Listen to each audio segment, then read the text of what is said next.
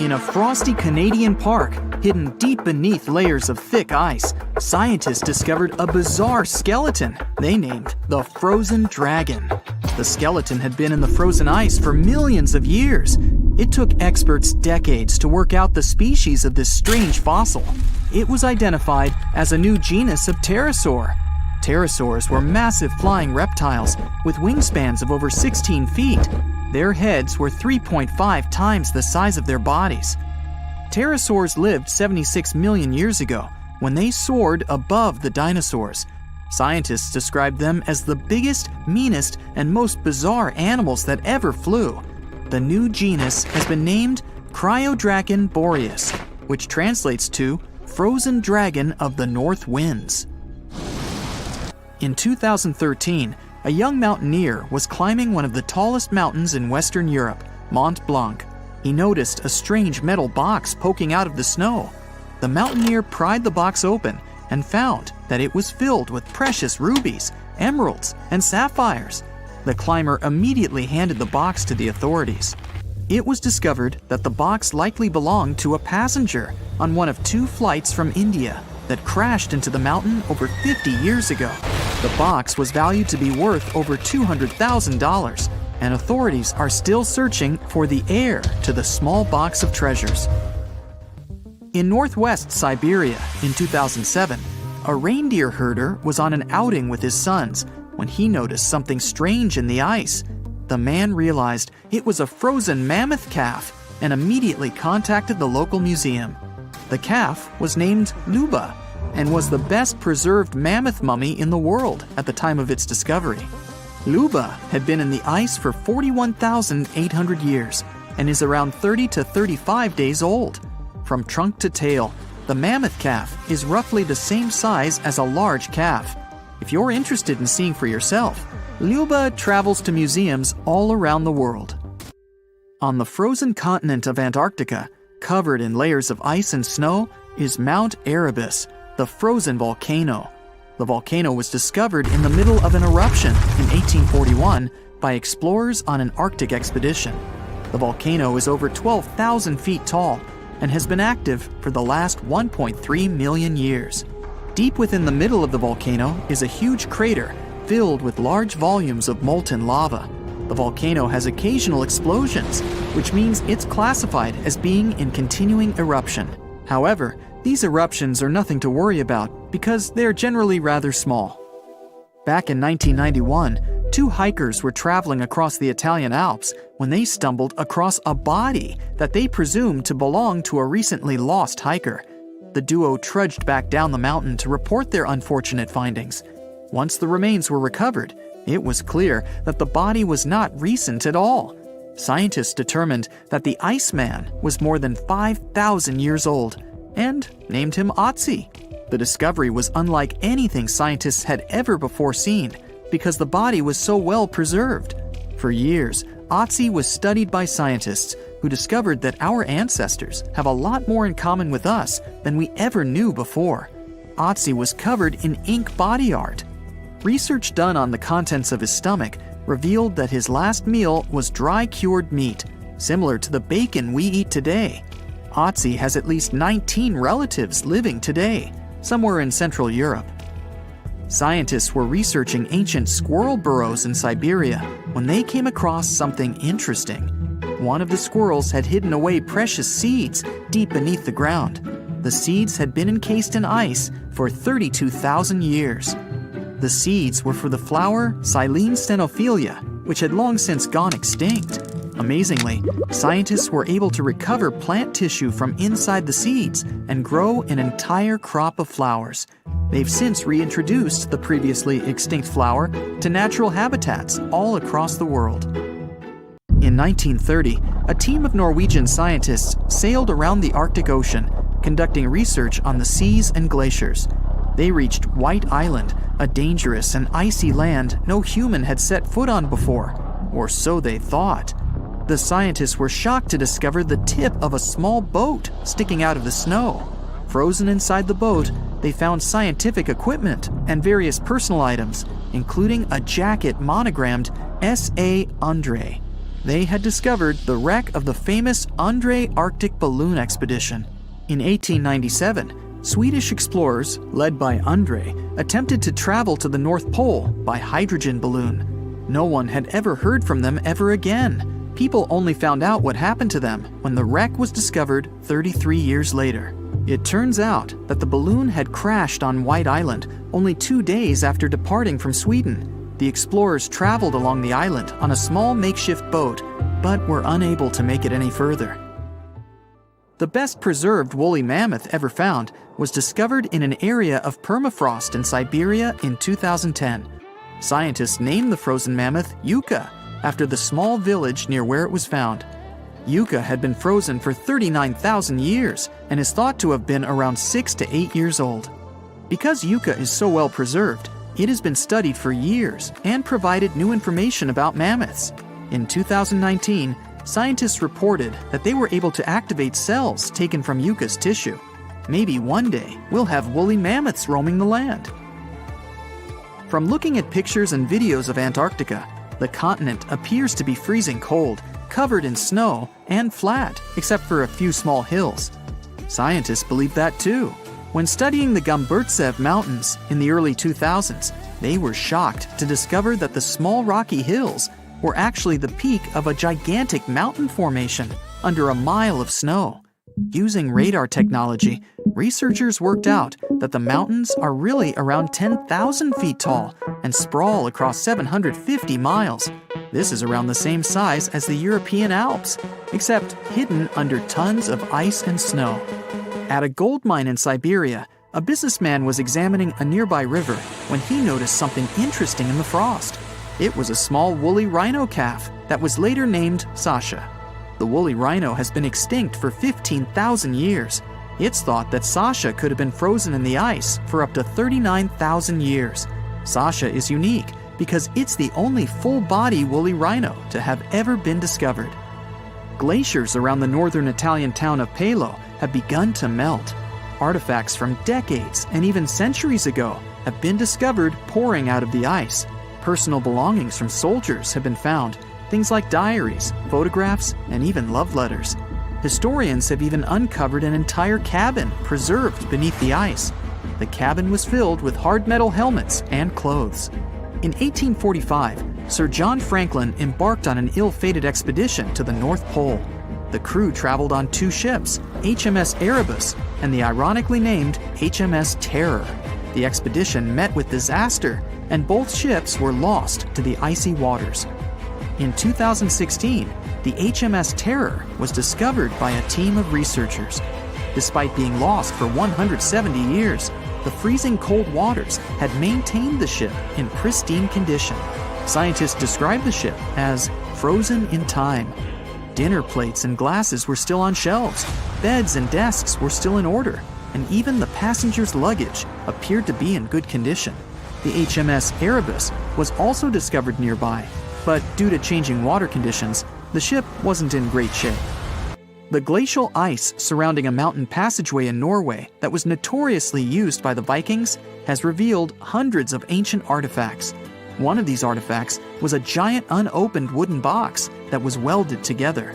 Researchers were beside themselves with anticipation, waiting to open this box. They believed it would be filled with Viking treasures or artifacts that would give us an insight into ancient society. When they opened the box, all that was inside was a plain old beeswax candle. It turns out that this box wasn't actually as old as they thought it was.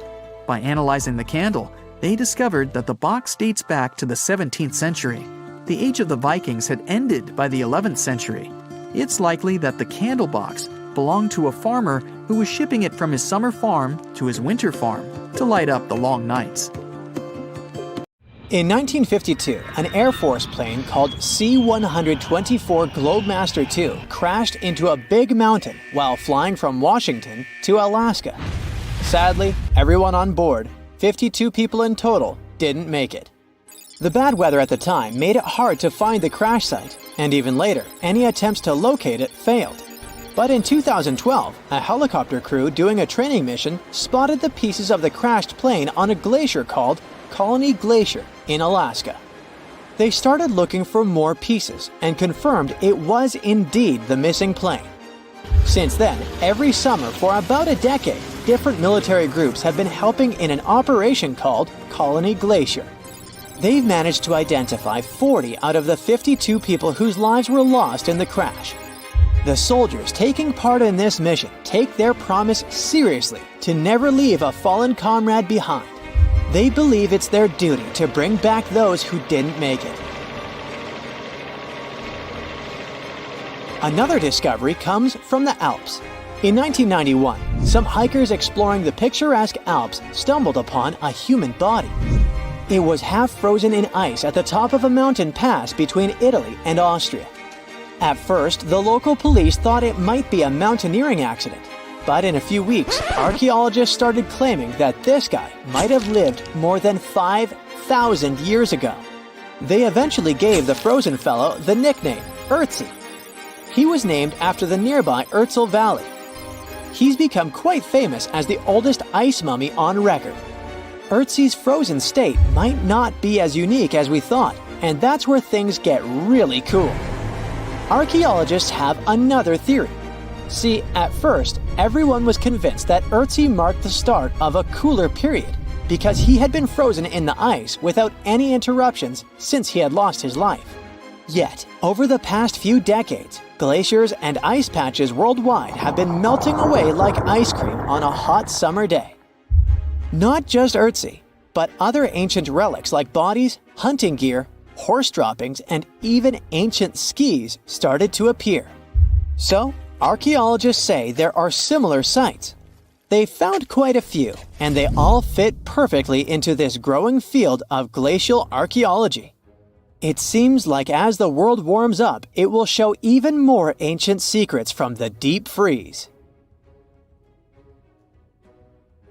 Moving on to another amazing discovery.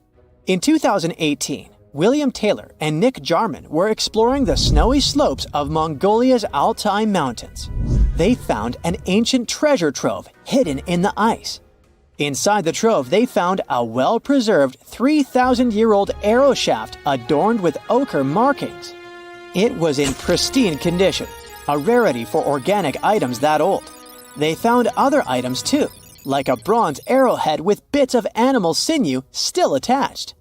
All of these relics had been untouched for hundreds of years, since they had been locked in the ice. In Mongolia, rising temperatures have melted ice patches that remained frozen for centuries. Similar discoveries have been made in the Yukon, US, Italy, Siberia, and Norway. Thousands of sites have been identified. Yet, scientists are racing against time to document and preserve these artifacts before they're lost forever. The study of these artifacts challenges the definition of these environments as wildernesses and shows how indigenous people coexisted with nature there. Sometimes people find simple items too, as simple as a sandal. This one, discovered on one of central Norway's mountain passes, indicates that people used this route roughly 1,700 years ago. This suggests that there was less snow and ice in that area back then. The sandal, dating back to around 300 BCE, resembles Roman sandals of that era. Again, in Norway, hunters found an iron sword high up on a mountain, more than 5,250 feet above sea level. There's no nearby burial site, and it's puzzling why someone would have a sword in such a remote location. Archaeologists speculate that the owner might have become lost. Then, in 2011, unusual objects resembling giant slingshots began to emerge as the ice melted. Radiocarbon dating suggests that this particular object was crafted around 400 BCE. It measures over 3 feet long and has knife cuts. Those puzzled archaeologists until one team member recognized them as tang, or pliers, used to secure loads on sleds when transporting hay or leaving for animal food. People in the area used hay sleds with pliers until the 1950s, when tractors became more common. Now, let's get back in time to thousands of years ago. We can easily do that by looking at this woolly mammoth. This creature looks a bit like a cherished but slightly worn-out toy. This ancient giant, whose heyday was 39,000 years ago, is the best preserved mammoth ever found. Even its signature shaggy hair is surprisingly well preserved, having been trapped in glacial ice until its recent discovery in Siberia. This remarkable animal is stepping into the limelight in Yokohama, Japan. Scientists are running tests that might bring this extinct species back to life. When they stumbled upon this female mammoth, they uncovered a hidden treasure, a sample of her blood preserved beneath the ice. So they believe this ancient blood could hold the key to resurrecting the mammoth. They also found well-preserved muscle tissue. She was between 50 and 60 years old when she met her icy fate. The discovery of mammoth blood has reignited debates about the ethics of bringing back extinct creatures, like in Jurassic Park.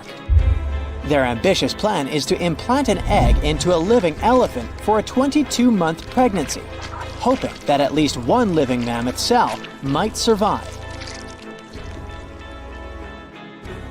Hop on, we're going to the French Alps. We are at a spot not far from where an Air India plane tragically crashed 46 years ago. We're accompanied by a diligent mountain rescuer and his neighbor. They went to this area after a bunch of tourists had noticed a strange-looking thingy on a glacier. It was a bag. The Indian embassy in Paris got wind of it, and it was all set on getting that bag. What makes it kinda cool is that it had diplomatic mail and Ministry of External Affairs written on it. The Air India flight was on its way from Mumbai to New York when it took a nosedive in January 1966. It took 117 people on board down with it. Guess what else was inside the bag besides the soaked diplomatic mail? It had a stack of old Indian newspapers. So, alongside those, they also found bits of the plane's cabin, a lone shoe, and a bunch of cables. Totally unexpected treasures on that mountain. During the summer of 2013, scientists stumbled upon a message left behind by a geologist named Walker, who had placed it there 44 years before. That message sort of served as the man's last testament. He passed away just a month after hiding the bottle in the rocks on the island. The content of the message was quite astounding. In 1959, Walker had measured the distance from those very stones to the glacier's edge, and it clocked in at a mere 167 feet. By 2013, that distance had ballooned to 400 feet. Researchers are convinced that this stark contrast between the two measurements underscores the consequences of ongoing global warming. Imagine the melting ice in Norway's mountains as a time machine revealing a treasure trove. Nearly 800 Viking artifacts tucked away for over 1,000 years have been unearthed. They give us a peek into the bustling trade networks of the Viking era and the critical role of the mountain passes in this ancient commerce. Among the finds are leather shoes, cozy woolen mittens, stylish tunics, feathered arrowheads, horseshoes, walking sticks, and kitchen gadgets from the Viking chef's toolkit. There are even Viking pack horse souvenirs. These artifacts provide us with insights into ancient travel habits and the peak times when those paths were bustling with activity, and give us a glimpse into the lives of adventurers. You decided to go scuba diving for the first time. The water is clear and the sun is shining on the seabed. You take a few selfies and the fish swimming by when suddenly the ocean goes pitch black. You look up and, oh my, what is that gigantic animal? It's definitely not a shark, not a whale. Is it a turtle? Yup, but fear not, it's not gonna hurt you. If you had lived on this same Earth about 72 million years ago, then maybe this could have really happened to you. Scientists have recently found the fossils of a gigantic marine turtle that could have grown as big as 12 feet. If you don't have any idea of how big that is, let's see some examples. That's the average length of a hippopotamus. 6 golden retrievers, or 2 Michael Jordans stacked on top of each other. The turtle's scientific name is an homage to that old-school sea monster called Leviathan. Maybe you remember this from old-school history lessons. The Leviathan is supposedly a mythical creature that would swallow entire ships or people that were deemed too greedy by the creature. Can you imagine being swallowed by this humongous sea turtle? No, thank you. The fossils of this gigantic creature began to be excavated between 2016 and 2021, all the way in northeastern Spain. The first fossil was located by a hiker in the Spanish Pyrenees, and it was around 8 inches long. The pelvis of this turtle alone measured around 35 inches. It would definitely be one of the biggest turtles today if it hadn't gone extinct. FYI, the largest living sea turtles today can reach up to 6 feet in length, which is already pretty big. Now, how about a gigantic prehistoric scorpion? I bet most people here are not huge fans of these creatures, especially since they're poisonous, which is why the thought of a 9-foot-long aquatic scorpion might be the stuff of nightmares. Let's just say that if they hadn't gone extinct some 400 million years ago, lakes and rivers would be much more dangerous places for humans today. These gigantic insects were considered to be apex predators in their time, hunting everything from fish to other animals, even of their own kind. Yikes! I got goosebumps just imagining these creatures. Should we thank the asteroid that hit our planet now or later on in this video? Another prehistoric animal that would shock humans if it were still alive is the so-called Megatherium, a gigantic sloth. This huge sloth is believed to have grown up to 20 feet long, and its weight could be up to 8,000 pounds. It was found in the woodlands and grasslands of South America. The creature used to stand on its 2 feet in order to reach leaves on high branches. These giant sloths had huge claws. They helped them climb trees. I gotta say, I feel uncomfortable imagining these elephant-sized sloths climbing trees. Oh, of course, some dinosaurs will make our super-sized creatures list. But before that, here's a fun fact. Did you know some dinosaurs are still alive today? Scientists have proven that birds are classified as theropod dinosaurs. Such infamous creatures as the T-Rex and Velociraptor belonged to this group. I'm sure you've heard these names even before you watched Jurassic Park. The Velociraptor is that scary dino that breaks into the kitchen. Well, they evolved, gained some feathers, and turned into various species of birds we know today. That means that any bird from chickens to those little blue ones is a direct descendant of dinosaurs. Now, does the name Spinosaurus ring a bell? You can see this huge dinosaur in some museums today. Its fossils, I mean. The Spinosaurus was one of the biggest land predators to walk Earth.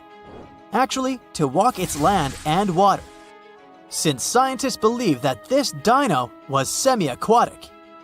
It fed mostly on meat, which means humans would be its natural prey if it lived today. This meat-eating dino lived around 90 to 100 million years ago. It was about 60 feet long, 12 feet high, and weighed up to 22 tons. Its head was around the size of 8 bowling balls and was shaped like a crocodile's face. Basically, the Spinosaurus was a big African elephant with the face of a crocodile. Just kidding. But that would look funny though, wouldn't it? A much more attractive dino was this guy. It's considered to be the largest dinosaur that has ever lived on our planet. What made it so big was its extremely long neck and very long tail. You wouldn't want to stand behind this creature, believe me. If it decided to swish its tail, you'd get catapulted very far away. This creature lived around 100 million years ago, and its fossils were first found in Argentina around 2012. The dino measured 120 feet from head to tail, which made it almost as big as an American football field in width. And have I mentioned it weighed almost as much as a space shuttle? A staggering 75 tons. If it had been a carnivore, it would have probably been the greatest predator. But this big guy was a peaceful herbivore that had such a long neck that it could eat leaves from high trees. Cute, right? We must also talk about the Shastasaurus. As the name suggests, this animal is popularly known as the Mount Shasta lizard. Even though it was a marine reptile and probably never set foot on the mountain itself, this dino was usually around 23 feet long, but there was a specific strand of this species that could get as big as 69 feet long, about the size of the great blue whale. This made it the biggest marine reptile to have ever lived. A fun fact about the Shastasaurus is that scientists believe it didn't even have teeth, which means it could only feed on soft-bodied prey, such as squid, for example. The next animal on our list is the blue whale. Believe it or not, the biggest living animal on Earth actually started small.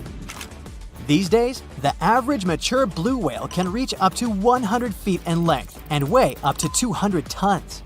That's more or less the weight of 40 elephants put together, or 30 Tyrannosaurus rexes, or 2,670 average-sized people. Blue whales have to eat up to 50 million calories per day to support that body. That's the equivalent of 30,000 Big Macs, just FYI. But blue whales weren't always this big. They actually evolved from a four-legged mammal that lived on Earth around 48 million years ago.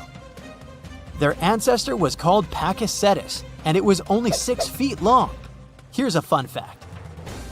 To be able to live in the water as one does today, the blue whale had to go through some intense adaptations. A blue whale can replace up to 80 to 90% of oxygen in its lungs each time it takes a breath. A human replaces only up to 15% for comparison. It allows these animals to dive for up to 1 hour at a time, down to a staggering depth of 330 feet. Elephants were bound to make the list. Elephants are currently the largest land animals on Earth. They can grow to be about 13 feet tall and weigh up to 7 tons. That's pretty small if we compare it to the other animals that once lived on Earth, right? But if we placed a 6-foot-tall human next to an elephant, we'll see it's not at all that small. African elephants are bigger than their close relatives, Asian elephants, and they have a similar lifespan to humans, up to 70 years. Pokemon might have made us collectively wish that salamanders were real-life dragons, although they're not. They can still be pretty cool, though. There's a giant species of salamander that is known to be the largest living amphibian. They can grow to be as long as a regular-sized human, reaching up to 6 feet. I bet that wouldn't be a pleasant underwater encounter. We're in Siberia. It's so cold here that freezing gusts of wind are burning your face. All that white snow seems to be blinding you. This place resembles Antarctica because of the permafrost. Recently, a group of scientists researched one of the local rivers. With the help of a drilling rig, they extracted several samples of frozen soil. The scientists were shocked to find living creatures inside the ice. Later in the laboratory, they realized that the creatures were microscopic multicelled organisms known as deltoid rotifers. These creatures looked like little worms. Scientists knew that these worms could live in frozen conditions for up to 10 years. But the age of the rotifers found in the ice was about 24,000 years. And after defrosting, they began to reproduce, as if they had been sleeping for several hours, not thousands of years. Further analysis showed that these organisms could stay frozen for hundreds of thousands of years.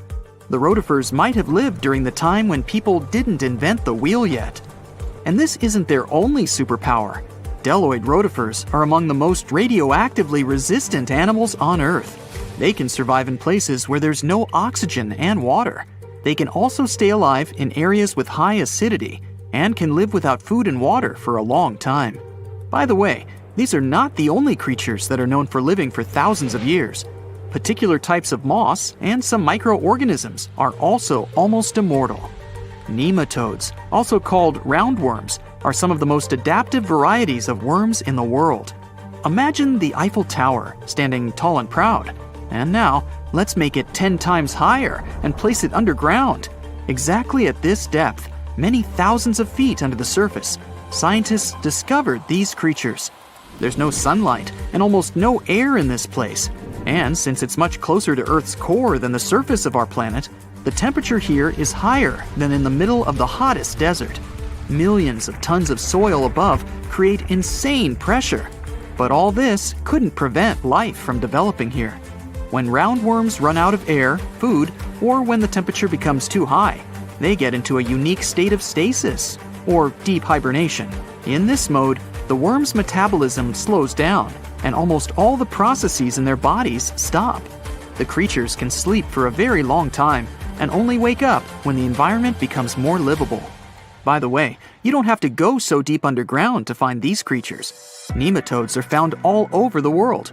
They can live in hot springs, deserts, high in the mountains, among the harsh ices of Antarctica, or inside animals and humans. Our next invulnerable creatures are tardigrades, also known as water bears.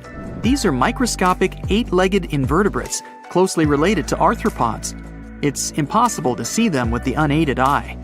But a conventional microscope will allow you to see tardigrades in detail. They look like minuscule bears.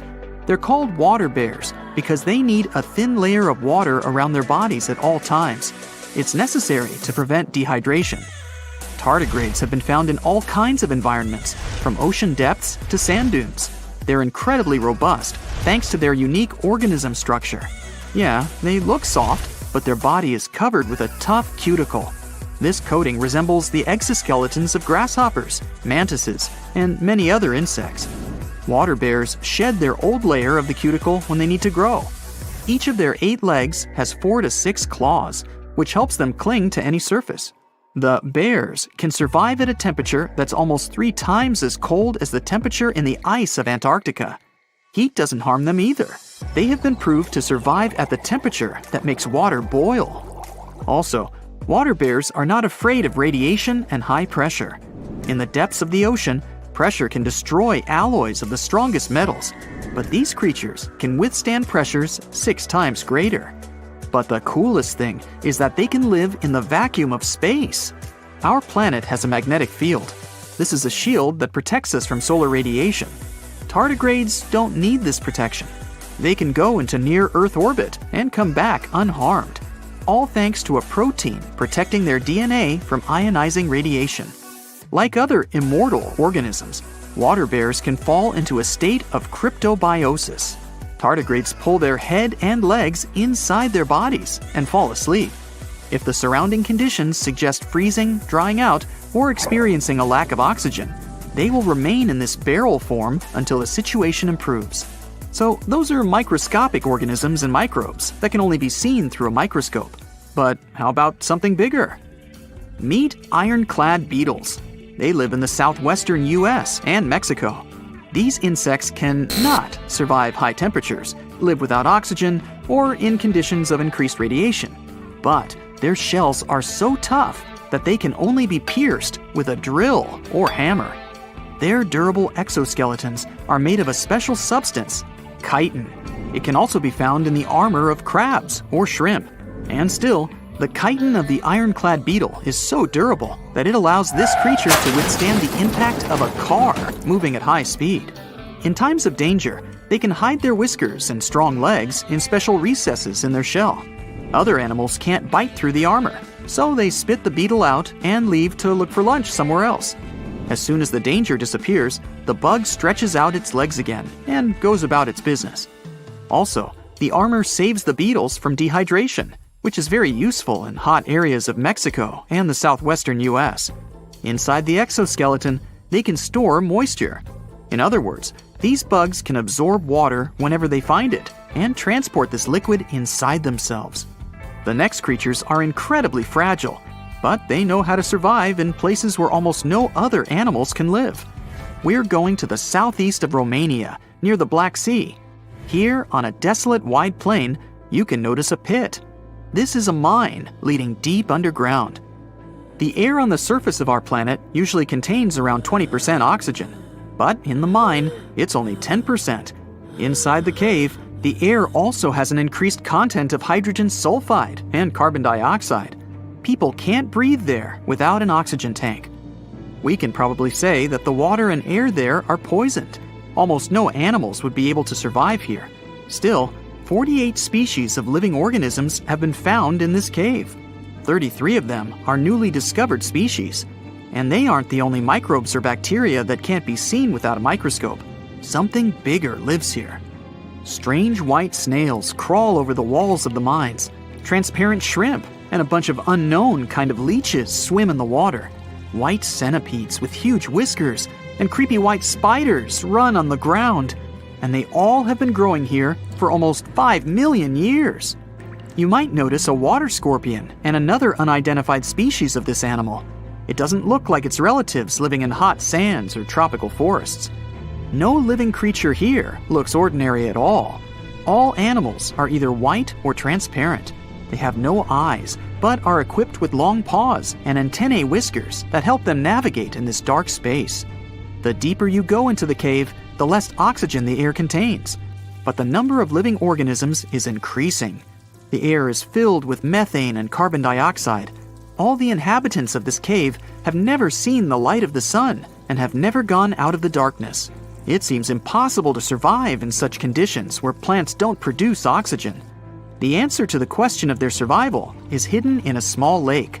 The surface of the water is covered with strange foam. If you look closely, you can see that this white substance is alive. It resembles soft, wet paper that is easy to tear. The thing is billions of living organisms, bacteria called autotrophs. There's much more carbon dioxide in the cave than there is outside, and these bacteria, like plants, absorb it. But they don't do this with the help of photosynthesis, which means they don't need sunlight. They use water for chemosynthesis. What these bacteria secrete is food for other bacteria, and these other bacteria are food for bigger creatures. A unique food cycle that you can't find anywhere else on the planet only exists here. Meet Costello. He's a Brazilian reef octopus.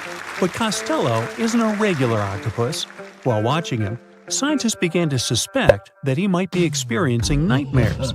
When he was sleeping, he was changing colors, making some wild movements, expelling water, and even releasing ink. They decided to study Costello for a while. His behavior during sleep resembled stress and fear. The study showed that he might see vivid dreams, which are, at times, spooky. Well, as just one octopus, these cute underwater creatures are known for their intelligence and sometimes human-like behavior, so it's entirely possible that they see dreams just like we do. In Costello's case, he might be haunted by memories of tough times off the coast of the Florida Keys. Poor Costello has a rough past. He lost a tentacle to a predator before captivity, so maybe that's what he sees in his dreams. If proven true, this discovery could reshape how we perceive intelligence and awareness in both animals and humans. Well, it turns out plants can talk. Well, kind of. Scientists found out that plants actually make ultrasonic clicks when they're stressed. Imagine tomatoes and tobacco plants in a jam. They're making sounds like popping bubble wrap, but way too high for us to hear. These are called ultrasonic signals, and they might be their way of indicating stress. That would mean that plants can communicate with each other, and stressed plants prefer to be drama queens and let everybody know about their troubles. They make around 30 to 50 pops and clicks per hour. Calm and healthy plants don't do nearly as much. And not only do plants talk, but even have their own language. They make different sounds depending on whether the plant is experiencing thirst or is bothered by a snipped stem or something else. Moreover, some of them are so dramatic that they start ringing alarms even before they show signs of dehydration, when they know they're getting close to it. Scientists aren't sure why they do that, though. They believe that it might involve cavitation, a term that means air bubbles dancing in the plant's plumbing. Plants that sing these symphonies include corn, wheat, grapes, and even cacti. That is quite a big discovery in agriculture. We could use it to check if our crops are thirsty and stuff like that. So now we'll be eavesdropping on plants and deciphering their secret language. Okay, time for some universal news. Recent studies are shaking up what we thought we knew about the universe's age. Our findings during the last decades showed that the universe must be around 13.7 billion years old. However, a new study shows that it might be almost twice as old, up to 26.7 billion years. Keep in mind that it's not proven, so for now, the official number stays the same. Scientists were using the time since the Big Bang and studying ancient stars to measure the universe's age. But some stars were playing hard to get, looking older than the universe itself. For example, the ancient star Methuselah, which is estimated to be around 14 billion years old, which would be older than our universe. Also, the James Webb Space Telescope caught galaxies looking super mature just a few hundred million years after the Big Bang. All this poses some hard puzzles for astronomers. But this new hypothesis combines the expanding universe theory with something called the tired light theory. It suggests that light loses energy as it zips across cosmic distances. Combine this with the expanding universe theory, and bam! As the universe expands, the light loses energy, so we simply can't see all the super ancient stars that are very far away from us, which is why we could make a mistake in calculating our universe's age. The new model also pushes back when galaxies started forming. It suggests that those early galaxies spotted by the Webb telescope took way longer to form than we originally thought. This study is a serious shakeup in the scientific community. If we made such a huge mistake in calculations, we'd have to rethink the very fundamental astrophysics principles. That would be a giant leap, and we'd have to make a huge makeover of almost everything. Which is why we need to be very cautious about it.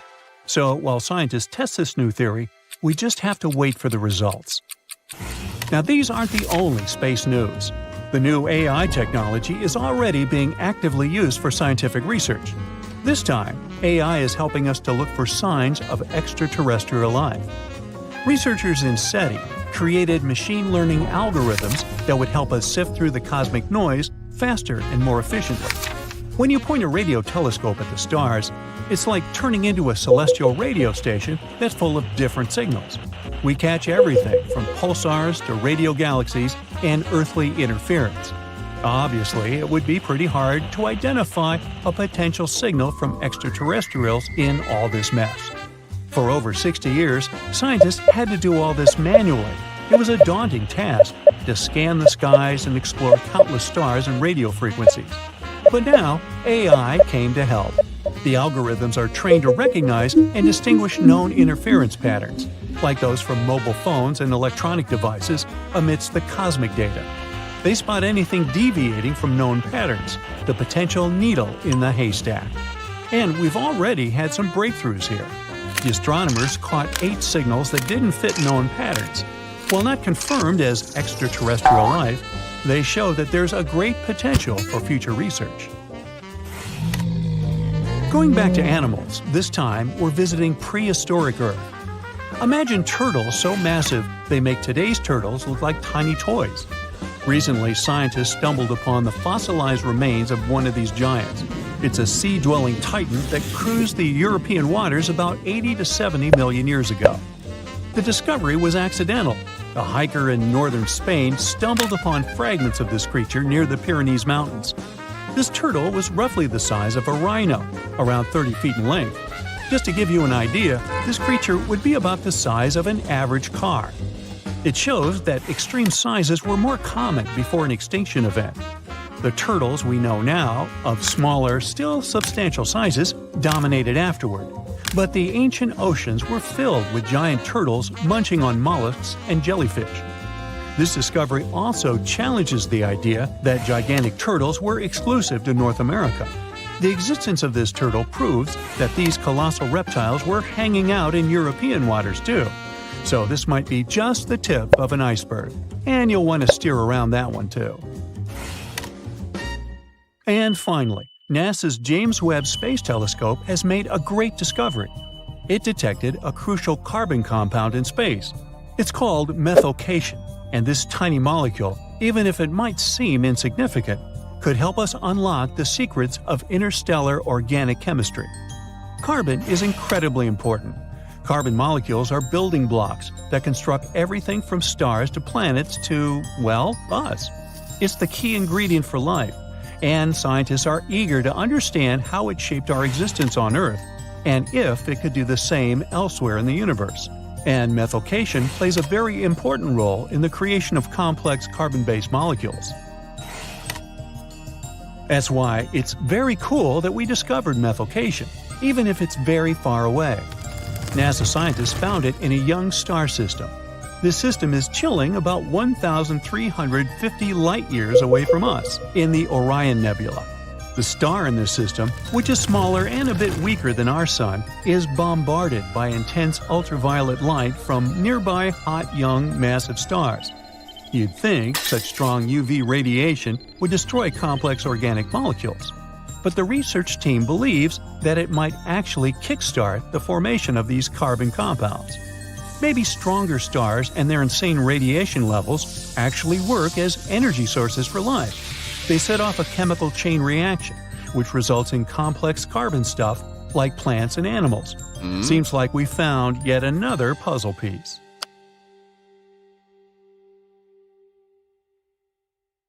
There are entire communities of unusual tiny organisms that live in lagoons in Patagonia, and they are some of the first forms of life ever. No one had known about them until two scientists, Brian and Maria, went to explore certain areas in Patagonia. Now, Patagonia occupies nearly half of Argentina, and few people live there. Only some farmers and sheep ranchers that mostly stay near rivers and grow things such as apples, pears, and alfalfa. A long time ago, it was a wild and distant place where Indian tribes lived. But this time, we're going to follow the tracks of life forms that appeared long before humans and look closer at these interesting microorganisms Brian and Maria found. Those two had to drive for 9 hours on some rough roads to reach their destination. They stayed in a small village. Only 35 people live there. These people depend on just one spring because it almost never rains there. On the last night in the village, Brian realized that satellite images he had taken had shown a set of lagoons that were only 10 miles away. The next day, the small team jumped into a car and went up the road as far as they could until it became too difficult to drive. They continued hiking the rest of the way. It was hard because they had to carry water to deal with the intense sunlight. In some spots, they ended up sinking up to their knees in a slush made of salt. Up there were 12 lagoons with perfectly clear waters.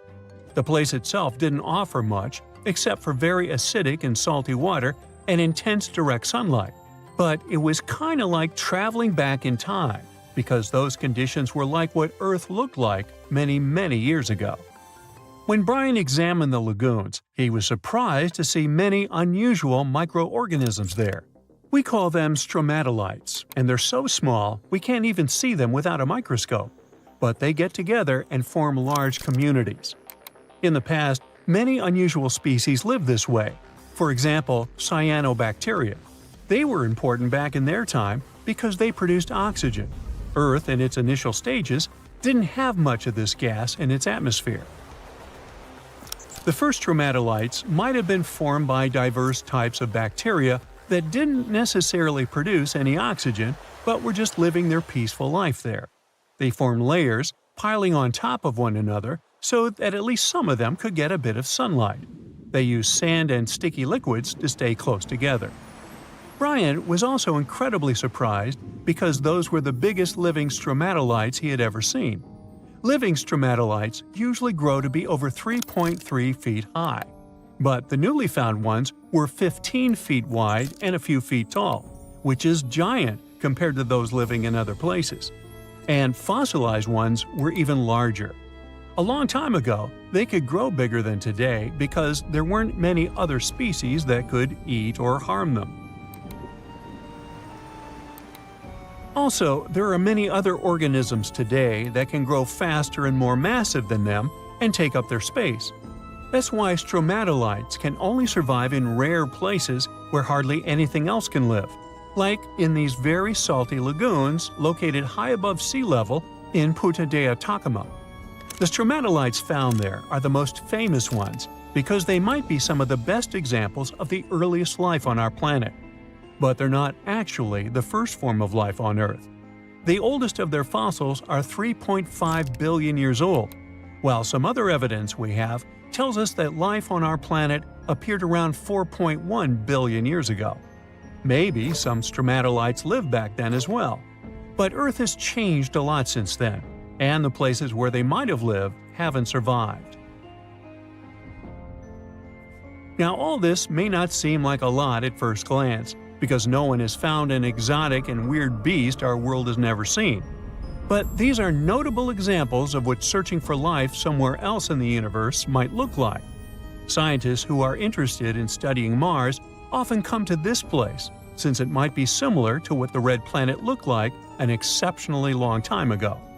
If there were fossils hidden in the ancient rocks on Mars, they might look like these stromatolites. Another faraway land has revealed some of its secrets. It's Antarctica, with an ancient lost world found under its ice. Antarctica hasn't always been this frosty, isolated land of snow and ice sheets. Once it used to be part of the Gondwana supercontinent, together with what is now South America, Africa, Australia, the Arabian Peninsula, and the Indian subcontinent. But at some point, it split off and went to build a life on its own. It formed as other landmasses started to move away, which created its coastline. But Antarctica was different in many other ways back then too. It used to be a land covered in magnificent forests and rivers full of life. Scientists use radar and satellites to explore a mysterious world hidden under the ice there. This ancient land, which is close to the Indian Ocean, is as big as the U.S. state of Maryland or Belgium. It's more than 14 million years old. Some studies say that this area formed over 34 million years ago, which was way before Antarctica got into its deep freeze. At first, temperatures there were higher, possibly like the weather in Patagonia or the cold, temperate rainforests of Tasmania, New Zealand, or maybe even more tropical than that. But as the climate became cooler, small glaciers started forming on hills close to the rivers. Valleys sunk deeper because of all that ice covering them. And then, temperatures dropped even lower, and a giant layer of ice covered the entire continent, hiding those old glaciers. Rivers shaped this lost world a long time ago, way before it ended up covered in ice that's almost 2 miles thick in some spots.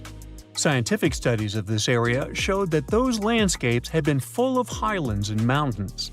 The ice that formed over Antarctica made the whole area very cold, so the landscape couldn't erode anymore. This means everything has remained basically the same and untouched under the ice for millions and millions of years. What's interesting is that we know less about this land hidden under the ice than about the surface of Mars. One way to explore it would be to drill through these ice sheets to check for samples of sediments below. They could tell us more about the ancient flora and fauna frozen underneath. It's not a new method. A similar method was used to collect 2-million-year-old samples in Greenland. Australia has a secret world too. Ancient organisms were found hidden in rocks in the northern parts of the continent that are about 1.6 billion years old. These microscopic things are part of a family called eukaryotes. The members of this family that exist today include plants, fungi, animals, and even those tiny organisms with just one cell, such as amoeba. All living things with nuclei in their cells, including us, can trace their family tree back to one of the oldest members of this family. That one is called the last eukaryotic common ancestor, and it lived more than 1.2 billion years ago. Those ancient organisms were more complex and bigger than bacteria. Maybe they were the first predators on Earth, hunting bacteria. Something exciting and kinda unexpected popped out among the rocks of the Ica Valley in Peru. The bones of a really old whale that lived almost 40 million years ago. At first, no one was really impressed because the bones they found were big and weirdly shaped, so people just thought they were looking at giant boulders. I mean, that's cool too, but things got way better when they realized those were the remains of a very large ancient animal that roamed along the coast of ancient Peru. Plus, it was probably the heaviest creature that ever lived. Sorry, blue whale, I know you worked hard to get to the top. The length of over 100 feet and weight of more than 200 tons brought you the status of the biggest animal on our planet. But it seems you've held the title long enough. Time to hand it over to our next candidate, and that one's really gigantic. This ocean beast was probably shorter than the blue whale, but heavier, with a weight that could be between 93 tons and 370 tons. If it's closer to the higher number, it'll make Paracetus the biggest animal ever known to have lived on Earth. And it seems its weight was the result of having extremely thick, dense bones. You can see such bones today in manatees or some other early whales. Dense bones are a great tool for such marine mammals. This feature makes them heavy and allows them to stay submerged most of the time. But at the same time, if their body was too heavy, they would end up sinking all the time, and they would waste too much energy to move back up to the surface. So, to avoid sinking, marine mammals need to have enough lighter tissues, like muscles and fat, to help them float in the water without using too much energy. Now, scientists didn't have the whole skeleton, which makes it hard to tell how big the animal was. But they used the ratio of the heavy bones to the lighter tissues in other marine mammals to estimate the overall weight of this giant ancient whale. Experts found these fossils about 13 years ago and spent the next decade freeing the whale from the rock.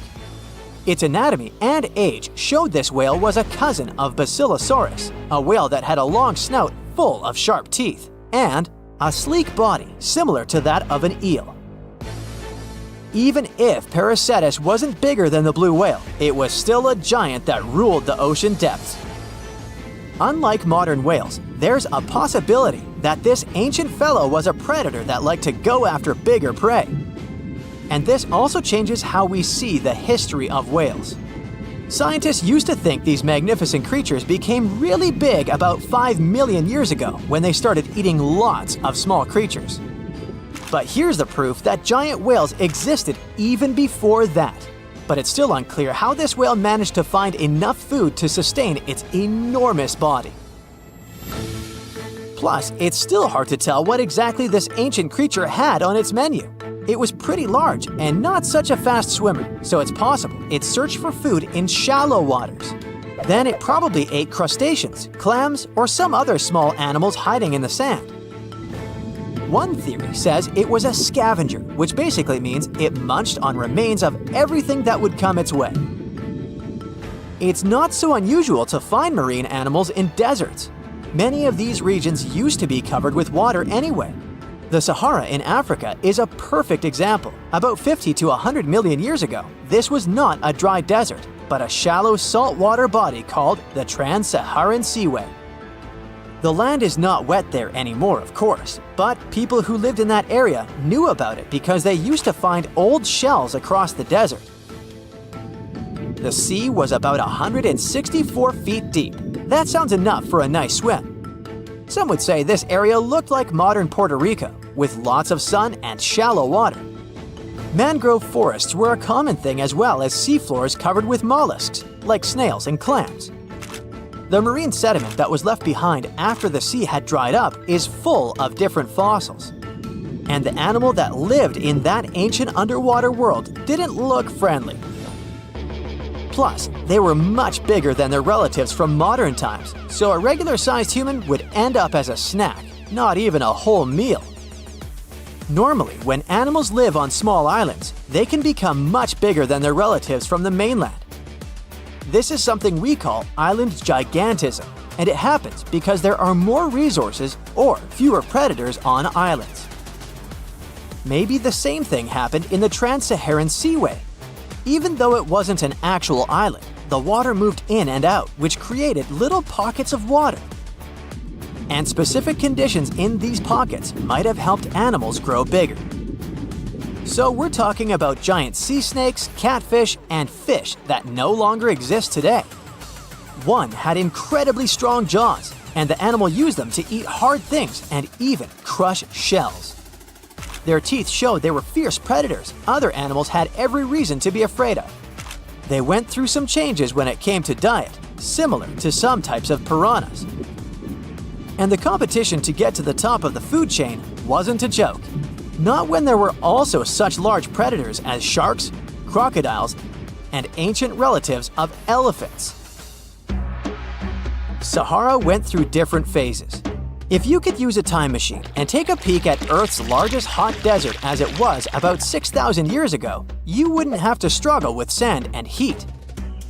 You'd have a nice walk through a green and pretty lush place. In the past, people who lived in that area didn't leave drawings on cave walls that showed camels, sand dunes, and scorpions. All those things you'd see in today's Sahara. Instead, they drew crocodiles. That's additional evidence that the Sahara used to have a lot of water and plants enough to support these big yet scary animals. Around 3 billion years ago, Earth might have been mostly covered with water. Today, it's about 71% of its surface, but it seems that our planet used to be a giant ocean world with no continents at all, just some scattered islands. Scientists studied special rocks in Western Australia that formed in a place deep under the ocean called a hydrothermal vent system. To explain this better, it's important to mention two common oxygen types, O16 and O18. O18 is heavier because it has extra neutrons. O16 evaporates from water more easily, and as researchers studied an old ocean floor, they found a lot of O18, more than in today's oceans. This way, they realized ancient Earth had less dry land than Earth today. Australia is a good spot to conduct these studies because a long time ago, it also used to be a beautiful place with large animals and lush rainforests. But as time went by, the land became drier and Australia had more deserts formed, such as the Great Victoria Desert. Rainforest remained only on the edges of the continent. What happens with deserts across the globe is called desertification. That's when land that used to be good for growing things turns into a desert or something similar. Our planet changes over time, together with its climate. But desertification also happens because of human activities, like mining, farming, and building cities. And when land turns into a desert, it's a problem because it can't support people and animals anymore. Food doesn't grow there. There's not enough clean water, and animals lose their homes. To help with this problem, there's a plan many countries agreed to. They decided to work with farmers to take care of the land, fix damaged areas, and manage water better. All in all, to make our planet a better place for life. Recently, scientists made an astonishing discovery that might solve Stonehenge's mystery. They found something hidden deep within the DNA of Stonehenge's sarsen rocks, the huge monolithic ones, and it might reveal why our Neolithic ancestors designed and built this thing in the first place. Over the years, scientists have been scratching their heads trying to figure out where the huge sarsen rocks came from.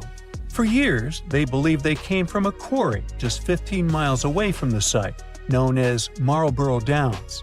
At this site, they found similar minerals to the ones that make up the sarsen rocks. But it turned out there was more to this story than they thought. The understanding of how Stonehenge was built is always changing. Scientists need to really travel back in time to uncover its mysteries. Where did the rocks come from? How were they carried? Why was the site built? You see, the Stonehenge site, located at Salisbury Plain in England, is made up of two main types of stone. There are the super heavy sarsens and the lighter and smaller bluestones. The sarsens each weigh about 25 tons. That's as much as 3 African elephants stacked together. The heaviest sarsen stone, called the heel stone, weighs 30 tons all by itself. Together, the sarsens make that iconic outer ring circle. Inside that circle, that's where you'll find the bluestones. The naming might seem a bit misleading since they're not really blue. They have a bluish tinge to them when they are freshly broken, hence the name. These smaller rocks probably came from the Preseli Hills in southwest Wales, which is about 150 miles away from Stonehenge. They're a bit lighter than the Sarsens, but still pretty heavy. The altar stone, which is classified as a blue stone, is the heaviest one, weighing around 6 tons. Its original location still isn't known for sure. To figure out where a rock came from, scientists first have to study their composition. This is like checking the rock's DNA. Then they cross-reference the structure of the rock with minerals in the soil to see if it's a match. Most of the Sarsens we see around southern England are actually made of a type of sandstone known as silcrete. Think of silcrete as sand that's been hardened by underground water processes over millions of years. This process mostly happened during a period called the Paleogene, about 65 to 23 million years ago. These Sarsen rocks didn't form in one big slab, but in patches, like nature leaving little rock gardens all over the place. Scientists reason the Sarsens spread out randomly, forming in isolated pockets. Over time, many were buried under layers of clay and chalk, which helped preserve them. When ancient builders were on the lookout for materials, these Sarsens must have looked perfect for something impressive like Stonehenge. Actually, Sarsens have been used in everything, from Roman villas to medieval churches, and even in things like road curbs and old field walls. One could say these rocks were the it material for ancient builders, and continue to be popular even into more modern times. This fact made scientists start wondering that maybe not all Sarsen stones that were used to build Stonehenge came from the same place. They've identified Sarsen sites all over the UK, in places such as Oxfordshire and Kent. After hundreds of years of studying the Sarsens, geologists finally had the right type of technology to determine the origin of the stones. Now, I wish I could tell you that it was some undisclosed location very far away from the site. But, as it turned out, the Sarsens were originally from Westwoods, the forest near Stonehenge. A new factor came into play when excavations uncovered empty stone holes, showing that at least 6 blue stone pillars were removed from a Preseli Hills site called Wan Main in prehistory. They had a stone circle over there, and it's believed that some of Stonehenge's rocks were recycled rocks from this more ancient circle. If this is true, it might be that Stonehenge is part of a much larger landscape of ancient sites. If this is the case, then Stonehenge is just the cherry on top of a much larger scale project. Think of it as the sacred centerpiece of an entire landscape of monuments, mounds, stone circles, and things. This is why scientists want to find out where the rocks came from so badly. It could lead to why and how Stonehenge was built. Now, Stonehenge didn't just pop up overnight. It was built in several stages over hundreds of years. It's likely that it wasn't a single unified vision, but more like a big community project that evolved over time. With each generation, the builders brought in their own ideas, creating a stone structure that would last for ages. The first stage was around 3100 BCE. That's when people dug out a circular ditch and likely set up some bluestones as sort of a starter ring. Later, they added the Sarsens and even topped some of them with horizontal stones to form those famous arches you see today, also known as the trilithons. These ancient builders had some challenges on their hands. How would they move the rocks? There's an old theory known as the ice road that suggests that the rocks were moved by natural icy pathways that formed during the winter. This way, they could slide the rocks down all the way to Stonehenge. But hey, if we're talking about a distance of over 100 miles, that's not too realistic. Anyways, this theory was debunked because it was warmer back then than it is today. There's also the river theory, which suggests that the rocks were floated along the river from the quarry to the site. But if we're talking about Sarsen rocks, they're too heavy to float. So there goes that theory. What we're saying is, no one knows how the rocks were moved. Another interesting science tidbit came from all the research done in Stonehenge. A recent laser survey of the stones revealed the different stone working methods used, and has shown that some of the parts of the monument were more carefully finished than others. In particular, the northeast side and the inner faces of the central trilithons were finely dressed. FYI, a trilithon is one of Stonehenge's most famous shapes. It's when two huge monoliths receive a third one on top of them, connecting the two together. This fancy word is simply Greek for having three stones. But anyways, the bigger question, and the reason Stonehenge is so famous, is why it was built in the first place. Theories are all over the place, and some sound like they're straight out of a sci-fi show. So here's a rundown of the most popular ideas. There's, of course, the solar calendar theory. This one supposes that the stones are aligned with the movements of the sun, especially during the summer and winter solstices. During the summer solstice, the sun rises to the left of the heel stone, that's the lone stone outside the main circle, lighting up the entire monument. Some say it's the ancient version of a calendar, marking the year's longest and shortest days. Some archaeologists think Stonehenge might have been an ancient healing center. Pieces of bluestone have been found chipped away, possibly by people who believe they had healing powers. The theory goes that people traveled from all over to come to Stonehenge in hopes of a cure for whatever was ailing them. There's also some speculation that Stonehenge was the place to be. Think of it as an ancient gathering spot. Some evidence suggests that communities from distant areas traveled to Stonehenge for gatherings, feasts, and ceremonies. Studies of bones found near the site show they came from all over Britain, making it a sort of prehistoric meetup location. Strange and amazing items are discovered often, but figuring out what our ancestors were up to is pretty tough. Especially when all you have are just some rusty cups and cave drawings. It's no surprise that even the experts in lab coats sometimes make mistakes. But it's not just about dusty plates and huge stones. Sometimes there's even humans with large heads. So grab your digging tools and let's travel back to ancient times to explore incredible societies that even scientists can't fully explain. Sardinia may look idyllic now, but I'm not gonna lie, I wouldn't fancy visiting it 3,000 years ago. Rumor has it, terrible giants roamed around this island back then. People even talk about finding human skeletons over 13 feet tall there, although nobody's ever shown anything to prove it. But the stories will make you wonder because some weird stuff has definitely happened.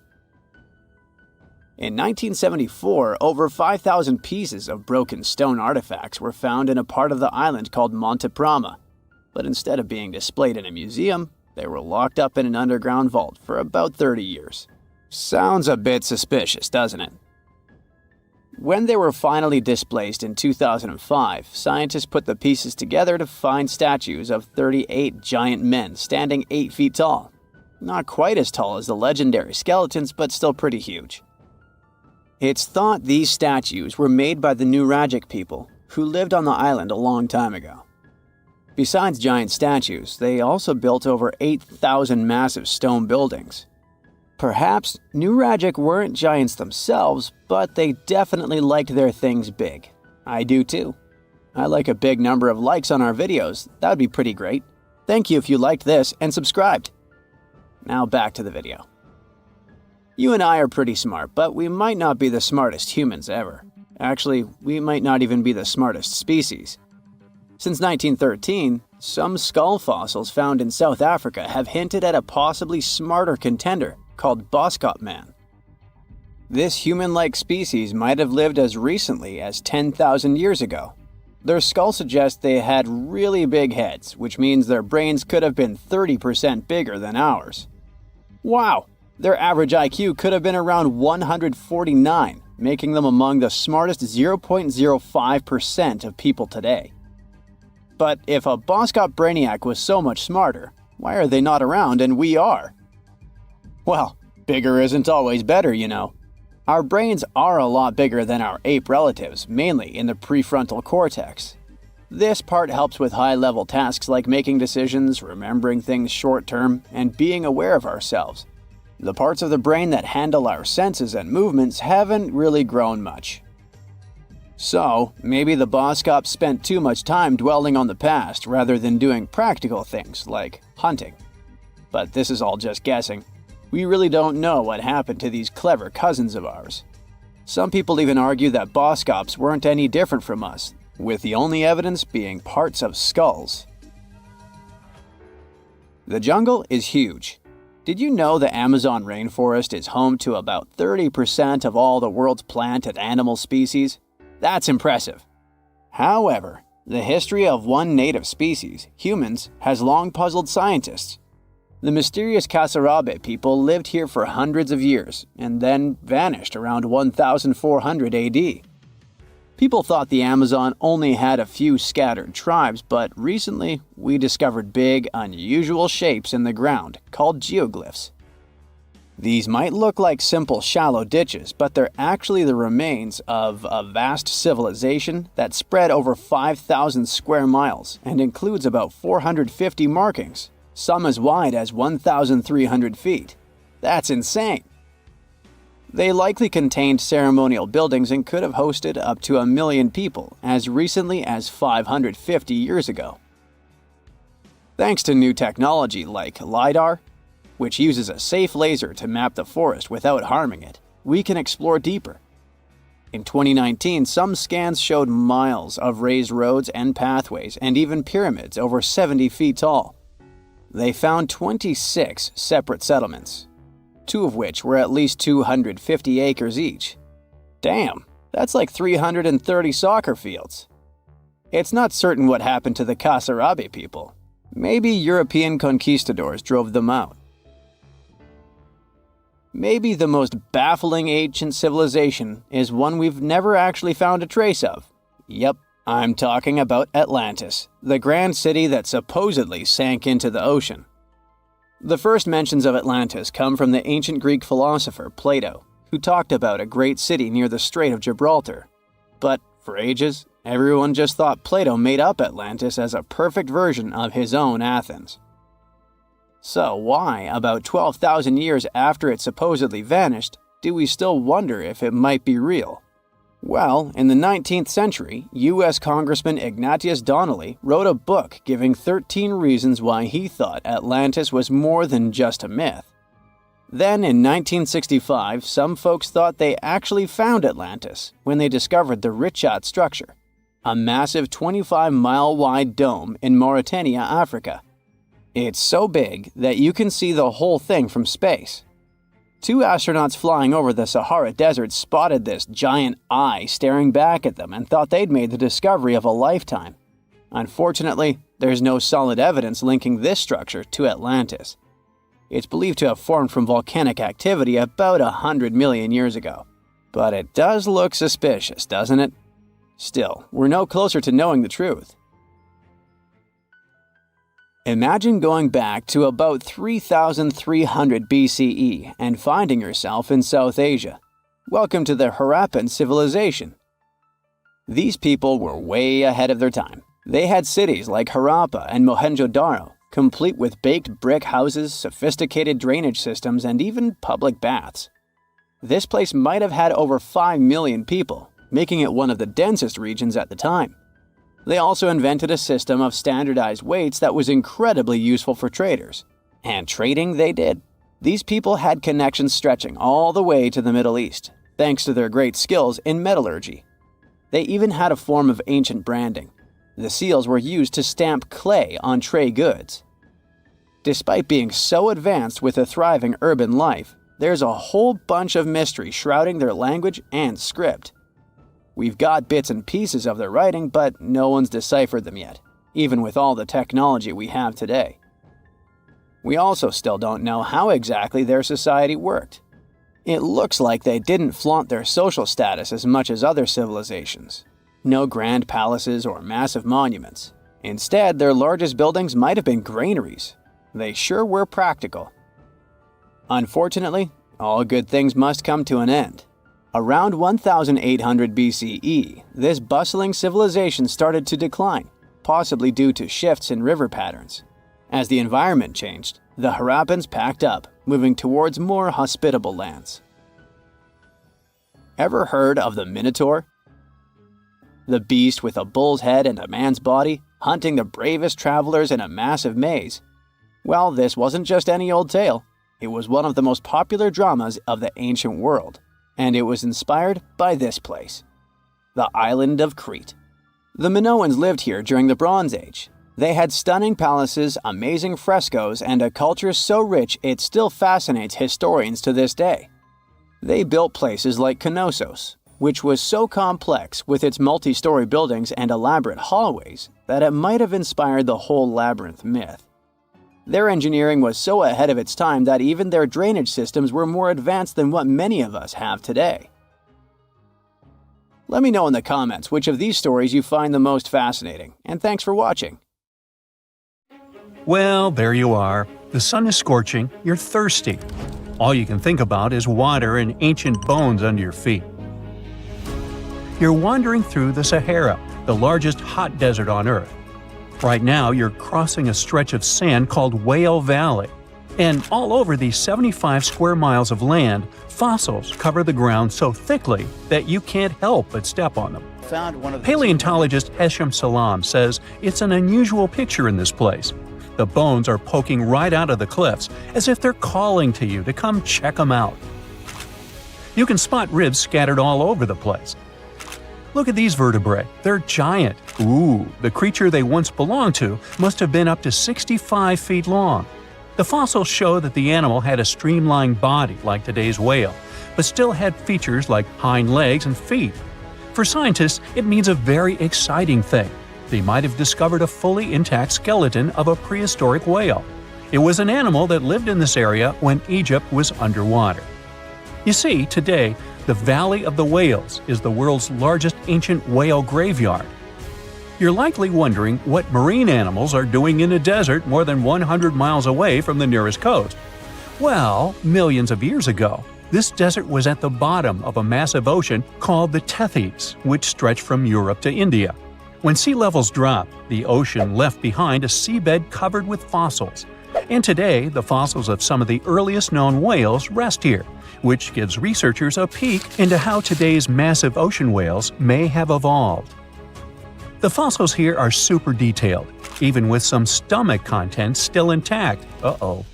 Scientists have also found fossils of ancient sharks, crocodiles, and turtles, helping to recreate what this marine world looked like millions of years ago.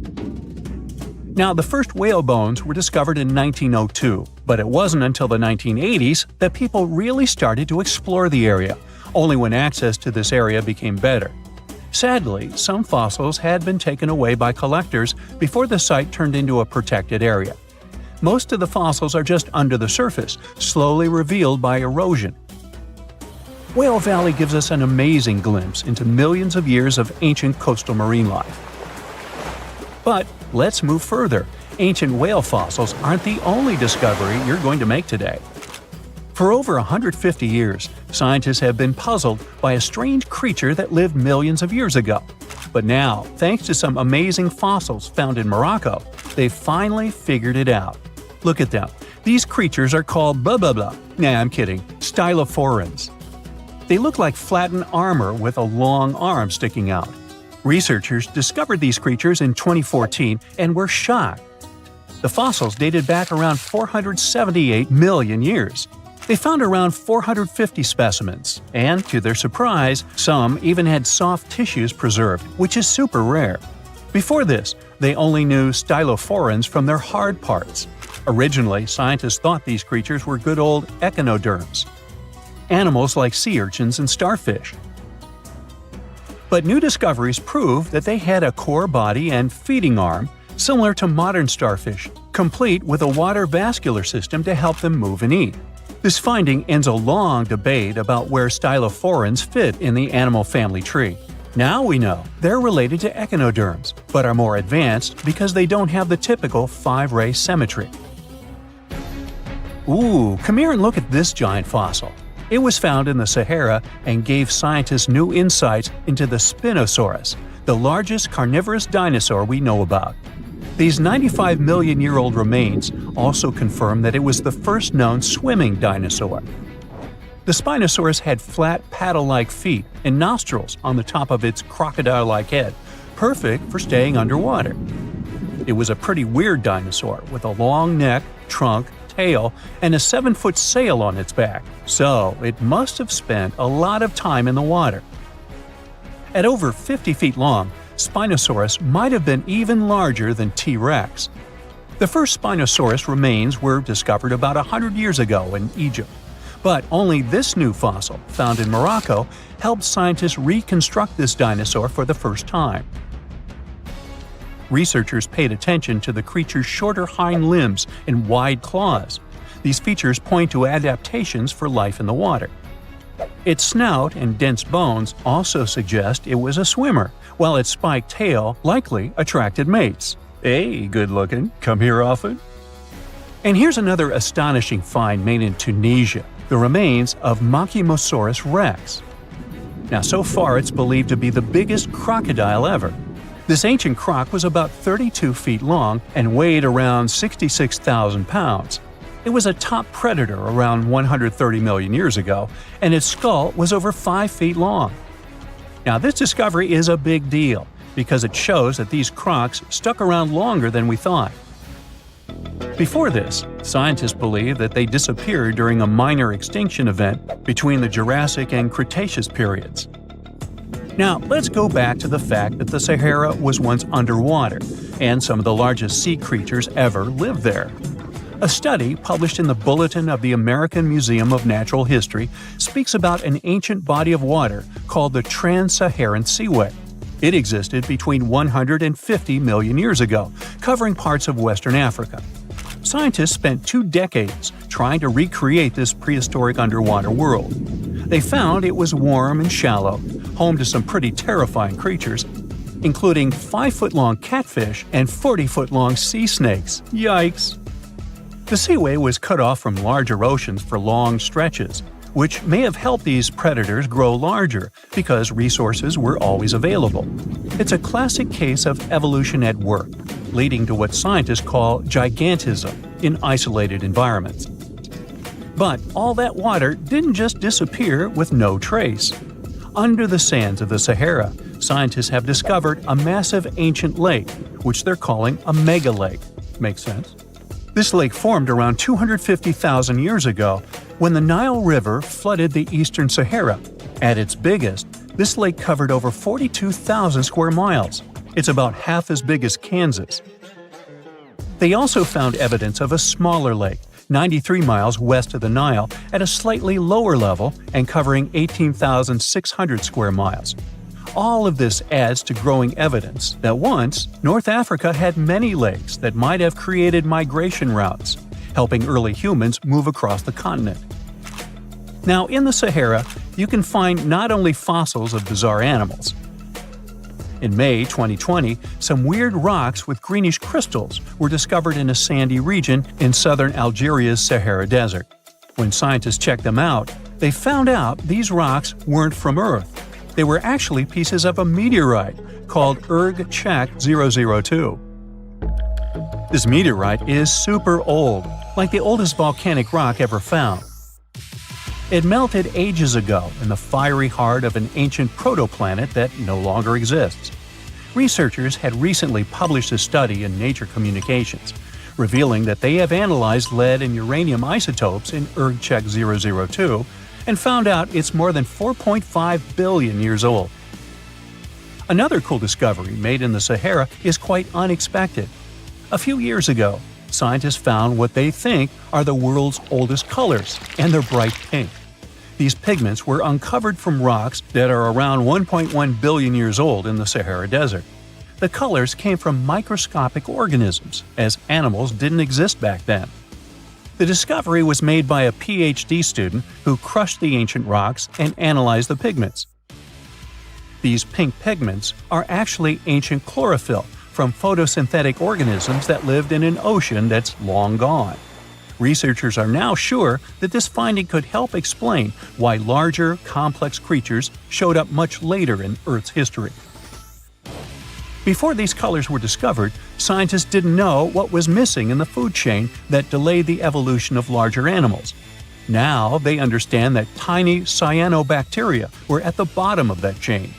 Apparently, this discovery is not just about finding some old pink stuff. Scientists believe it's a breakthrough in understanding the history of life on Earth. So, there's a mysterious doorway in the middle of Antarctica. Some people think it's Bigfoot's vacation home, or a shuttlecraft from Star Trek, or maybe a door to Agartha, a mythical kingdom some people believe is located in the center of the Earth. Well, the scientists debunked all these poetic theories and explained that what looks like a mysterious doorway is located in an area of fast sea ice. It's offshore of the coast and is full of little islands with shallow water around them. When ice flows around hard rocks hidden underneath, it can create patterns that look odd but are totally normal. In this spot, the ice is thin, so the rocks underneath have a big effect on how the ice moves. The cold winds in Antarctica also shape the ice and snow and make it look like they're lines and shapes.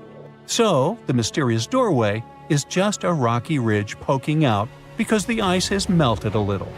The top of the doorway is the tip of the rock, and the sides are snowy trails left by strong winds blowing in the same direction. It's essentially an iceberg that got stranded and is melting in one place. One YouTuber found another out-of-place mysterious object more than 150 miles off the shore of Antarctica, a 400-foot-long ice ship. The internet went wild with theories like that the ship must have ended up there right from the Bermuda Triangle. But there was no scientific proof that it was a ship and not just a large chunk of ice. And once some other internet users revisited the place, they noticed the ice melted in the summer and the hypothetical ship was gone. Another mysterious Google Maps find in Antarctica was a pyramid. And before you make up an exciting theory about how the ancient Egyptians built a secret base here, I have to tell you it turned out to be just a mountain. It's part of the tallest mountain range in Antarctica that stretches for almost 250 miles. It's not the first pyramid on this continent, as explorers from the British Antarctic Expedition found another unusually shaped mountain and nicknamed it the Pyramid. But this one didn't even have a pyramid shape. Here's one Antarctic find that definitely won't disappoint you: a giant ice shelf that reminded scientists of the Grand Canyon. A special submarine robot named RAN covered over 600 miles under the thick ice and brought back some amazing footage of icy mountains, valleys, flat plateaus, and swirly patterns made entirely of ice. One of the strangest things RAN found was giant bowl-shaped holes, or scoops, in the ice. Sadly, scientists lost track of the robot. They think that curious Weddell seals may have accidentally bumped into RAN and caused it to get stuck. To save energy, RAN probably shut itself down, and the scientists couldn't find it again. But the team is hoping to build a new robot and continue exploring this icy canyon to see how the patterns under the ice might change over the years. Another huge Antarctic canyon was found thanks to bad weather. A team of sound experts had to pause their work at the Casey Research Station in a storm. Instead of waiting around, they decided to use the unexpected free time to map the seafloor near Adams Glacier. And that's how they found a canyon that is almost 7,000 feet deep, almost 30,000 feet wide, and stretches over 28 miles away from the glacier. During the mapping, they discovered just part of the canyon before they had to go back to the research station. But when bad weather came in again, the ship went back and mapped more of the canyon. They were working in waves up to 13 feet high and super powerful winds, but they managed to get about 15 hours of data to complete their map. On the way back to Australia, they stopped one last time, and now they've got a full picture of the canyon. Studying it is helping scientists learn more about the history of glaciers and the interaction between the Antarctic ice sheet and the ocean. Now, there's a frozen lake in Antarctica called Lake Enigma. For a long time, people thought the lake was completely frozen solid. But during one expedition, researchers found that under the thick ice, there was a layer of liquid water about 40 feet deep. To learn more, they drilled through the ice and sent down a camera to explore what was hiding in the lake's depths. The lake's water, which they think comes from the nearby amorphous glacier through a secret underground pathway, was filled with strange microbial life. These tiny microbes lived in mats that covered the lake bed. Some of the mats were thin and spiky, and others looked like crumpled carpets, or even small tree-like shapes that grew up to 16 inches. Many of the microbes could make their own food through photosynthesis, just like plants do, and it gave the lake a high amount of oxygen. One of the coolest discoveries was a type of microbe which usually lives in low-oxygen places. Lake Enigma might be similar to environments on icy moons like Europa or Enceladus, so it could mean that these moons also have hidden water under their ice and possibly microbial life too. One more mind-boggling discovery from Antarctica is tiny pieces of amber in mudstone, found here for the very first time.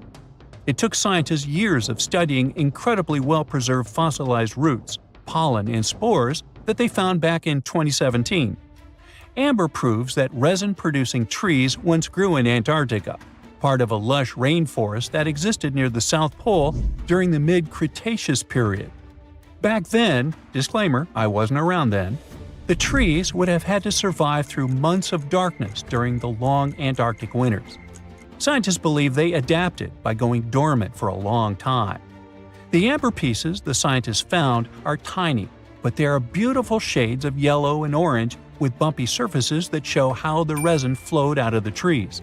This resin likely leaked out to protect the trees from insects. It was preserved because water quickly covered it and kept it safe from sunlight and air. A scientist was browsing through satellite images for brown trails of penguin waste and found 4 new colonies of emperor penguins at the base of the globe. These new colonies likely have been around for years, though 3 of them are rather small, with fewer than 1,000 breeding penguins each. One of the new colonies was found close to a place called the Lazarev Ice Shelf, where there used to be a larger penguin colony. They thought this colony went extinct in 2019, but it seems the penguins have just moved a bit because of changing sea ice conditions. So studying them can help us learn more about how emperor penguins adapt to changes in the environment. Now, there used to be a giant river system in Antarctica 40 million years ago. Researchers found proof of it after studying soft sediments and hard rocks from the frozen seabed. They looked at tiny bits of radioactive elements, like uranium and lead, and learned that the deeper dirt came from the time of dinosaurs. The dirt closer to the surface was younger and had an interesting pattern, like the kind you see in river deltas today, such as in the Mississippi River or Rio Grande. Scientists found tiny signs of life in the sand. The river that once flowed here started in the Trans-Antarctic Mountains and traveled 930 miles before it reached the sea. Researchers kept studying newer layers of dirt from about 20 million years ago. They hope this will help them predict what the Earth's weather patterns might be like in the future. Look at those lush coniferous forests and tundra. What a wonderland! You may have mistakenly thought it's Canada, but it's not. It's Antarctica, about 34 million years ago. So what makes Antarctica this frigid today? It turns out a mix of dropping carbon dioxide levels and some tectonic shuffle played a huge role in transforming this ice-free paradise into the frozen continent we know now. About 50 million years ago, CO2 concentrations were sky-high, strutting around at around 1,000 to 2,000 parts per million. But as those levels tumbled down, global temps started to drop, paving the way for the mighty ice sheets that later took over Antarctica. While the CO2 dive was happening, tectonic activity was also working its magic. The big split between South America and Antarctica opened up the Drake Passage, which created the Antarctic Circumpolar Current. This powerful current acted like a bouncer, keeping warm air and ocean currents from crashing the Antarctic party, and helping keep things rather frosty. If you mix up Australia and Antarctica, you're not that wrong. These 2 continents used to be one. If you mix up Austria and Australia, it's much worse. By the way, don't fall for the internet myths and memes. There's no help desk in Austria specifically for people who intended to fly to Australia. Now, look at this magnificent Australian pink beach. It's precious, and not in a figurative sense.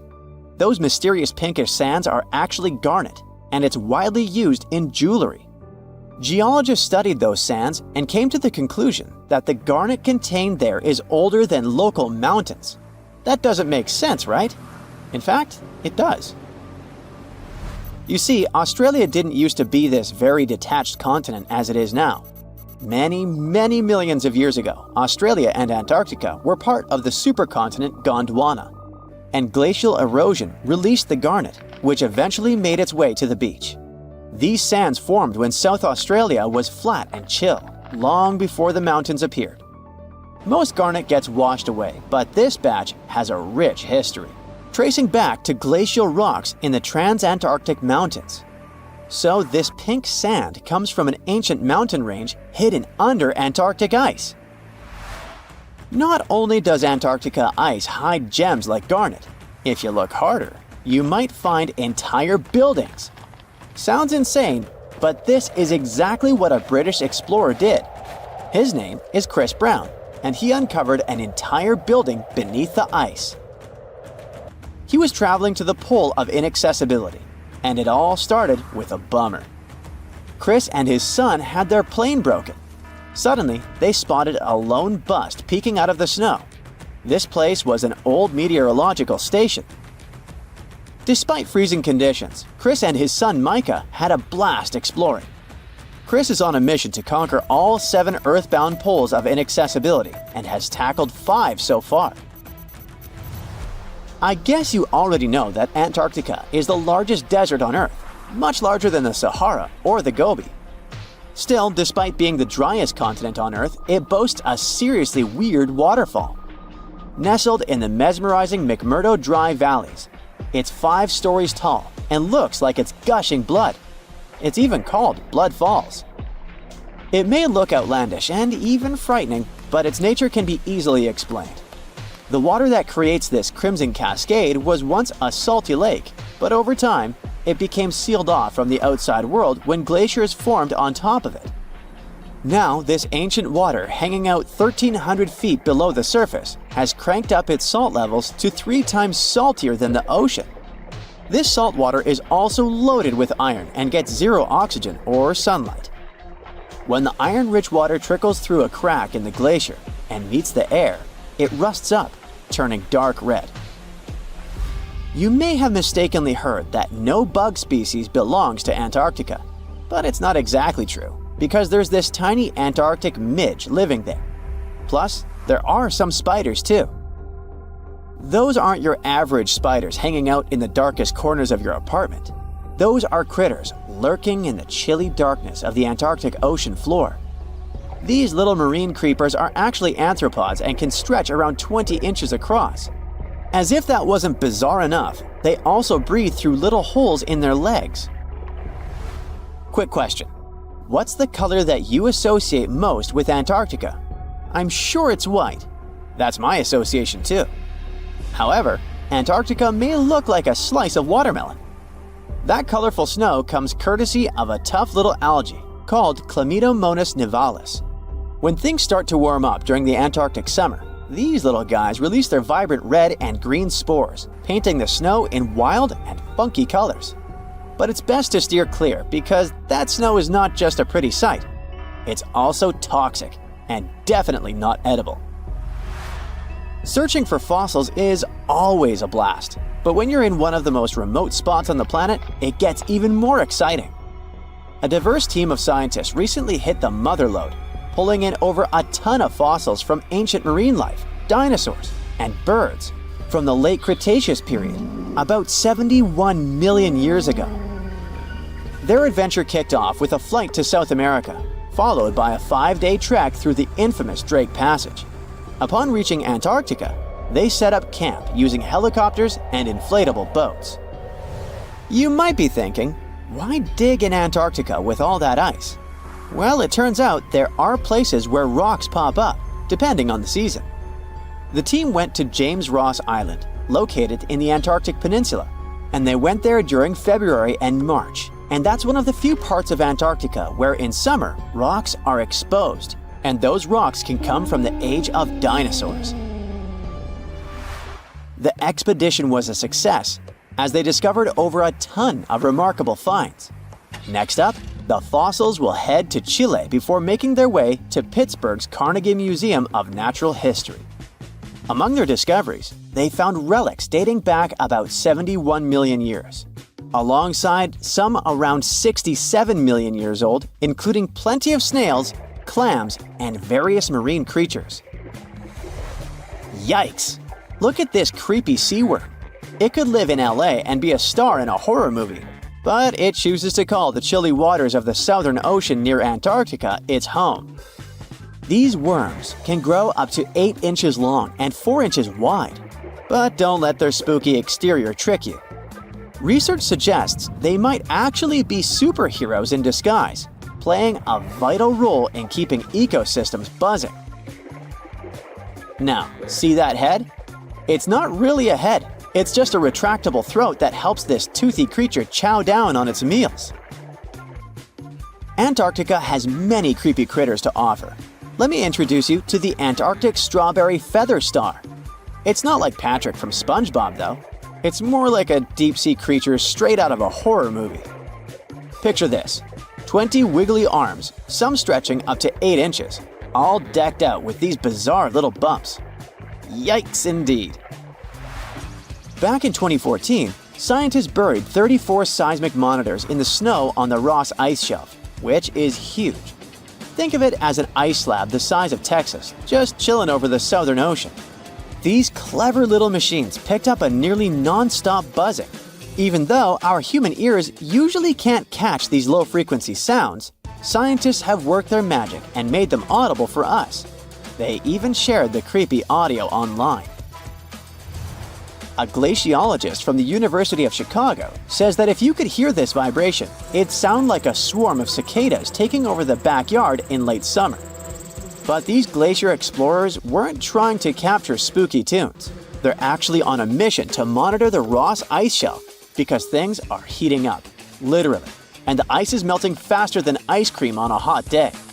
Ice shelves are like Earth's safety plugs, keeping all that massive ice from surging into the ocean. So what exactly is making all that noise? It's likely just strong winds whipping across ice dunes, creating a kind of natural vibration. Consider Lake Enigma. What a fitting name. It's already strange enough because it's not even supposed to exist. But now, we stumbled upon actual life deep beneath it. And this just might help NASA in their search for life in outer space. The lake lies deep in the icy heart of Antarctica, so it's not really a water pool like we're used to, more like a lake-like block of ice, or so we thought. Just recently, Italian scientists discovered a secret that had been buried for ages, an actual body of water, and in this water, life is thriving. Various microorganisms, and even some weird little hunters, which is super weird, since Enigma sits in a remote and harsh corner of our planet, the northern Victoria Land in Antarctica. The entire South Pole is cold, but in this place, temperatures can plummet to a horrifying minus 41 degrees Fahrenheit, though on average it's around 7. Chilly. Like we said, this lake shouldn't even be there at all. Antarctica is technically the largest desert on Earth, even though it's covered in snow, because it's super dry. There are 0 rains, truly little snowfall, and the sun barely evaporates anything. And even if there is some water, the insane winds make sure to dry everything out super quickly. Putting on our thinking caps, this lake should lose an unimaginable 7 million cubic feet of water every year. Yet, the water remains. Why? No one knows. Scientists say there could be something deep underground that refills it constantly.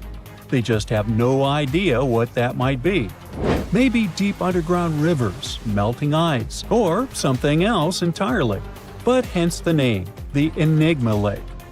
The block of ice we mentioned is permanent and super thick, at least 36 feet of it. and that's higher than a 3-story building. So researchers decided to check out if there's anything beneath it. They used a so-called ground-penetrating radar, a super-smart echo detector for the ground.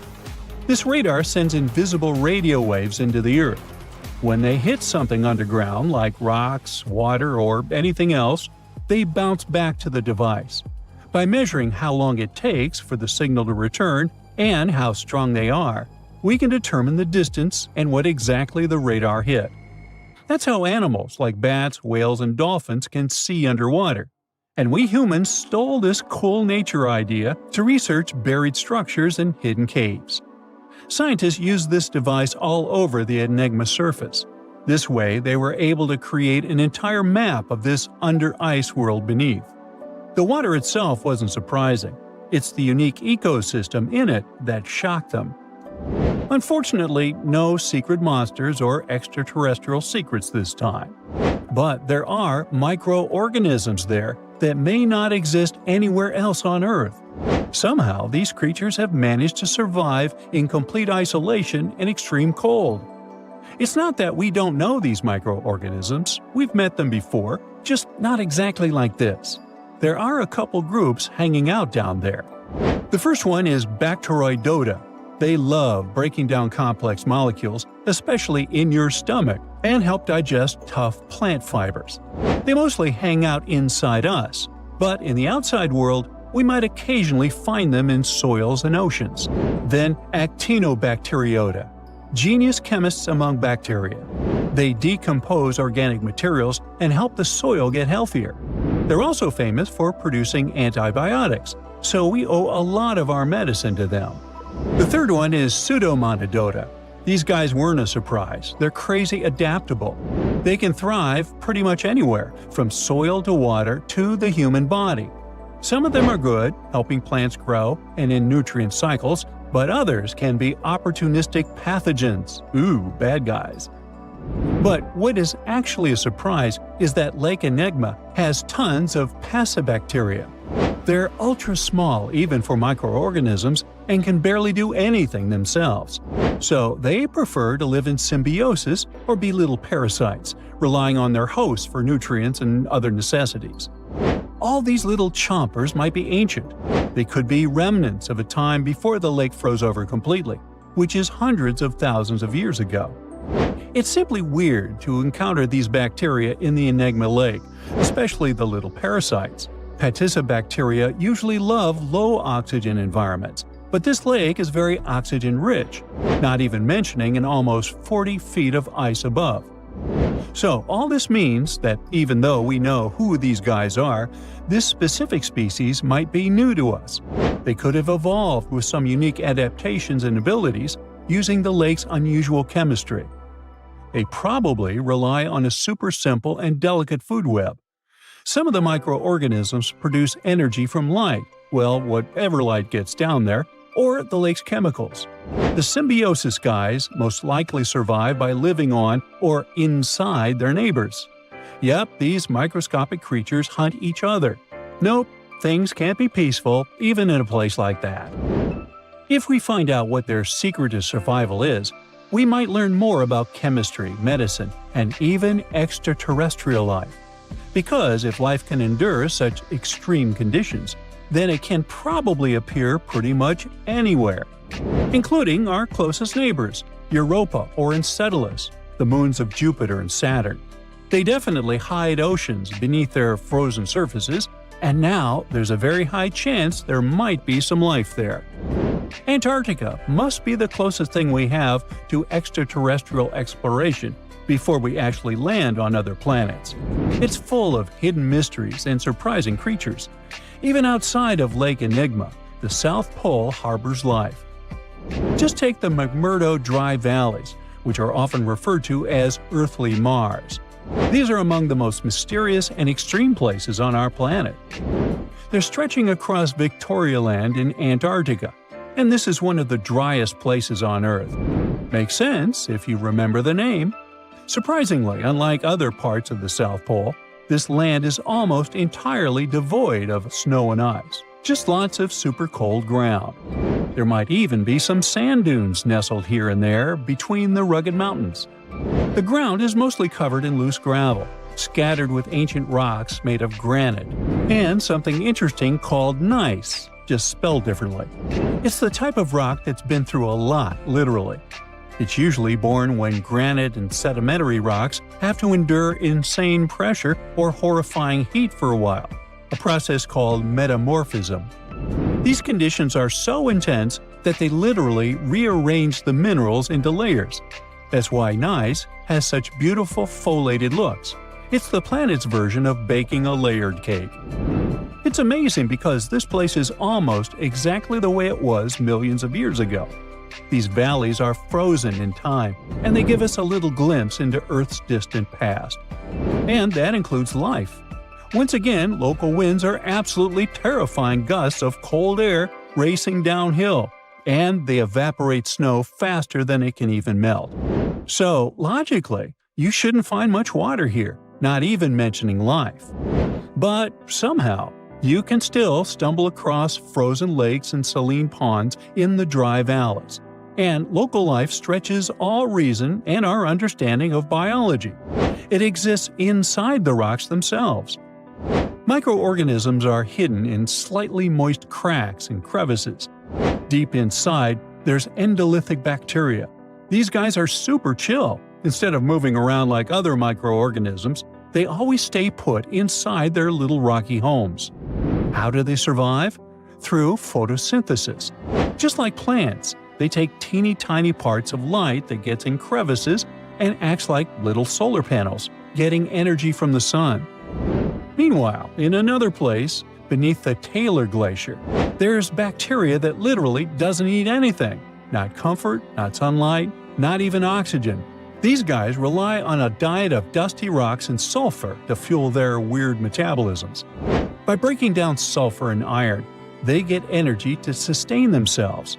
This way, they easily survive in deep seas at sub-freezing temperatures, completely cut off from sunlight, oxygen, and the world itself. This place is fascinating for both its life and the lack of it. In some parts of the valleys, like University Valley, yes, that's what it's called, the permafrost is so harsh that no microbes were found at all. This might be one of the only places on Earth where life appears to be completely absent, a quite scary idea. Anyway, now scientists are thinking about learning more about Lake Enigma and drilling this Mars-like environment.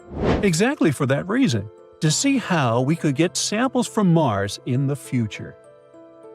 Lions, dogs, cats, all these mammals sleep in pretty comfortable positions. But not whales. They look like giant floating loaves of bread, which is a scene one diver accidentally came across in the Caribbean Sea. 6 whales were just standing upright with their tails pointed down at a depth of about 65 feet below the surface. Scientists discovered that when sperm whales take a nap, they stay in this position for 10 to 15 minutes. They don't move or breathe. But these creatures spend only 7% of their time asleep, far less than other mammals. Usually, they either rest peacefully in the water or relax, slowly swimming next to other marine animals. When they're moving and sleeping at the same time, they're actually taking a nap. These animals can't go too deep and need to stay close to the surface. Great white sharks sleep and hunt at greater depths, which means one less thing to worry about when taking a quick nap. Plus, it gets pretty cold the deeper you go, and whales need warmer environments that can help them maintain the temperature of their large bodies. When alone, dolphins enter a stage of deep sleep. It usually happens at night and lasts for only a few hours at a time. While sleeping, the animal floats at the surface. It shuts down half of its brain, I can relate, together with the opposite eye. The other half is at a low alert level, awake and ready to react if some unwanted visitor comes closer. The part of the brain that is awake also sends signals when it's time to go up to the surface to take a breath of fresh air. Marine mammals have the blowhole. That's a flap of skin they can open and close whenever they want. People breathe automatically. Your body knows what it needs to do even when you're sleeping. But whales and dolphins have a voluntary breathing system. It means they need to consciously go to the surface to get some air. and one part of their brain needs to always be awake to inform the animal it's time to go up. Whales and dolphins can hold their breath way longer than other species. They also have a higher tolerance for carbon dioxide and can take in more air. Their red blood cells store more oxygen too. Whales and dolphins' blood goes only to those body parts that really need oxygen. If a whale only uses its brain, heart, fins, and some other muscles needed for swimming at the moment, those will also be the only body parts that will get the oxygen. Digestion or other functions can wait. The ocean is not a place where you can relax and peacefully fall asleep. While sleeping, fish reduce their activity. Their metabolism becomes slow. Some of them keep floating in the same spot. Others find a safer place among corals or in the mud. Early in life, dolphins learn to make a unique whistle that helps others from their pod to identify them. That means these specific whistles are their names, and dolphins do respond to them. Clams have feet. It looks like a large tongue that sometimes protrudes from the shell, but that's actually the foot, and it's relatively long compared to the length of the animal. Clams use this limb to dig themselves in the sand. The blue whale is the largest living animal, and it's also larger than the majority of dinosaurs used to be. They can grow to more than 100 feet long and have a weight of almost 200 tons. That's like 50 adult elephants. A blue whale's tongue alone can weigh more than one elephant. Such a giant surely needs to eat a lot, 500,000 calories in just one mouthful. The blue whale's heart is the size of a small car and weighs 1,300 pounds. To move the blood through such a giant body, the heartbeats are so strong you can hear them even from 2 miles away. The heart of a whale beats only 8 to 10 times per minute. The whale is one of the loudest creatures out there. Its call can go up to 180 decibels, which is as loud as a jet plane. Almost 95% of jellyfish's body is made of water. For comparison, the human body is 60% water. It's probably not a surprise since jellyfish don't have a heart, blood, eyes, or brain. The other 5% of their body weight is proteins, muscles, and nerve cells. Jellyfish have been around for more than 500 million years. This makes them older than dinosaurs. These creatures haven't changed much, and today's jellyfish are pretty much like their ancestors. These creatures live in the ocean, but in 1991, more than 2,000 jellyfish polyps were taken into space. Scientists wanted to see how they would react in the environment with no gravity. The jellyfish reproduced and created 60,000 new polyps, but unfortunately, those couldn't function normally after getting back to Earth. One species of jellyfish can literally live forever. As it grows older, the critter goes down to the seafloor to become a polyp again, and that polyp turns into a new jellyfish with the same genetics. Greenland sharks can live 500 years.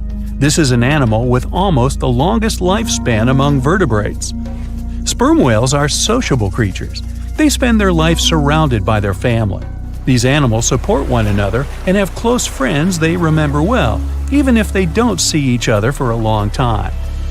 Electric eels have small eyes that are not so effective in environments with no light, so they mostly rely on their electric organs. Those consist of 6,000 cells. Eels use them to stow power, similar to batteries. These creatures use electricity like bats use their radars or dolphins their sonar. An eel can also produce enough electricity to power a panel of light bulbs. There's a small tropical archer fish that can learn to recognize human faces. This fish has an interesting ability to spit small jets of water from its mouth. Researchers showed the fish the image of two different faces placed side by side. One was unknown and the other was familiar. The fish was supposed to spit water at the familiar one. The creature took the right guess more than 80% of the time. Every year in the winter, great white sharks that live along the California coastline disappear. It feels as if they take a vacation for 30 to 40 days. The animals go to a point halfway between Hawaii and Mexico.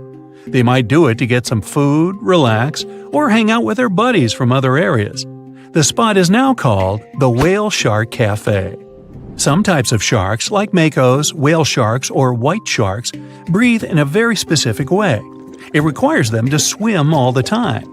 They also need to move quickly and with their mouth open. This way, the oxygen can enter and reach their gills. Sea sponges are some of the most primitive animals. They're immobile, don't have a mouth, eyes, bones, brain, heart, lungs, or any other organ whatsoever, and still, they're alive. There's such a thing as a sea unicorn. That's an animal called the narwhal. Its horn is actually a tooth that can grow up to 10 feet long. Manatees, also known as sea cows, are distant relatives of elephants. Their weight can go up to 1,000 pounds. These creatures are vegetarian and need to eat around 10% of their total weight on a daily basis. That's lots of sea salad. In some cases, manatees share space with alligators, but they get along pretty well. You can even find a photo from Florida where an alligator rides a manatee's back. Frogfish have special fins that help these creatures walk along the sand. They're very useful in shallow waters. A ghost pipefish is hard to see, but once you spot it, you're bound to get really surprised. Its head makes up over 40% of its body. Crabs don't feel like wasting time on such formalities as putting foods in their mouth. That's why they taste it with their feet, which is where their taste buds are. Marine iguanas are the only lizards on our planet that like spending time in the ocean, even though they mainly live on land. They're herbivores that feed in shallow waters and swim like snakes. Iguanas use their long claws to hold on to the bottom when they need to graze. Green turtles can cross over 1,400 miles when migrating. They try to find the perfect spot to lay their eggs. Penguins sort of fly when they're underwater, reaching a speed of 25 miles per hour. More than 5 million years ago, I've heard, I wasn't around then, deep sea worms and humans had a common ancestor. So we still share 70% of our genes with these creatures, and with sea stars, squid, and octopuses. The ocean covers over 70% of our planet, and over 80% of it is unexplored. More than 1 million species live there. But there are not only animals, 3 million shipwrecks are lying all over the ocean floor, hiding mysterious stories. Many of them are yet to be discovered.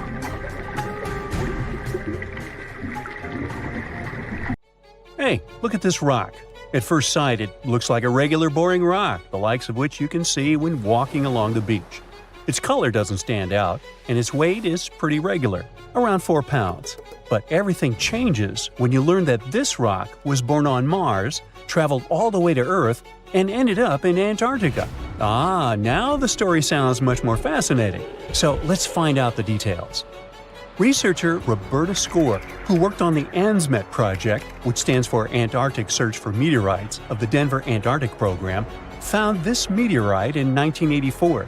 If you want to decipher the name of the space traveler, I can help you. It comes from the place where the scientists spotted it, the Allen Hills of Antarctica, hence ALH. And then we've got the year of the discovery and the number of the sample. If you think that Roberta picked up the rock and exclaimed something like, "Woohoo, I'm holding a chunk of Mars," I'll have to disappoint you. At the very beginning, it was totally unclear where the meteorite came from. And one thing confused researchers even more. The meteor was very different from other meteorite groups found on our planet. Okay, but then how did they finally figure out it was a visitor from Mars? All thanks to traces of gas similar to those that make up the atmosphere of the red planet. We learned about its composition thanks to the brave Viking lander that carried out the necessary analysis in situ in 1976. Anyway, back to our rocky discovery. It's actually very special, and not only because the rock arrived from far, far away. Among those several thousand meteorites found on Earth, just around 100 have likely come from Mars. And even so, our guy is different from them and seems to be part of a separate group. So let's go into the past and follow the life story of this cosmic traveler. It most likely formed around 4 billion years ago on its home red planet. One day, which wasn't very different from others, turned out to be life-changing for this peaceful rock. A meteorite impact catapulted into space, and it started its own journey as a small asteroid. At that time, it was way larger than at the moment of discovery on Earth. At one point, ALH got close to Earth and, who knows, probably decided to explore something. That's how, 13,000 years ago, it ended its space journey by colliding with our planet. At the moment, this Martian fragment is the oldest we've got. But at first, it wasn't all that popular. Only in 1996 did it become way more famous after a groundbreaking discovery. You see, some NASA researchers started wondering, well, the fragment is obviously very old, but then, could it have recorded any traces of life that could have been thriving on Mars at the time ALH formed on the red planet? And guess what? Those scientists turned out to be right. They detected traces of very fine magnetite particles. Those were completely similar in structure and chemical composition to the particles we have on Earth. They're called magnetofossils, and magnetotactic bacteria produce them. So it might mean that, at one point, there were some forms of life on Mars. In April 2020, scientists from the Japanese Space Agency made another discovery. They detected nitrogen containing organic material of Martian origin in our meteorite. So, who knows what new astounding secrets further examination of the meteorite might reveal? At the moment, though, all you can do is travel to Antarctica and find more of them. The thing is, this place is great for meteorite hunting. Surprisingly, we have found nearly 50,000 meteorites in Antarctica, and hundreds of thousands are still waiting to be discovered. Each of these space rocks can tell us a story of the evolution of the solar system. For example, the very first lunar rock found on the icy deserted continent proved that chunks of space objects larger than asteroids can also end up on Earth. So, let's say you got inspired and decided to go meteorite hunting all the way to Antarctica. Well, get ready for some serious challenges. Despite their potential abundance, finding space rocks isn't as easy as it might seem. You'll have to visit remote areas, and there's still no guarantee that you'll be able to spot a meteorite. And that's actually a huge problem. Meteorites are vanishing from sight. Currently, scientists find about 1,000 meteorites in Antarctica each year. But according to a new study, about 5,000 more get hidden out of sight every year. The culprit is warming temperatures. Worried scientists created a model that could help them figure out where those meteorites might surface. This model was quite complicated, taking into consideration snow cover, surface temperature, the speed at which ice flows, and even the steepness of the terrain. After that, they ran simulations under various warming scenarios. It turned out that meteorites indeed sank out of sight as temperatures rose. To say that the researchers were upset is obvious. They didn't expect that climate change would affect their work so much. Even though those areas are below freezing, people still managed to ruin a crucial archive of the solar system. But let's get back to your meteorite hunt. If you want your chances to find one to be higher, travel to the base of mountains or outcrops where ice, which usually flows to the lower ground, is forced to move upward. But make sure to take your windbreaker with you. In those places, powerful winds brush away snow, exposing bright, vivid blue ice. Instead of melting, this ancient ice can change directly into water vapor, and it helps expose meteorites that would otherwise remain hidden. You need to hurry though. Meteorites at the surface disappear quickly. Even when temperatures are well below freezing, the rocks can still absorb some of the sun's heat and melt the ice. It's like they're creating underground, or shall I say under ice, tunnels for themselves, sinking and hiding from sight. Sometime later, refreezing closes the entrance to those tunnels, effectively trapping meteorites inside, tucked out of sight. Now, scientists admit it's very tricky to find working methods to spot meteorites. And if we don't hurry and develop such methods, we might lose between 80,000 and 250,000 space rocks in total. No wonder scientists are on a mission to find more meteorites. They're focusing on meteorite stranding zones. Those are places where meteorites often gather on the surface because of specific features of geology, ice flow, and climate conditions. As you already know, you can find meteorites on blue ice without snow cover. This makes meteorites easy to spot. But finding such hotspots is often pure luck. Or you gotta sit day and night, scouring maps and satellite images in attempts to spot blue ice zones near research stations. Let me introduce Veronika Tolanov, a glaciologist, and her team. They've taken things to the next level by developing a smart Antarctic-wide map. To do it, they've used machine learning and satellite data from NASA, the Canadian Space Agency, and others. This map highlights areas where meteorites might be hiding based on past finds and all kinds of climate and ice data. Apparently, the best places to find meteorites are along the edges of the continent and near mountains with blue ice. Unfortunately, it's not just the blue ice that matters. The temperature and speed of the ice flow are also super important. For example, if the ice flows too quickly, meteorites get swept away before they can accumulate. So, if you want to find a meteorite, you have to wait for very precise conditions. The surface temperature has to stay below 16 degrees Fahrenheit almost all the time. Otherwise, meteorites sink. You can start with the Allen Hills region. Yup, that's where our ALH friend was discovered. This area is kind of a meteorite gold mine with more than 1,000 finds. But there are even more promising places, like the Fimbulheimen Mountains, and no one has searched there yet. You might be the first. In any case, with this new map, researchers developed a where-to-go index that ranks the best meteorite hunting spots, making future field trips much more targeted. And with plenty of blue ice regions still unexplored, there are tons of meteorites just waiting to be found. So, what are you waiting for? Antarctica wasn't always a frozen wasteland. A long time ago, it was full of life, and 56 million years ago, something terrifying stalked its jungles. A giant, flesh-eating bird. It was around 6 feet tall and weighed as much as a lion. For millions of years, nothing could challenge it, so why did it disappear? And could there be even bigger predators still hidden beneath the ice? Paleontologists found 2 massive claw bones in Antarctica, sharp, curved, and powerful, belonging to this bird. They were dug up from the Epresian-aged rocks of Seymour Island, which means they're around 40 to 50 million years old. Their shape left no doubt. These were the so-called terror birds. Their scientific name is Forus raceti, some of the most fearsome predators to ever walk the earth.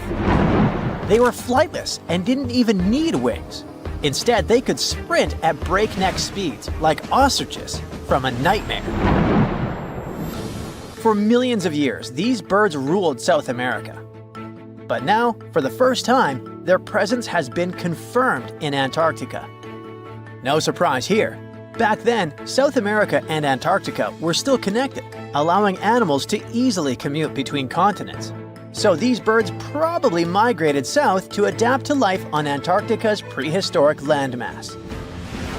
It didn't just survive here, it thrived. But at some point, this nightmare of an animal vanished. Why? Most likely because of the temperature changes. Antarctica was cooling, slowly turning into the frozen wasteland we know today. Its prey may have declined, leaving the predator without enough food. Eventually, it disappeared, leaving no descendants behind. Researchers hope that they'll find a complete skeleton eventually. They're also wondering where there might be even bigger species waiting to be discovered. Perhaps these birds evolved into a completely new Antarctic lineage. But for now, all we have are 2 giant, creepy claws. People often think that there are almost no animals or plants in Antarctica. But that's not true at all. Penguins waddle around, and forget the cute tiny ones. Antarctica used to have 6-foot-tall monsters. The emperor penguins are the largest penguin species alive today. They can dive over 1,800 feet deep and hold their breath for over 20 minutes. There were giant ancient penguins around 38 million years ago. They were the size of humans. Fossils show they had long, sharp beaks, making them terrifying hunters of fish and squid. The fish there are also absolutely fascinating. Forget giant squids. Colossal squids are nightmares even bigger. Some reach over 40 feet long with massive, super sharp beaks and eyes the size of dinner plates. Finally, orcas, the apex predators of the Antarctic Ocean. They hunt in packs, working together like a wolf pack of the sea to take down seals, fish, and even massive whales. There are even tiny plants like moss and algae, Antarctic hairgrass and pearlwort. They somehow survive against all odds. There are many other myths going on about Antarctica. For example, some people think that when icebergs break off from glaciers, they immediately start drifting straight into the open ocean until they melt. But the reality is way more chaotic. First, when an iceberg breaks off from a glacier or ice shelf, it has to deal with underwater obstacles. It can stay stuck on the seafloor for decades without moving. Then they get caught in powerful whirlpools and spin in place for months. One iceberg, a 23A, spent nearly 40 years frozen in place before finally breaking free, only to get caught in a swirling ocean vortex for another 8 months. After that, their paths are influenced by ocean currents, tides, winds, and even underwater topography. They don't just float freely, their movements are full of literal, unexpected twists. And speaking of glaciers, another strange rumor is that some humans can't travel more than 311 miles inland in Antarctica because of an impassable ice wall, freezing jet fuel, deadly winds, and no oxygen. But this is completely false. Antarctica has been explored by planes, vehicles, and even scientists on foot. There's an entire research station sitting at the South Pole. People live there all year long. The ice wall is real, a massive ice cliff rising above the ocean. But that isn't some secret barrier, it's an ice shelf. These are thick slabs of ice that form when glaciers slowly flow off the land and spread over the ocean. Almost 3/4 of Antarctica's coastline is made up of them, but they don't form some giant ring around the world. Antarctica is one of the most extreme places on Earth, but we've conquered its challenges, and we keep learning more about it every year. That's why every year, millions of dollars are poured into keeping research stations running, protecting wildlife, and making sure the people who live there have everything they need. But where does all this money go? Well, Antarctica stations are basically small cities. There's electricity, heating, water purification, food storage, and medical facilities. The biggest station, McMurdo, is basically a town with over 1,000 people in summer. It has everything from a fire station to a gym. The South Pole Station is super deep inland, so it's one of the hardest places to supply. Getting food and fuel there requires airplanes flying thousands of miles in extreme cold. But the internet loves a good mystery. When Google Maps revealed what looked like a massive doorway in Antarctica, conspiracy theorists went wild. People joked about everything from Bigfoot's vacation home to a secret base, or even a Star Trek spaceship hangar hidden in the ice. But there's a way simpler and less exciting explanation. It's actually a grounded iceberg, a chunk of ice that got stuck in shallow water and is now slowly melting. As ice moves across the landscape, it flows around bumps and obstacles, creating odd shapes. The process of melting, breaking apart, and refreezing can carve ice into unexpected forms. Antarctica also has incredibly strong downward-blowing winds that sculpt ice into dramatic formations over time. No secret doorway, unfortunately. And speaking of doors, for years, Ushuaia, Argentina, has been called the gateway to Antarctica, the last stop before the icy continent, the place where expeditions begin. But there's another option. Punta Arenas, Chile. Let's compare them. Ushuaia is closer to Antarctica. It's the top departure point for tourists going on cruises. But no regular flights to Antarctica. No major scientific bases operating from here. It's basically controlled by the military, which refuses to allow private flights, only commercially operated ships. Yes, Punta Arenas is further from Antarctica, but 22 countries and global organizations use it as their main base. There are regular flights to Antarctica happening there every year. private airlines can actually operate here, making it the real air connection to Antarctica.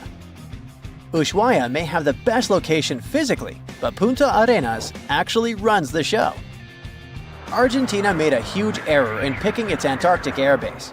Instead of setting up a simple, accessible base at sea level, they built Marambio Base, very high, on rough terrain, completely impossible to reach by land. Everything has to be flown in by helicopter, making operations slow, expensive, and frustrating. For 50 years, Argentina stubbornly stuck to this bad decision, while Chile set up efficient, well-planned bases that the world now uses. If things don't change, Ushuaia will be nothing more than a tourist stop. But what's terrifying is that Antarctica seems to be returning to its past. It's supposed to be the coldest place on Earth, but something shocking happened just recently.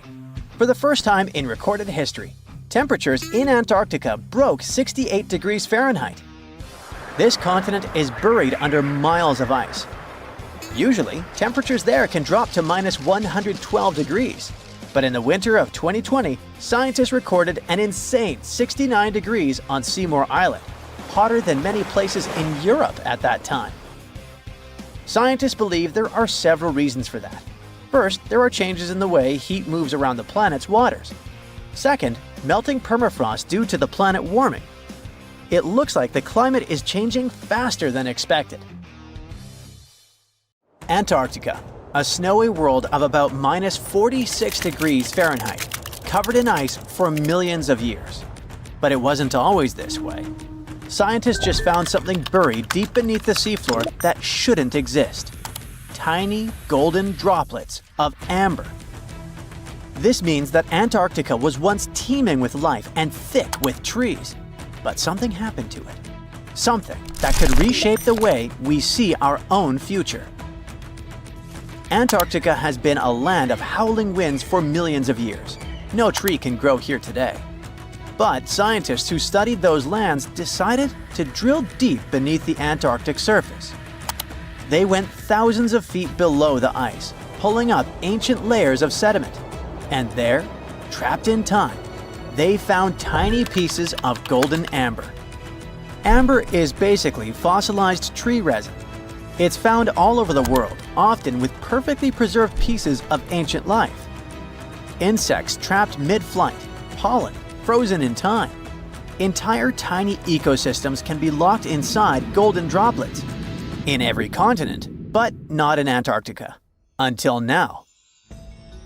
They discovered tiny specks from 0.5 to 1 millimeter in size, smaller than a grain of sand, but with huge significance. This droplet had once oozed from the bark of a tree about 90 million years ago.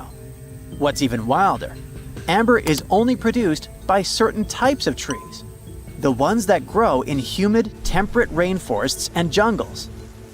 That's when the realization hit. Antarctica used to be a rainforest.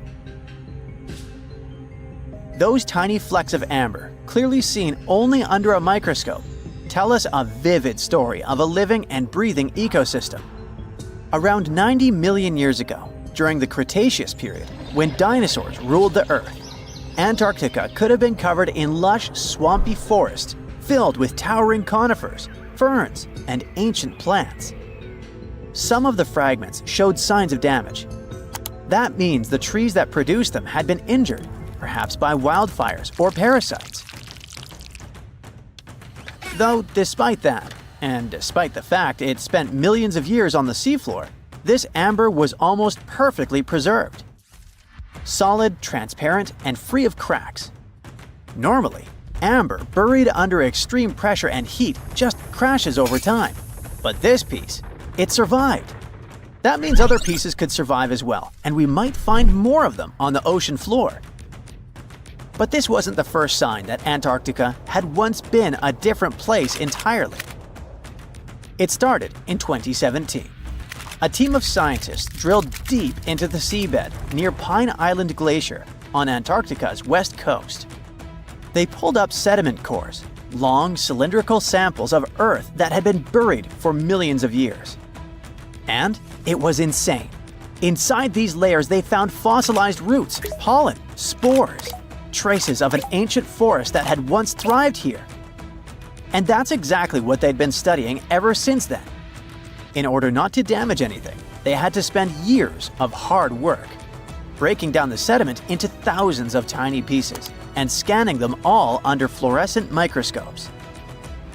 The same team also found another piece of the puzzle back in 2020. They found more sedimentary samples from the ocean floor that pointed to a land of dense trees, rivers, and wetlands. A world that looked more like the Pacific Northwest or New Zealand. But why was Antarctica so warm back then? Well, that's all because of the atmosphere. 90 million years ago, Earth's carbon dioxide levels were terrifyingly high. It was literally one of the warmest periods in history, with temperatures soaring even at the poles. Think about it.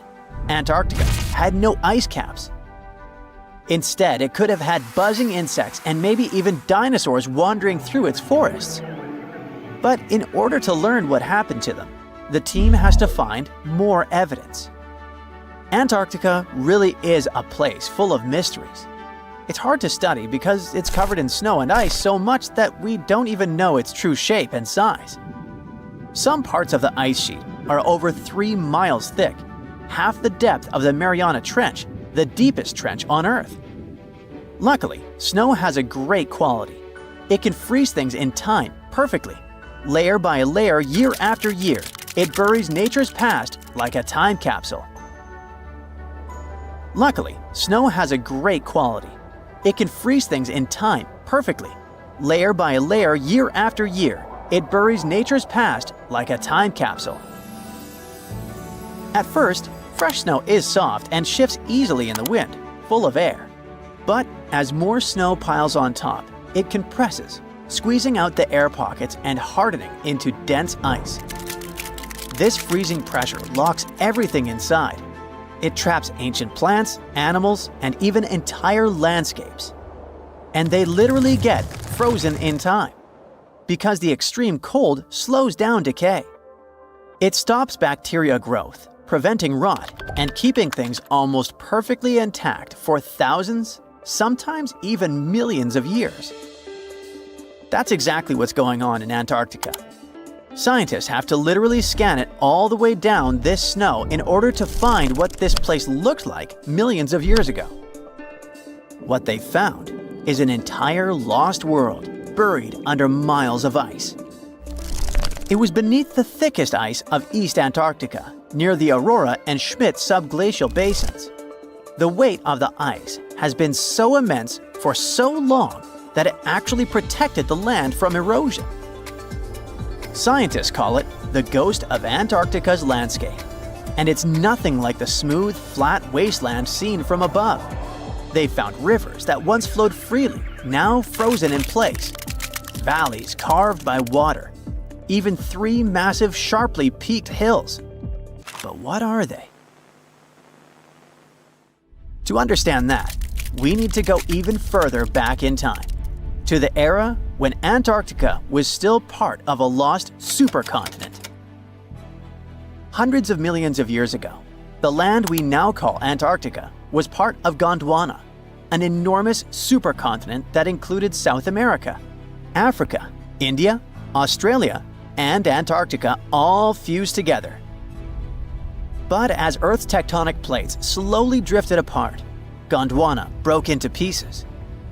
Antarctica was ripped apart, its land stretched and fractured. The massive ice sheets that formed later covered these broken landmasses, preserving them like frozen fossils. As the ice shifted and melted over time, valleys formed, and ancient rivers likely carried water toward a coast that was hundreds of miles away from where it is now. But that's not the only thing Antarctica has hidden. If you stripped away the ice, you wouldn't see a smooth, empty continent. You'd see a super dramatic landscape, towering mountains, deep valleys, even fiery volcanoes. In West Antarctica, at least 138 volcanoes are buried under the ice. One of them, Mount Erebus, is still active. And inside, it has warm volcanic caves where you could walk in a t-shirt. Oh, And if it wasn't weird enough, Erebus is also spewing out gold. Yep, the actual tiny specks of gold from deep within the Earth. Scientists believe this happens because magma, the superheated semi-molten rock beneath the Earth's surface, carries liquid gold with it as it rises. Every single day, Erebus releases about 0.2 pounds of it. That's worth around $6,000 per day. In a year, that adds up to 64 pounds, or more than $2 million, floating into the sky. Unfortunately, before we grab shovels, we gotta remember that those are just microscopic particles. They're often smaller than 60 micrometers, thinner than a human hair. Not even mentioning that they're scattered around up to 620 miles away from the volcano itself. Finding them is nearly impossible. But that just shows that even in such a harsh place that looks just like a white desert, there are still many fascinating mysteries to discover. For example, somehow, life still clings there. In 2017, scientists drilled deep beneath the ice of the Ross Ice Shelf looking for water, but they found something fantastic instead. A river hidden beneath 1,640 feet of ice, running through the dark. And inside it, hundreds of tiny shrimp-like creatures. They swarmed around the camera, blocking the lens, welcoming the scientists. In deep caves beneath the ice, DNA evidence has also shown traces of moss, algae, and possibly even unknown tiny animals. So, turns out, even in one of the harshest places on Earth, life finds a way. And who knows what else we'll discover in the South Pole?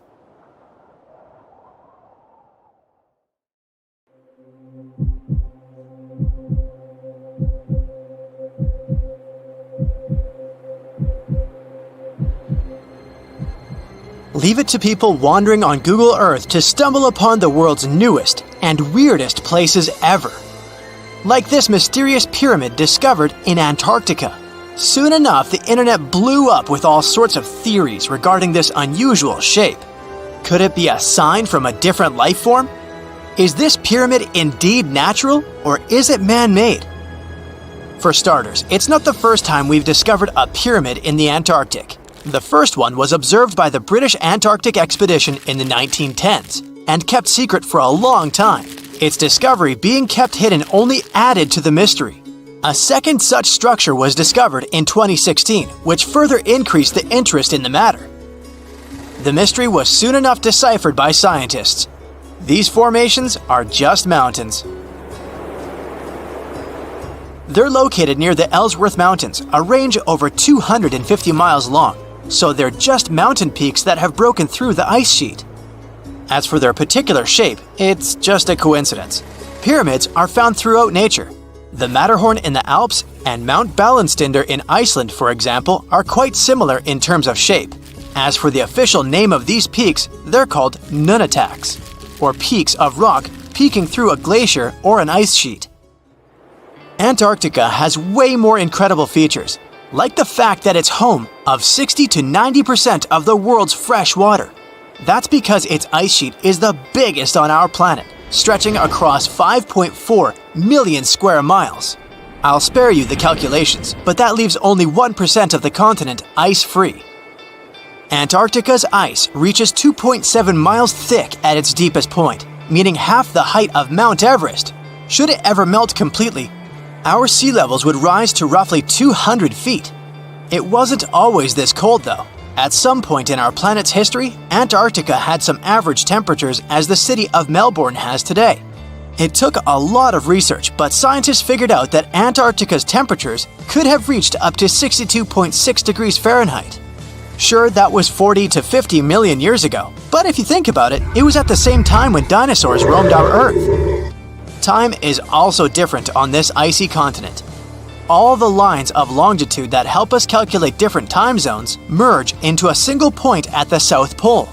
Here, there are 6 months of daylight in the summer, followed by 6 months of complete darkness during the colder season. So, scientists working here stay, on average, in the same time zone they've come from.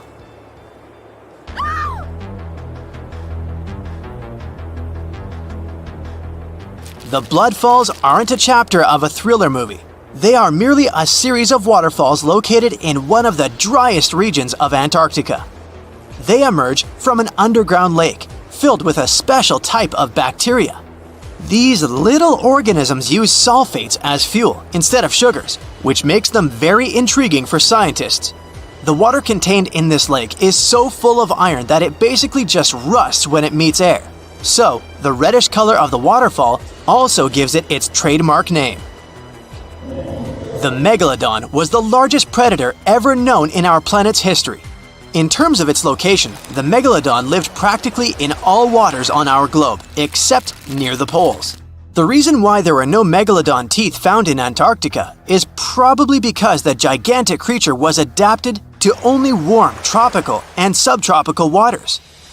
If you plan to visit Antarctica by boat someday, just know you might not get there on a non-metallic boat. The hull of your transportation device must be made of either steel or aluminum to withstand the harsh weather conditions here.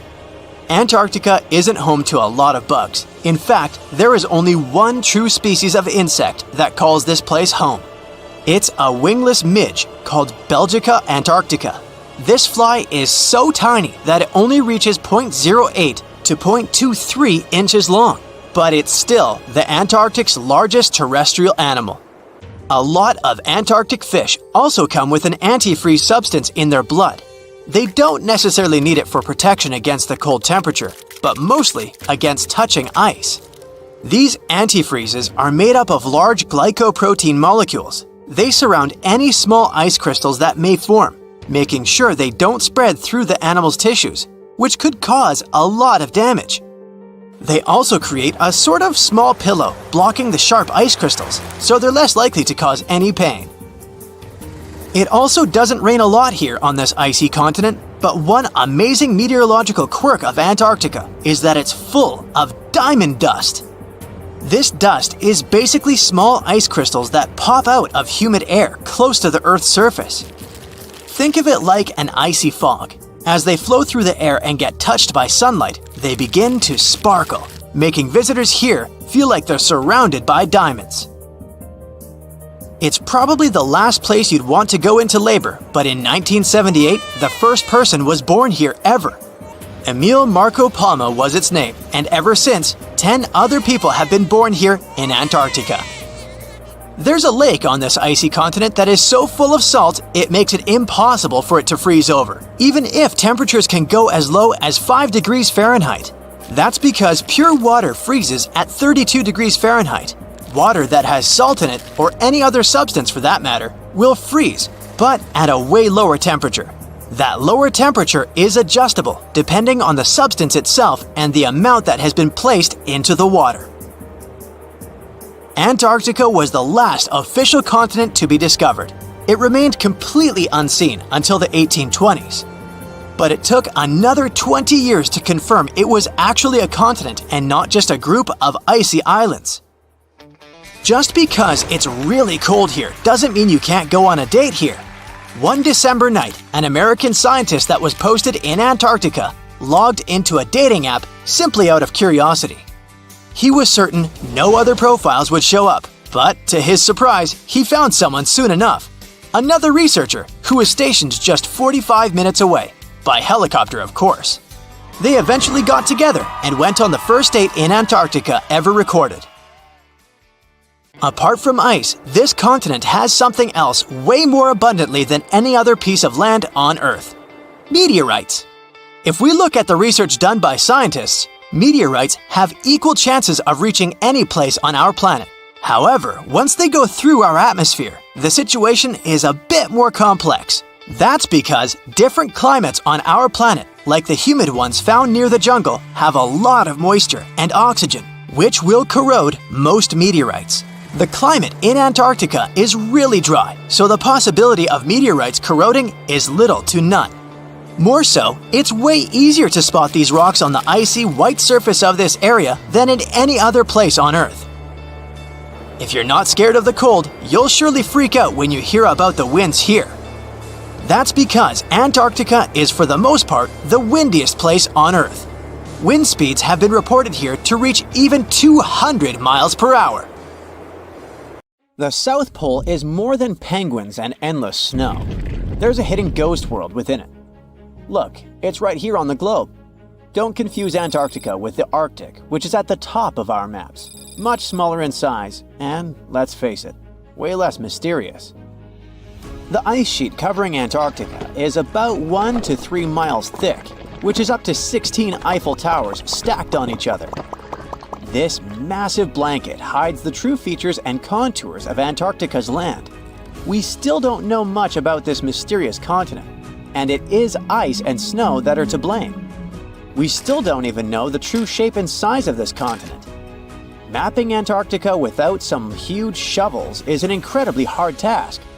But satellites learned to penetrate the ice with their cameras. And now we know there's actually an enormous, dramatic ancient landscape beneath the snow. The ghost of the past. About 90 million years ago, Antarctica was a much warmer place. It was actually a lush rainforest with tons of plants and probably teeming with life. It even had rivers flowing through it. Then the ice came. This happened about 34 million years ago, during the transition from the Eocene to the Oligocene, when our planet cooled significantly. It was the beginning of one of our several ice ages. The land remained, but now was hidden under ice and snow that got thicker and thicker. To a regular eye, Antarctica turned into a white desert, vast, flat, and featureless. Time went on. This massive ice sheet moved around, smoothing and shifting the ground beneath it. Over the millions of years, it changed what the land looked like. Now, if we looked under the ice, it wouldn't hold any signs of the original South Pole, except for one place.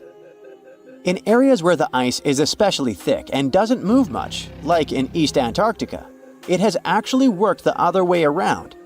It became like a super thick blanket that protects the land.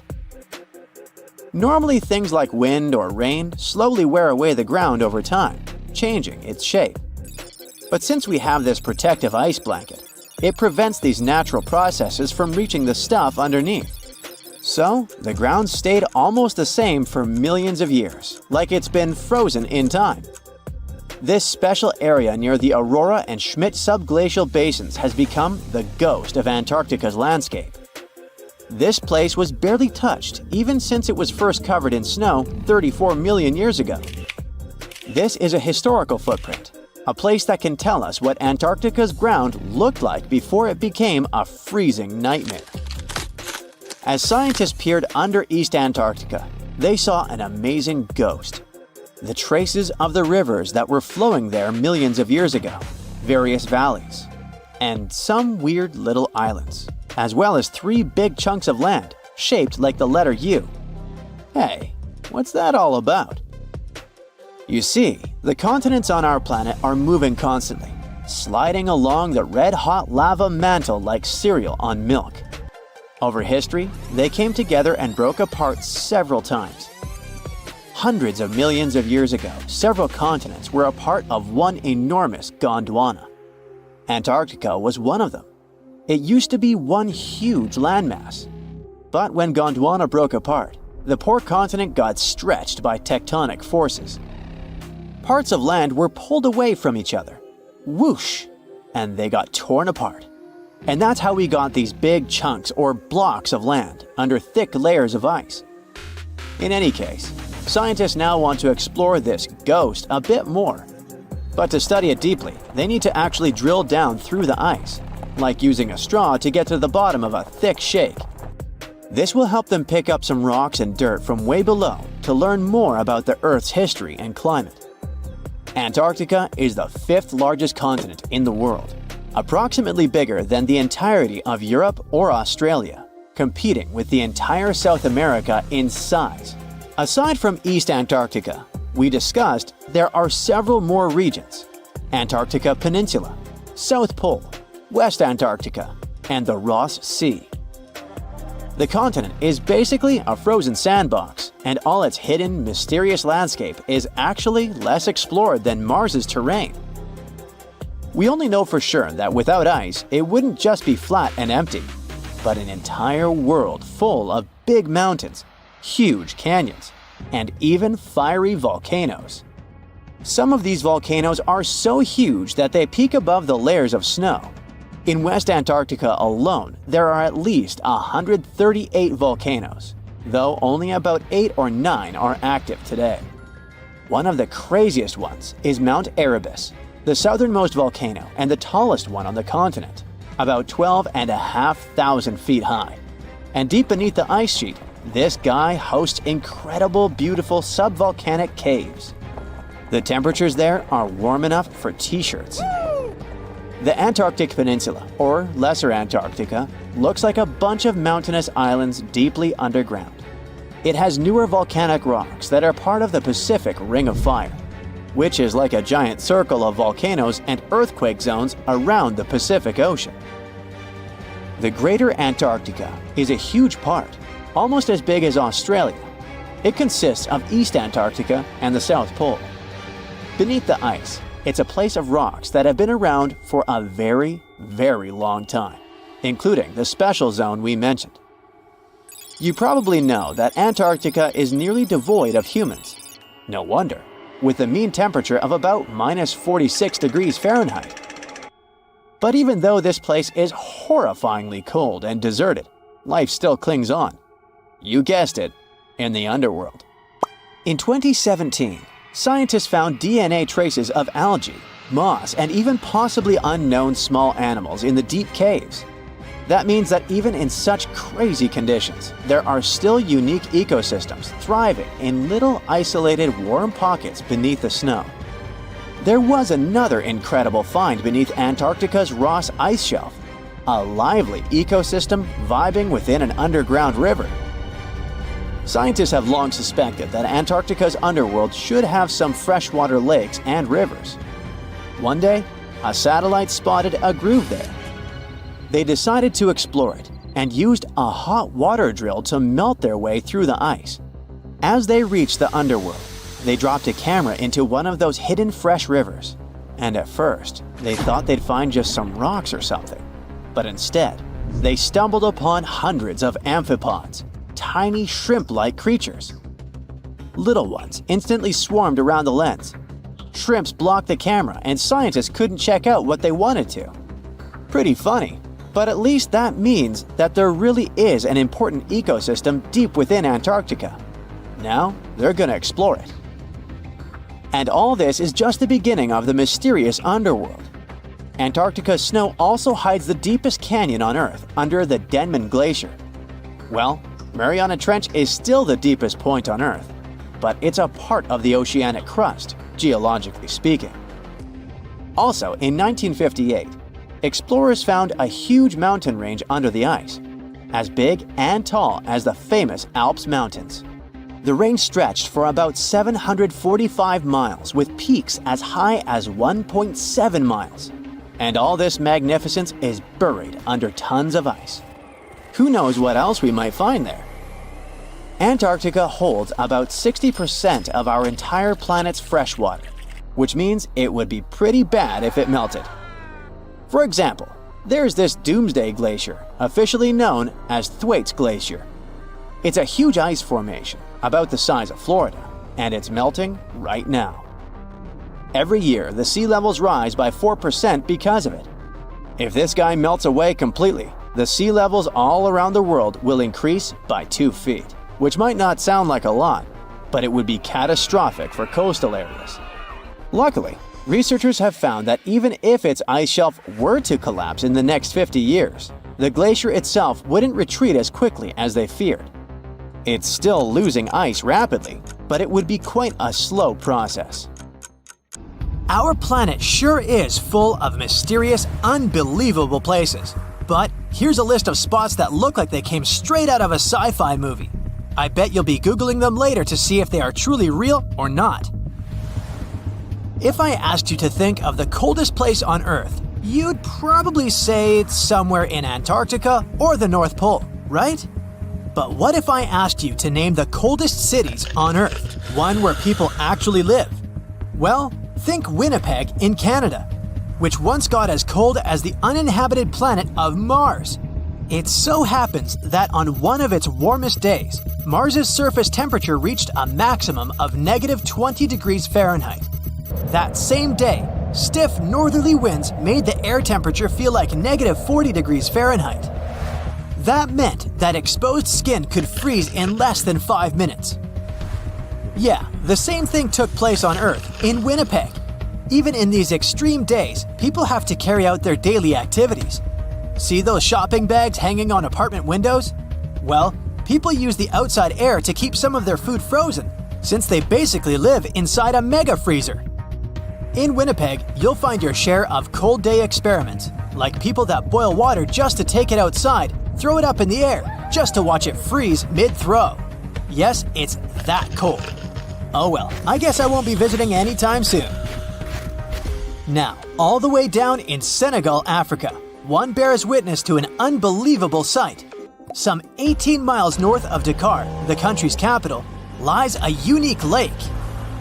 Arriving there, you might think you're walking out of a spaceship and onto an unknown planet. After all, have you ever seen real-life pink water before? The so-called Lake Retba, or Black Rose, as known by locals, has become internationally famous for shining in its vivid pink color. And yes, you can swim there if you'd like, but you should know the water is extremely salty.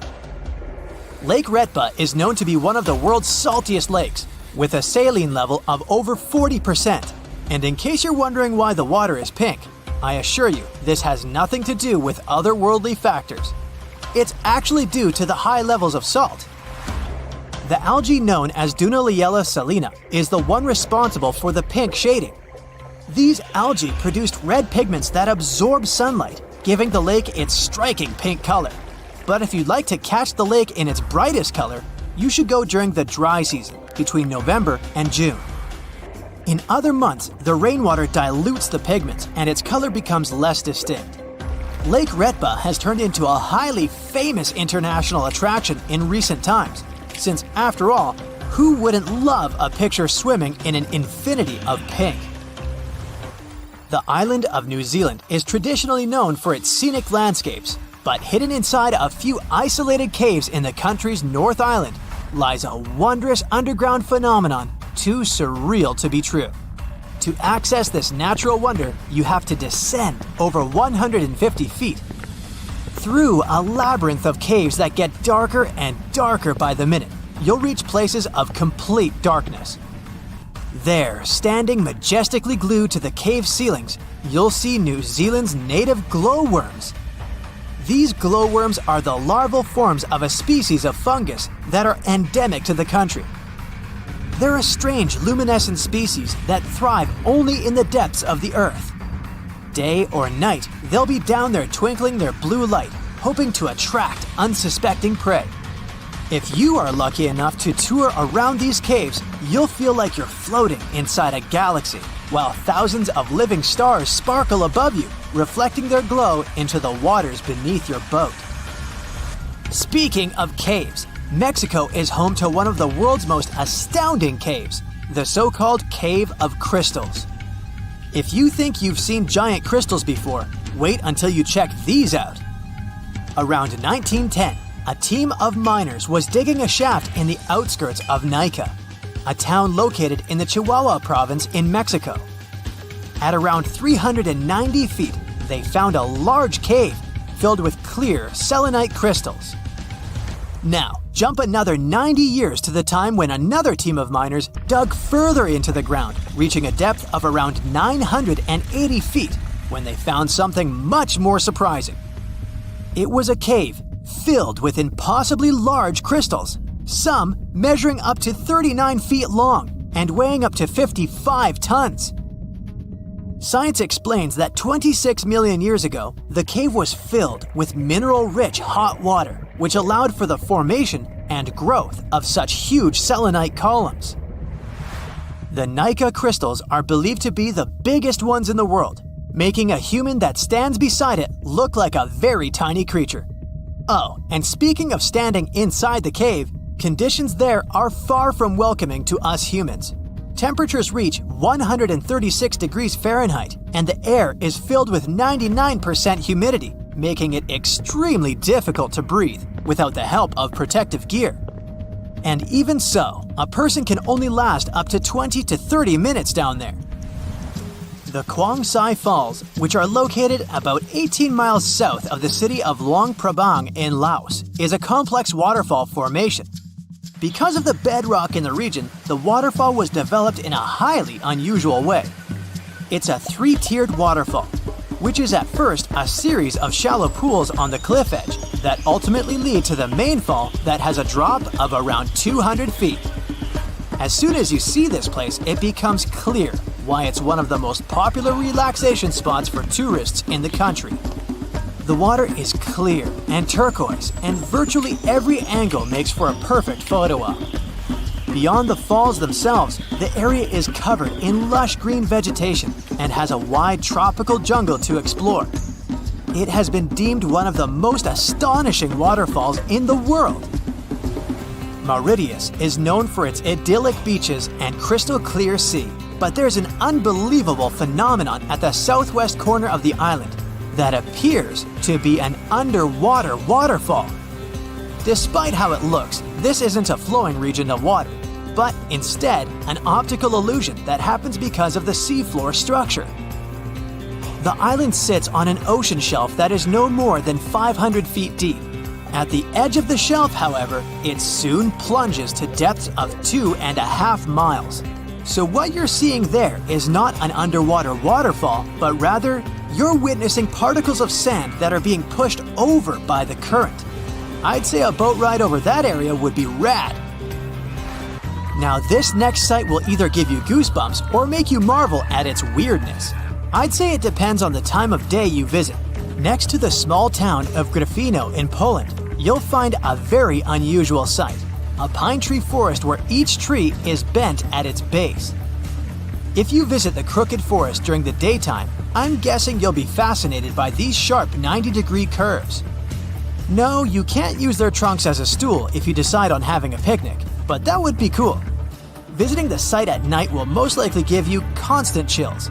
There's a thin layer of fog that hovers around, making the forest seem quite unwelcoming.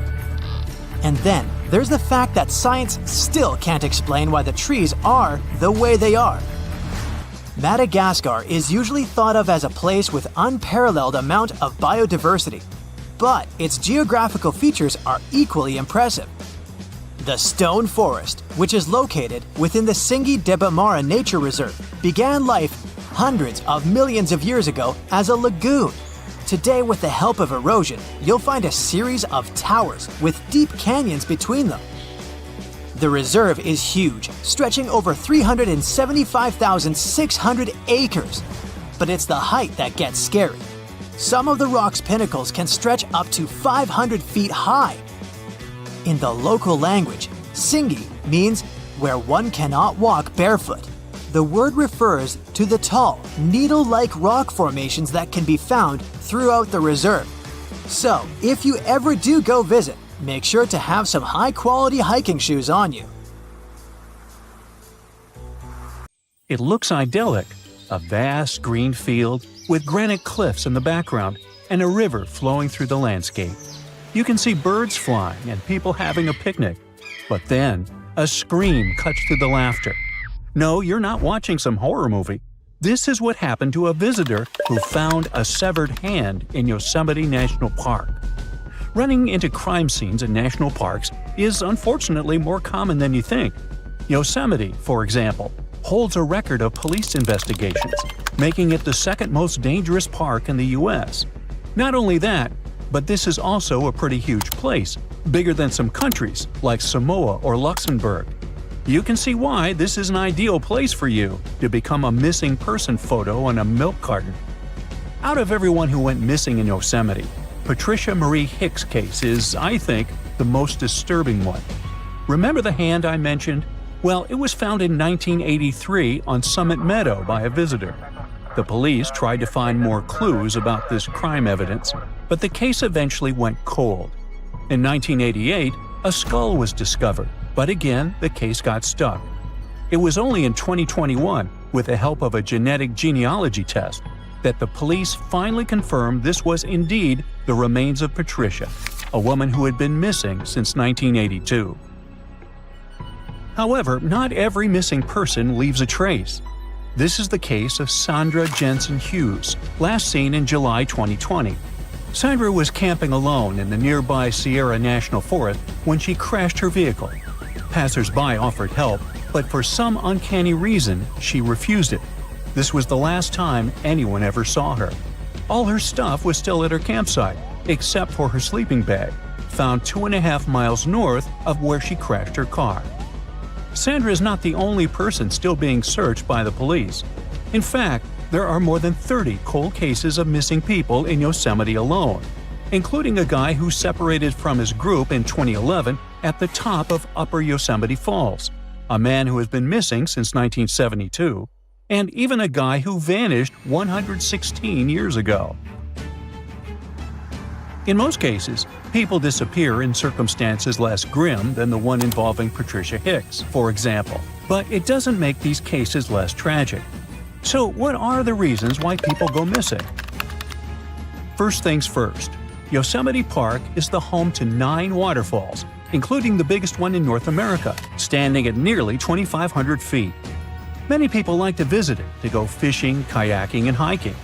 However, the water stream velocity increases near waterfalls, and falling from a waterfall is not a Woody Woodpecker experience. You'll find yourself stuck in a powerful whirlpool or have an unpleasant meeting with rocks, most possibly a smashing one. Another natural reason may be that Central California is prone to extreme storms, which can make the river rise suddenly and even form waterspouts.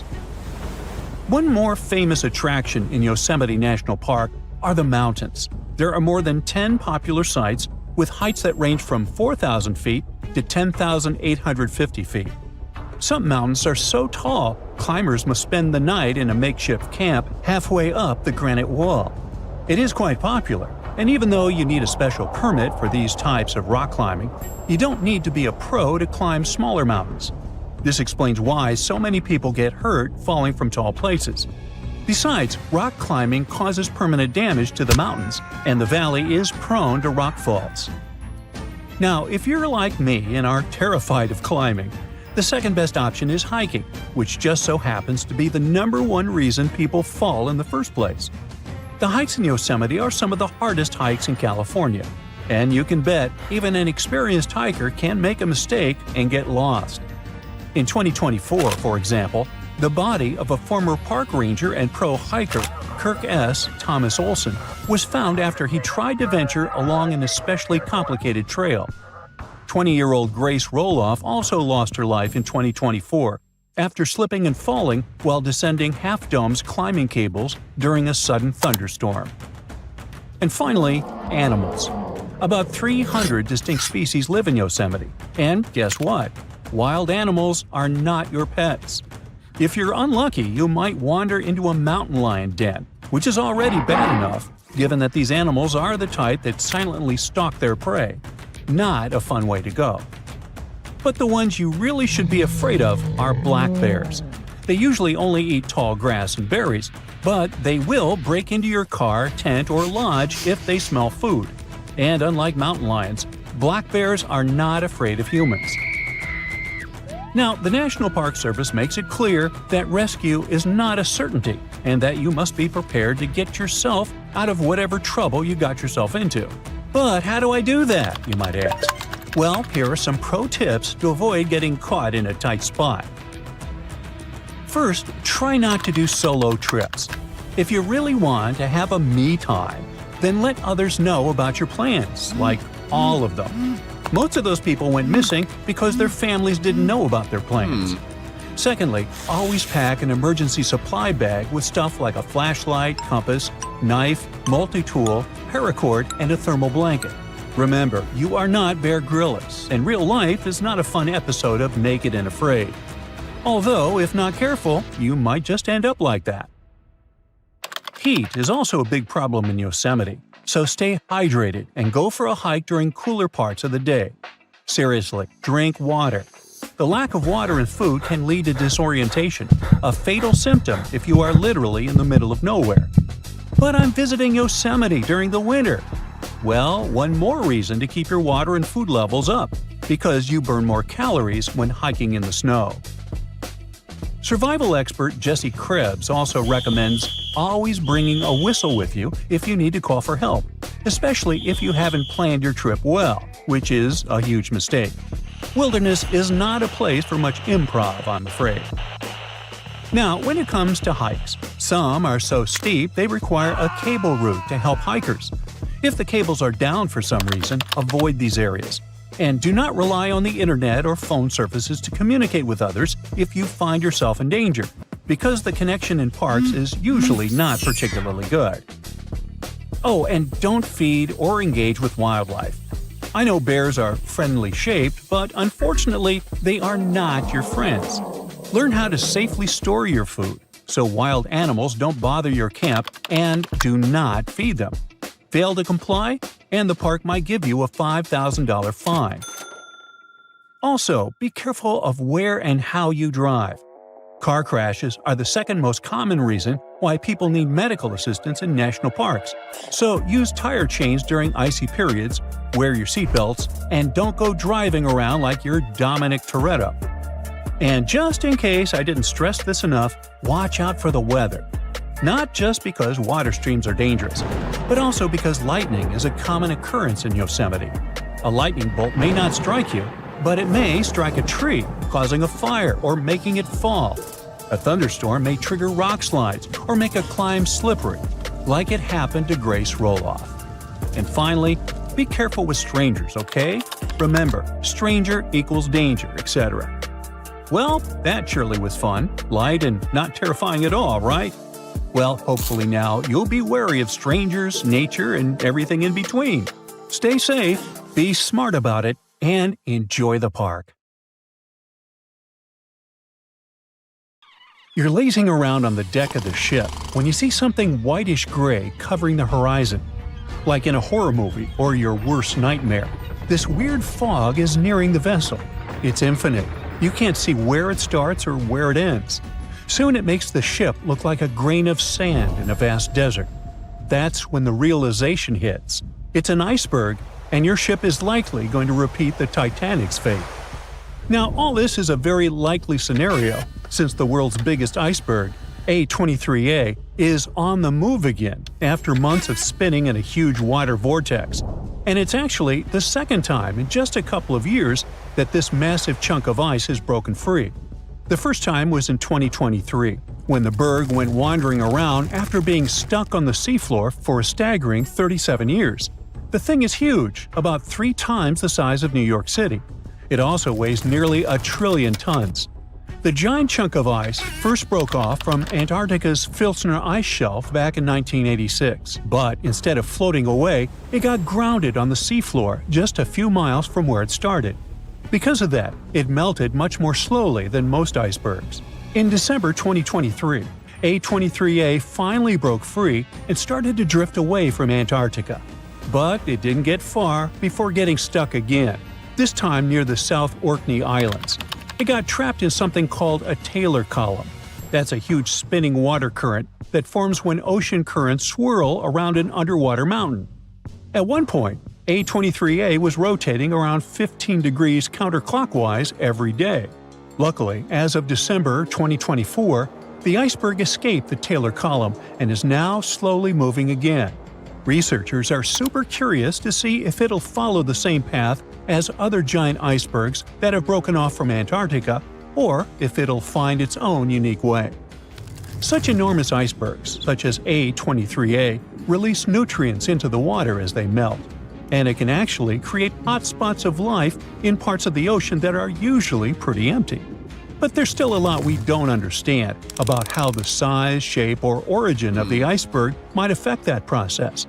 So, to figure it out, scientists have been collecting water samples from the areas A23A is expected to pass through, and they'll keep collecting samples as it drifts along. Hopefully, it'll give us a better idea of how massive icebergs like this one influence the ocean around them. By the way, the glacier our monster of an iceberg was once part of could be very, very old, literally ancient. In Antarctica, the oldest glacier ice might be close to 1 million years old. Over in Greenland, the oldest glacier ice is more than 100,000 years old. And in Alaska, the oldest glacier ice ever recovered, found in a basin between Mount Bona and Mount Churchill, is only about 30,000 years old, a mere child. At the same time, in a typical Alaskan Valley glacier, it only takes about 100 years for newly formed ice to travel through the entire length of the glacier. For something like Bering Glacier, which is Alaska's largest and stretches over 140 miles, the ice can move through the whole thing in less than 400 years. And that's a lot of movement for such a massive glacier. Now let's move on to Iceberg Alley, a stretch of the Atlantic Ocean that runs from the Arctic to Newfoundland. If you want to see as many icebergs as you can, that's the place to be. Tons of icebergs float through this place every year. Most of them come from Greenland. In spring and summer, big chunks of glaciers break off and get carried by north-south currents through Baffin Bay into the Labrador Sea, where they eventually melt. Some icebergs also come from Canada's shoreline, traveling through the Davis Strait and into the Labrador Sea before drifting along Newfoundland's eastern and western coasts. These massive ice chunks are really old too, about 10,000 years. Every year, about 400 to 800 medium and large icebergs pass through Iceberg Alley. How fast they drift depends on their size, shape, currents, waves, and wind, but the average speed is less than a half mile per hour. Now, there are 6 types of icebergs that make their way through Iceberg Alley. Tabular icebergs are flat slabs of ice, much wider than they are tall. Blocky icebergs have steep sides and sharp angles, like cut-off pyramids. Wedged icebergs have one steep side and one sloping side. Dome icebergs have a rounded top. Pinnacle icebergs have one or more steep peaks sticking up. And dry dock icebergs are U-shaped with a hollowed-out section. They all look incredible. Comment below which is your favorite type. Anyway, as these icebergs drift south, the warmer water speeds up their melting, making them pretty unpredictable and sometimes dangerous. Nowadays, satellites help track medium and large icebergs to prevent accidents, but smaller icebergs can still be risky for small boats. One iceberg made headlines in 2018 when it got unusually close to the Newfoundland village of Fairyland. Pictures of the giant iceberg towering over the village's houses went viral. It got stuck in a 330-foot deep water, which turned out to be too shallow for its massive size. And now I'll take you on an unusual journey to the past to witness the birth of something beautiful and equally disastrous. Its very existence led to one of the greatest tragedies in history. Watch, an enormous chunk of ice is breaking off a glacier in southwest Greenland. It's made of snow that fell over 100,000 years ago, when mammoths were still wandering around the planet. The enormous iceberg starts its long journey. It stretches more than 1,700 feet in length and weighs 75 million tons. Despite its size, it's pretty peaceful and stays far away from ships and the busy transport routes near where it was born. But then, it starts floating south, much farther than most icebergs ever get. Usually, icebergs like this melt way before they reach such warm waters. Out of the 15,000 to 30,000 icebergs that drift away from Greenland's glaciers every year, only about 1% make it all the way to the Atlantic. So the fact that this iceberg keeps going and reaches over 5,000 miles south of the Arctic Circle by April makes it truly unique. Even after months of melting, this block of ice is still incredibly massive. It weighs around 1.5 million tons, which is almost twice as much as the Golden Gate Bridge. Above the water, its visible parts tower more than 100 feet high. But like most icebergs, the majority of it, about 90%, is hidden below the surface. The iceberg's story takes a tragic turn on April 14, 1912, when, guess what? Yep, it comes across the ocean liner Titanic. The ship is about 370 miles from Newfoundland in the North Atlantic Ocean when the iceberg seems to appear out of nowhere. The crew doesn't spot it until just minutes before the crash. Why don't they see it sooner? That's a good question. Now, most people imagine icebergs as tall, bright, white chunks of ice, maybe even covered with snow. But in reality, icebergs come in all sorts of colors. Some are striped, patterned, or even have candy-like swirls, and they can also be black. There are 2 ways an iceberg can turn black. When the ice is extremely pure, with no bubbles or cracks, then it absorbs all the light instead of reflecting it, making it look black. Or a volcanic eruption can cover a glacier in ash. If ice from that glacier breaks off, it can have a dark or black color. Now, scientists still aren't sure why the Titanic's iceberg looked dark, or even if it really did. But one sailor who was on the lookout in the crow's nest said it seemed black. Another described it as gray or dark gray. One theory is this iceberg could have been a blackbird, which forms when the top part melts, causing the iceberg to roll over. If the bottom is smooth enough to absorb light, it looks dark. But even if the iceberg wasn't truly black, nighttime could have made it much harder to spot. Icebergs don't reflect much light, especially if they're jagged or vertical. They end up blending into the dark, shimmering ocean. Without radar, icebergs at night are incredibly hard to see, which is probably why the Titanic's crew didn't notice it in time.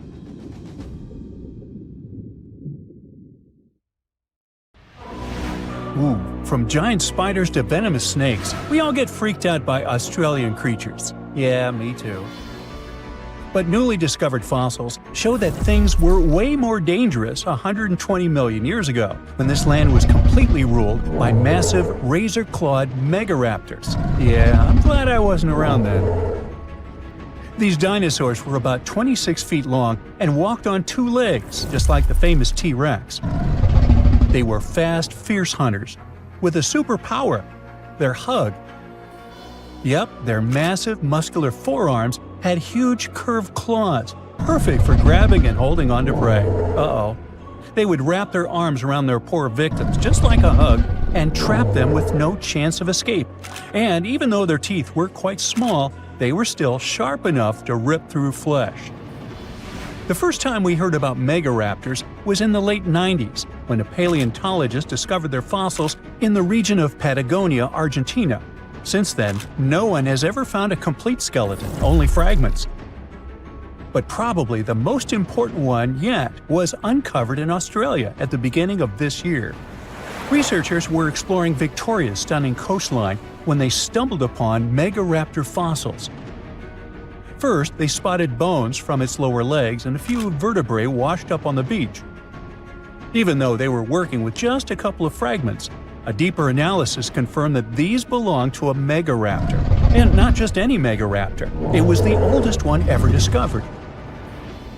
This discovery gets even more exciting because it adds weight to the theory that these dinosaurs might have originated in Australia. But we already knew that they roamed the land down under since early 2023, when researchers found the top of a megaraptor skull in the country. So let's rewind a bit. We first found their remains in Argentina, right? Right. But then, years later, researchers found fossils of the same family of dinosaurs on the other side of the world, in Australia. If the ones in Oceania were older, how did these creatures end up in South America? Of course, they didn't fly there. They didn't cross continents by swimming either, although there is a theory that they could swim. Remember, we're talking about the dinosaur era, which happened millions of years ago. And back then, Australia and Argentina were actually pretty close. Basically, they were one. Both lands were part of the supercontinent known as Gondwana, and they were connected through Antarctica. Wait, but wasn't this path freezing? I mean, yeah, these dinos had to pass through Antarctica to get to their destination, but they weren't freezing their tails off. This all happened during the mid-Cretaceous period, when the weather was super warm. Back then, the poles were covered in plants, not ice. So let's just say they took full advantage of the good weather to make the crossing. Now, about 180 million years ago, Gondwana started to break apart. At some point, Australia drifted away from the supercontinent, cutting it off from other landmasses, including South America. That's why the same dinosaurs showed up in completely different parts of the world. Mystery solved. Now, let's get back to that recent discovery. The researchers didn't just find a few traces of megaraptors on the beach. In total, they uncovered 250 dinosaur bones at the site, but only 5 of them were really important. They belonged to 3 different species of dinosaurs that, as it turns out, all lived in Victoria at the same time. So yeah, we've already talked about those first 2 bones, They were from the Megaraptor. Next, we have a shin bone from a Onenlagiine. That's my best shot at pronouncing it. It's a dino also known as the southern raptor. This is a type of dromaeosaur with a long snout. And the last two shin bones of different sizes came from a Carcharodontosaurus, whose name means shark-toothed lizard. This one is a particularly big deal for two reasons. Number one, it's the first evidence that this species lived in Australia. And number two, it was small, and that is pretty surprising since we've always thought of this species as being massive. Fossils found in Argentina, for example, show this dinosaur reached a length of about 36 feet. But the one in Australia was much smaller, measuring only around 6 to 10 feet long. And that's still plenty big. Basically, what we're saying is that the way predators were ranked in these two parts of the world was completely different. In South America, Carcharodontosaurs grew to massive T-Rex-sized giants, towering over megaraptors and dominating the landscape. But in Australia, it was the complete opposite. There, huge, powerful megaraptorids roamed the land alongside smaller Carcharodontosaurs. So the predator dynamic was different. And all of this just shows how unique the ecosystem in Victoria was back then. Although isolated dinosaur bones have been found in Western and South Australia, most of the fossils come from the eastern part of the country, like Queensland. And there, researchers dug up something really, really rare: a well-preserved dinosaur skull. The study shows that this bone belonged to the fourth discovered specimen of Titanosaur. This group includes those massive long-necked dinosaurs. They look like the Brachiosaurus, but some of them were even bigger, reaching 120 feet long. The skull, discovered in 2018, belongs to this guy, whose pronunciation is above my pay grade, and the research points out that it roamed the Earth around 98 million years ago. Thanks to this find, scientists were able to recreate for the very first time what its face might have looked like. Probably after checking out the illustration, they thought, hey, it looks a lot like its cousin. They were talking about another species of Titanosaur, this other unpronounceable guy. And guess where they used to live? Yep, in Argentina. So, this research also supports the theory that dinosaurs crossed between South America and Australia during the mid-Cretaceous period. Now, this wasn't the only secret buried in Queensland, though. In 2024, researchers working there discovered the fossilized remains of a new species of pterosaur, about 100 million years old. These creatures were the first vertebrates that could actually fly, existing alongside dinosaurs. They were massive, powerful predators, with wingspans of up to 36 feet. But these remains belong to a new species within the pterosaur group, which they have named Hakuna Matata, or something similar. Compared to their cousins, they were on the smaller side, with a wingspan of about 15 feet. Still, that's bigger than a snowy albatross, the largest flying bird we have today. This species of pterosaurs were terrifying beasts, flying over the ocean to hunt for prey. Once they spotted their victim, they'd snap open their 60-centimeter jaws, filled with sharp spike-like teeth, and, well, I guess there was no escaping that. The last incredible discovery we're talking about today also comes from Queensland. For over 20 years, students walked past a plain-looking rock at Biloela State High School completely unaware that it held 66 dinosaur footprints, and they date back about 200 million years. These prints were made by a group of these Latin-named guys. They were small dinosaurs with 3 toes on each foot, and it seems like they were all over Queensland around that early Jurassic period. The rock they found at the school worked like a snapshot, giving us a better idea of what these dinosaurs were like and how they behaved. After taking a closer look, researchers found that the footprints came from 47 individual dinosaurs. This group was probably walking along or maybe crossing a waterway when their footprints got marked in the white clay. And the study also discovered that they were likely moving at less than 4 miles per hour at the time. So we only discovered those marks in Australia. But fossils of the same species found in other countries showed that they had these long legs, a big chunky body, short arms, and this tiny head with a beak. But honestly, they don't sound as scary when you realize they only ate plants. Whew. Boom! An explosion of supersonic waves, interplanetary heat, dust, fumes. The Earth's atmosphere has been invaded by a cosmic rock the size of Everest. A few seconds ago, this rock, weighing trillions of tons, was hurtling towards Earth. It could fly from New York to Anchorage faster than you could fry yourself an omelet. This monster's name? The Chicxulub Incident. Epic name, right? 66 million years ago, it crashed into the Earth. Back then, dinosaurs ruled the planet, but not for long. The epic collision took place in modern Mexico, in the Yucatan Peninsula, right near Cancun, where the dinosaurs were vacationing. Well, probably not.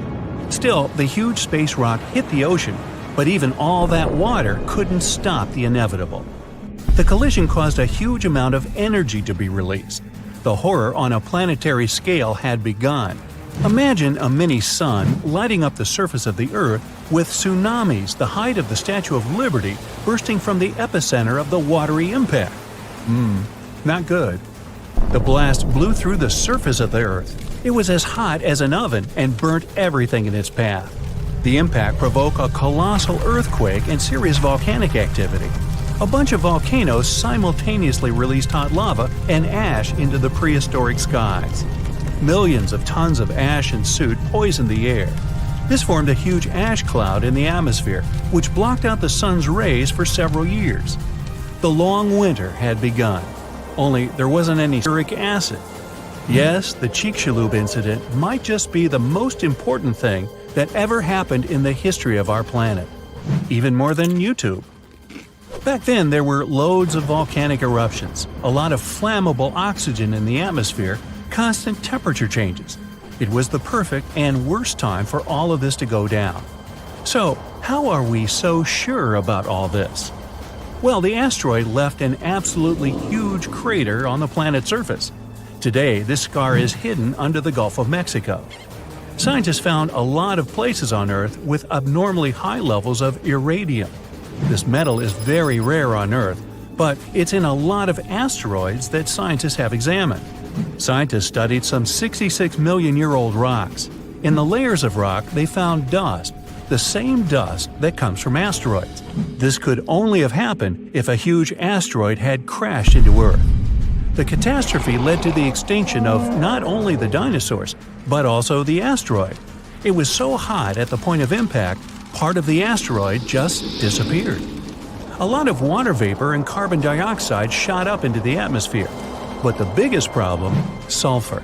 It got kicked up by the asteroid impact and flew up into the air. These tiny sulfur particles blocked out a lot of the sun's rays. Without the sun, a lot of plants disappeared and the climate eventually got colder. The immense heat turned stones into glass. Scientists call these things tektites. The energy of the impact threw them up into the skies. After a short flight, the tektites fell down to Earth. But it wasn't pretty. Rain fell too, only instead of drops of water, you'd have seen hot glassy fireballs. They bombarded the planet's surface for days. The tektites set fire to everything. Scientists found evidence of this all over the world, not just near the collision site. But a lot of things from back then are still a mystery. Some scientists think that Chicxulub wasn't even an asteroid. It might have been a comet. Asteroids are mostly made of stone and metal. Most often they kind of look like a potato. A comet contains rock, metal, and ice. Comets look like dirty cosmic snowflakes, complete with ammonia, methane, and carbon dioxide. Comets sometimes come from the Oort cloud. It's a huge cloud of ice and debris around our solar system. From time to time, comets break free from the pack and head towards our sun. According to scientists, this special comet flew right past Jupiter. The gravity of that huge planet accelerated the comet even more. It flew towards the sun, gaining more and more speed. The comet's outer ice shield started to evaporate, and it probably gave off a lot of dust and gas, which made it look like it had a tail. The sun's gravity eventually shattered the comet apart. One of the fragments flew through space and crashed into the Earth 66 million years ago. So, asteroid or comet? The truth is, we'll never know. What we do know is that the Earth was seriously unlucky to be in its path, and it was never the same again. The catastrophe stopped the development of 75% of life on Earth. Some bigger marine animals, like crocodiles, turtles, and fish, survived the impact. Out of all land animals, the only ones to survive were the ones that were, on average, smaller than the modern raccoon. That includes a bunch of special species of dinosaurs, the ancient ancestors of birds. Scientists believe they survived for two reasons. After the huge impact, it took a long time for plants to start growing again, and a lot of animals didn't survive. Most remaining animals didn't have enough food. But these dinosaurs had a beak. With its help, they could split open nuts and dig seeds out of the soil, so they survived. The second reason is that these lucky guys had bigger brains. Some people think that they were able to cooperate with each other and quickly adapt to the new conditions. Other life forms survived too. Fungi and mold survived underground and underwater. Gradually, the darkness cleared away, and ferns began to take over the lifeless landscape. After a few thousand years, forests started to reappear. The animals that survived were pretty much all inconspicuous and small creatures. They lived in burrows, safe from all that hot ash. Before the collision, mammals had lived in the shadow of dinosaurs.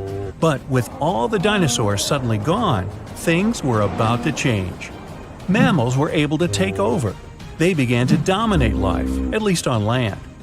Back to the moment when everything changed. Turns out, it wasn't the size of the asteroid that made it so powerful. It was more about the angle in which it hit the Earth. If the angle of impact had been different, the dinosaurs might have even survived the catastrophe.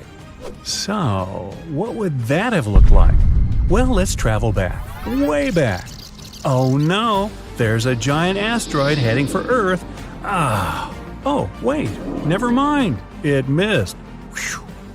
There are plenty of earthquakes, tsunamis, and volcanic eruptions every day, but dinosaurs don't mind that much. No big deal. Fast forward a few million years, and most of these ancient lizards have changed and are now unrecognizable. Thanks to a couple of ice ages, many dinosaurs are now totally covered with feathers to protect them from the cold. Mammals exist, but they're few and far between. You see a lot of bats in caves. There are tons of rat-sized rodents in the forests. During the day, they hide in the undergrowth or in burrows. At night, they go out in search of food. There are no horses, no elephants, or other large mammals. Why become large and eatable when there are so many dangerous reptiles with huge fangs around? There are no whales in the sea. Parrots, hawks, and pigeons are nowhere to be seen. But pterodactyls 2.0 whiz past you constantly. Some are about the size of a helicopter, while others are no larger than a swan. There are plenty of primates, but they're in no hurry to climb down from their trees and walk on two legs. No venturing out into the savannah, no evolution into Homo sapiens. In this alternate reality, open spaces are very dangerous. But then again, so are forests and trees. Nowhere is safe. To get some delicious primate treats, many smaller dinosaurs learned to climb trees. This was already happening back in the Cretaceous period, right before that huge asteroid just missed Earth. Whew, that would have been an epic collision. Dinosaurs have grown wiser since that near miss. Some are even as smart as a modern chicken. A large brain uses a lot of energy, and that's not always a good strategy for survival. Safer to keep brains small and keep making those teeth bigger and pointier. We've all been afraid of the dark at some point in our lives, haven't we? I mean, do you remember getting tucked into bed by your mom or dad after they read you some scary fairy tale with monsters and dragons or even dinosaurs? But just as your parents were about to turn the lights off and silently step out of your room, you remembered. What if there was something hiding under your bed? Or worse, what if some spooky creature was stuck somewhere in the closet? You could probably get up and check, but it was too dark out there. Wouldn't it be great to have some source of light that would come from within your body? You could always use it whenever you get surrounded by darkness. Unfortunately, as humans, we aren't able to do that. But there are a bunch of creatures out there that can, in fact, light themselves up. That's thanks to a little something scientists call bioluminescence. Animals and fish living in the ocean tend to have this talent more often than others. And you can find these creatures anywhere, close to the surface or deep down at the bottom. 2.5 miles deep if you have a knack for numbers. These creatures use their light for a lot of things, like communicating with other members of their species, luring in prey, and even scaring away enemies. Bioluminescence is basically an organism's ability to emit its own light. Chemistry has a lot to do with it. Such animals use two chemicals, one called luciferin and the other called luciferase. Add a bit of oxygen and bam! Light! Should you ever wonder if you actually observe bioluminescence or if someone just dropped a glow stick in the ocean, be on the lookout for neon blue, green, or even red sparkles in the sea. They're usually spread over a large area. This can even make the water look like glitter or a starry sky. You can thank squid, tiny crustaceans, and algae for this romantic atmosphere. Now, I've got another unusual phenomenon for you. How about a golden waterfall? I'm not kidding, it actually exists, and it's a natural phenomenon. To see it, you have to drive to Yosemite National Park to the Horsetail Fall. Make sure to plan your trip in winter or early spring. That's the only time during the year when you can see this awesome phenomenon. It doesn't need any scientific explanation. It's nothing more than sunlight at dusk hitting the waterfall in such a unique way that it makes it look like a river of lava. Or gold, your choice. That's the reason why during this time of year, the Horsetail Fall is also named the Fire Fall. Unfortunately, this phenomenon is becoming less and less visible within the years, mostly because of drought and other issues connecting with the melting of snow. So, should you ever decide to visit, keep an eye on the waterfall since the effect is very brief. Ever heard of a dirty thunderstorm? It's also called volcanic lightning. Apparently, specialists looking into the phenomenon have yet to fully grasp what it is. When a regular thunderstorm happens, particles with positive and negative charges collide, hence the giant spark we call lightning. It also makes a lot of noise, which you can recognize as thunder. But when a volcano is erupting, some of the volcanic ash particles get electrically charged, and while getting projected into the air with a huge force, they collide and cause electrical discharges. This whole process makes it look like there's lightning coming from the volcano itself. Imagine all that ash, gas, and smoke coming from the crater, and then add some electricity to the mix. It'll make the whole picture look really bizarre. No wonder this phenomenon is called the dirty thunderstorm. Now, how about clouds that look like waves? Those are called asperitas clouds, and they're actually quite close to the ground, unlike your regular day-to-day clouds. The name comes from the word aspero, which in Latin translates to rough or uneven. On rare occasion, you may spot such clouds when the weather is calm, but they're mostly associated with thunderstorms. These clouds appear during unstable atmospheric conditions, and surprisingly, they don't produce rain. Even though they do resemble dark storm-like clouds, they also create random patterns, tricking your eyes into thinking you're looking at the surface of the sea from under the water. Another impressive kind of cloud is called mammatus clouds. What makes them so special is a series of bulges emerging from the base of each cloud. One such cloud enters a level in the atmosphere where the wind direction changes. You can see these wave-like patterns in the sky. Australia is the place for you if you like surfing, but not all the waves you can catch there are made of water. Near a town called Hayden, there's a mysterious wave made out of rocks. This granite formation supposedly dates back to 2.63 billion years ago. That's way before dinosaurs started hanging around the planet. Standing at 49 feet high and 360 feet long, the wave was formed as a result of two processes: weathering and erosion.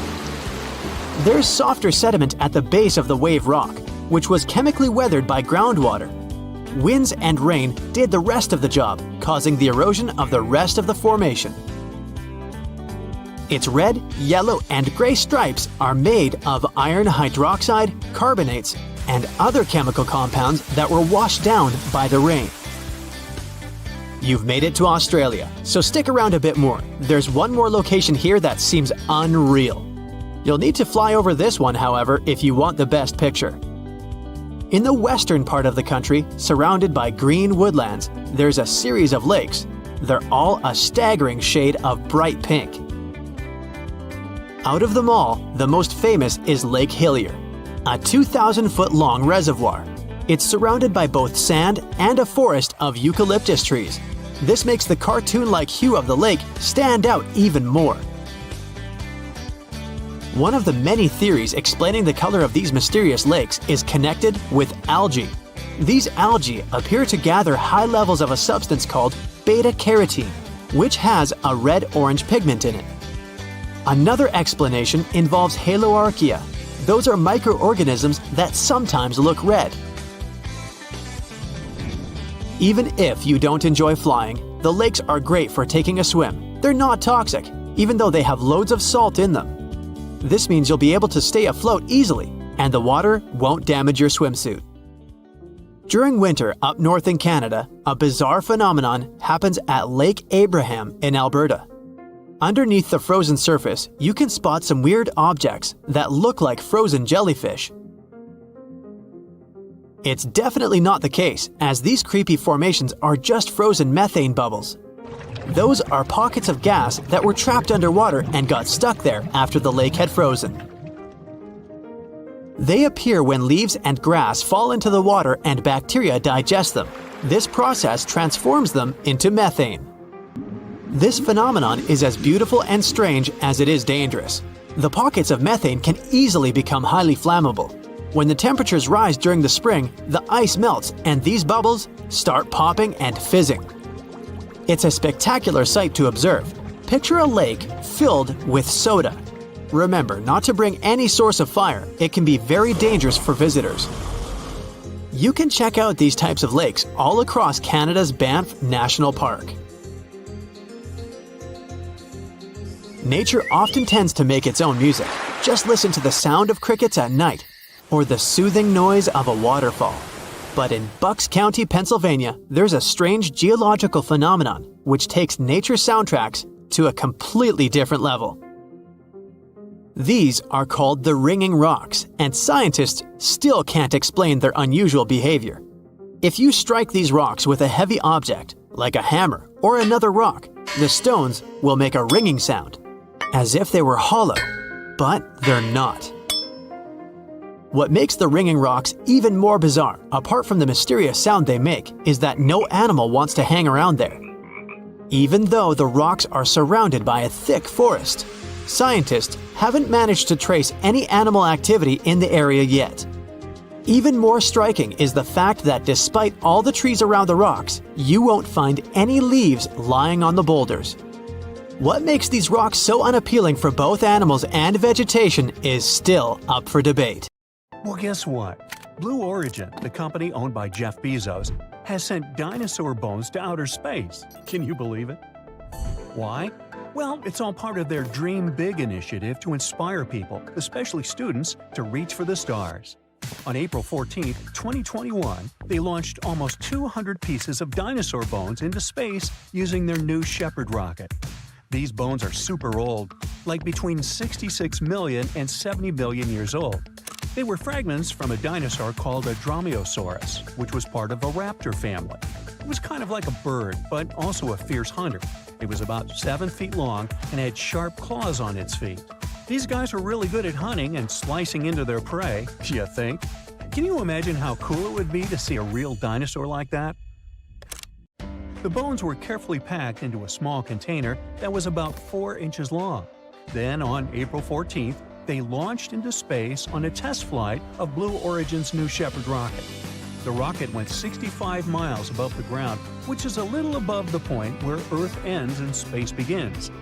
The dinosaur bones were in space for about 10 minutes and 10 seconds. Alongside them were more than 25,000 postcards from members of the Club for the Future, which is a special group that Blue Origin created to inspire future generations. There was also a test dummy named Mannequin Skywalker on the flight to collect data. Once the dinosaur bones came back from their trip to space, they were put on display. Each of them was carefully placed and shown to people who are part of the Club for the Future, as well as in museums all around the country. But you know what's even more surprising? This wasn't the first time dinosaur bones went into space. In the past, NASA astronauts also took fossils on their mission. Back in 1985, a piece of a baby dinosaur's vertebrae and an eggshell flew on NASA's Space Shuttle Challenger. And in 1998, a 210-million-year-old skull went on to space on another shuttle called Endeavour. They must have had quite an adventure up there. I don't know, do fossils have fun anymore? Oh, and don't forget about the Tyrannosaurus rex. Yep, even parts of a T-Rex were sent into space in 2014 on NASA's Orion spacecraft. I bet those bones were really big and scary looking. But, surprisingly, this is not the only strange thing we've sent into space. In fact, a lot of our weird stuff has been there. For example, back in 2018, Elon Musk, the guy behind SpaceX and Tesla, did something totally wild. He sent his own shiny red Tesla Roadster into space. But that's not all. Inside the car, there was a dummy dressed in a spacesuit, and they named him Starman. How cool is that? Originally, the plan was to put the car in orbit around Mars, but something unexpected happened. The car went way past Mars and got stuck going around the Sun instead. Can you imagine driving a car around the Sun? It takes almost 560 days for the car to complete one lap. It's almost a 2-year-long trip. As of June 2023, they have completed more than 3.5 orbits around the Sun and have traveled over 2.5 billion miles. That's like going around the Earth over 100,000 times. The car has definitely gone above and beyond its normal driving limits. What's that they say about your mileage may vary? Unfortunately, Starman doesn't send us any new pictures anymore. It's been a while since we heard from him. Scientists think that both the car and the dummy passenger may have suffered some damage during their cosmic adventure. But, oh well, it was inevitable. It's space after all. Now, another strange thing that will be launched into space is the president's hair. Yep, you heard that right. On President's Day 2023, a company called Celestis made an unusual announcement. They're going to send some famous president's hair into outer space. Hair samples from George Washington, John Kennedy, Dwight Eisenhower, and Ronald Reagan were carefully collected and verified. This precious presidential hair will then be placed on the Enterprise spacecraft, which is going to launch from Cape Canaveral, Florida, sometime in the summer of 2023. But wait, that's not all. The spacecraft won't just carry president's hair. It will also have remains of other important people. One of them will be Gene Roddenberry, the creator of Star Trek. Some of his ashes were sent into space before, back in 1997, on Celestis' first flight. Well, I guess some of his remains still remain for a second trip. Now, here's the best part. The Enterprise spacecraft will not stay close to Earth. Oh no, it'll have a grander destination. It's set to travel beyond the farthest reaches of our solar system. It's going on an incredible journey into the unknown, from hair to eternity. Prices starting at $12,500 and up. But it's not as cool as a space party. Back in January 2018, something totally funky happened. Rocket Lab, an aerospace company, secretly sent a giant disco ball into space. They named it the Humanity Star, and boy, was it a sight to see. This massive mirror was about 3 feet wide and covered in 65 shiny panels. It spun rapidly as it orbited around our beautiful planet, reflecting sunlight back to Earth. It was so bright that you could even spot it without a telescope. The Humanity Star was like a dazzling reminder of how delicate and special our place in the universe is. But here's the sad part. The disco ball's time in space was short-lived. It came back down to Earth's atmosphere on March 22nd, just 2 months after it launched. That was way earlier than expected. Guess the party had to end sooner than they thought. Now here's a fun fact. Just like with dinosaurs, the Humanity Star wasn't the first disco ball to make its way into space. Starshine project launched 3 similar shiny objects between 1999 and 2001. One of those groovy satellites, Starshine 3, stayed up in space for over a year. And let's not forget about Japan's mirror-covered satellite called Ajise, launched in 1986, which is still up there orbiting Earth today. Humans sure love to send disco balls into space, huh? Well, scientists also have a sense of humor. So, prepare for some interstellar monkey business. Sometimes astronauts like to dress up as animals while in space. Back in 2016, an astronaut named Mark Kelly had a hilarious plan. He smuggled a full-body gorilla suit to his twin brother Scott, who was staying on the International Space Station. Can you imagine a gorilla floating around in space? Well, it happened. There's even a video that went viral. Scott surprised another astronaut, Tim Peake, from the United Kingdom, by chasing him through the different modules of the ISS while wearing the gorilla suit. And here's the twist. Tim Peake was actually in on the joke, so it was all a good-natured prank. Now here's a funny backstory. Mark Kelly had actually tried to send the gorilla suit to Scott in 2015. He hid it on a SpaceX Falcon 9 rocket, but sadly, the rocket went up in flames shortly after liftoff. Talk about bad luck for a gorilla suit. But do you know what item had better luck? The famous lightsaber from Star Wars, wielded by none other than Luke Skywalker himself. In 2007, a team of astronauts had a special mission. Alongside assembling the Harmony module on the International Space Station, they brought along Luke Skywalker's lightsaber. It was a tribute to the iconic movie series that inspired so many space lovers. The launch coincided with the 30th anniversary of the first Star Wars film, A New Hope. Fun fact, this lightsaber was Luke's second one, a cool green laser sword from Return of the Jedi. So these are the weirdest things we've sent into space. Next time you gaze up at the night sky, remember it's not just planets and stars out there. It's a cosmic playground filled with strange and wonderful objects from our very own Earth. And who knows what peculiar items will venture into space next?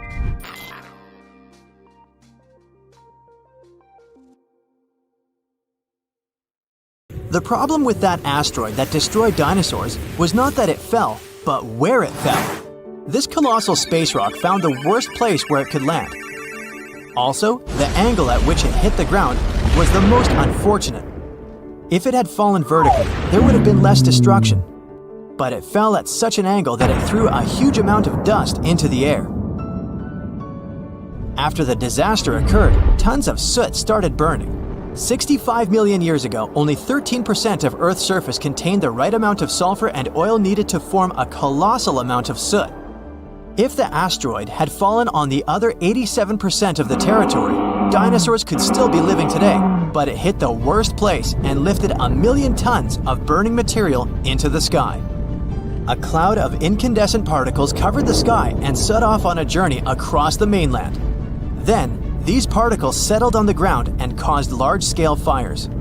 Trees were burning and sending more soot into the sky. But the asteroid collided not only with rocks, it fell on the coast in a place where the seabed was filled with sulfate.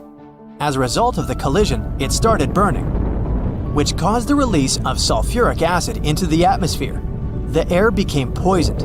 It seems the dinosaurs didn't stand a chance.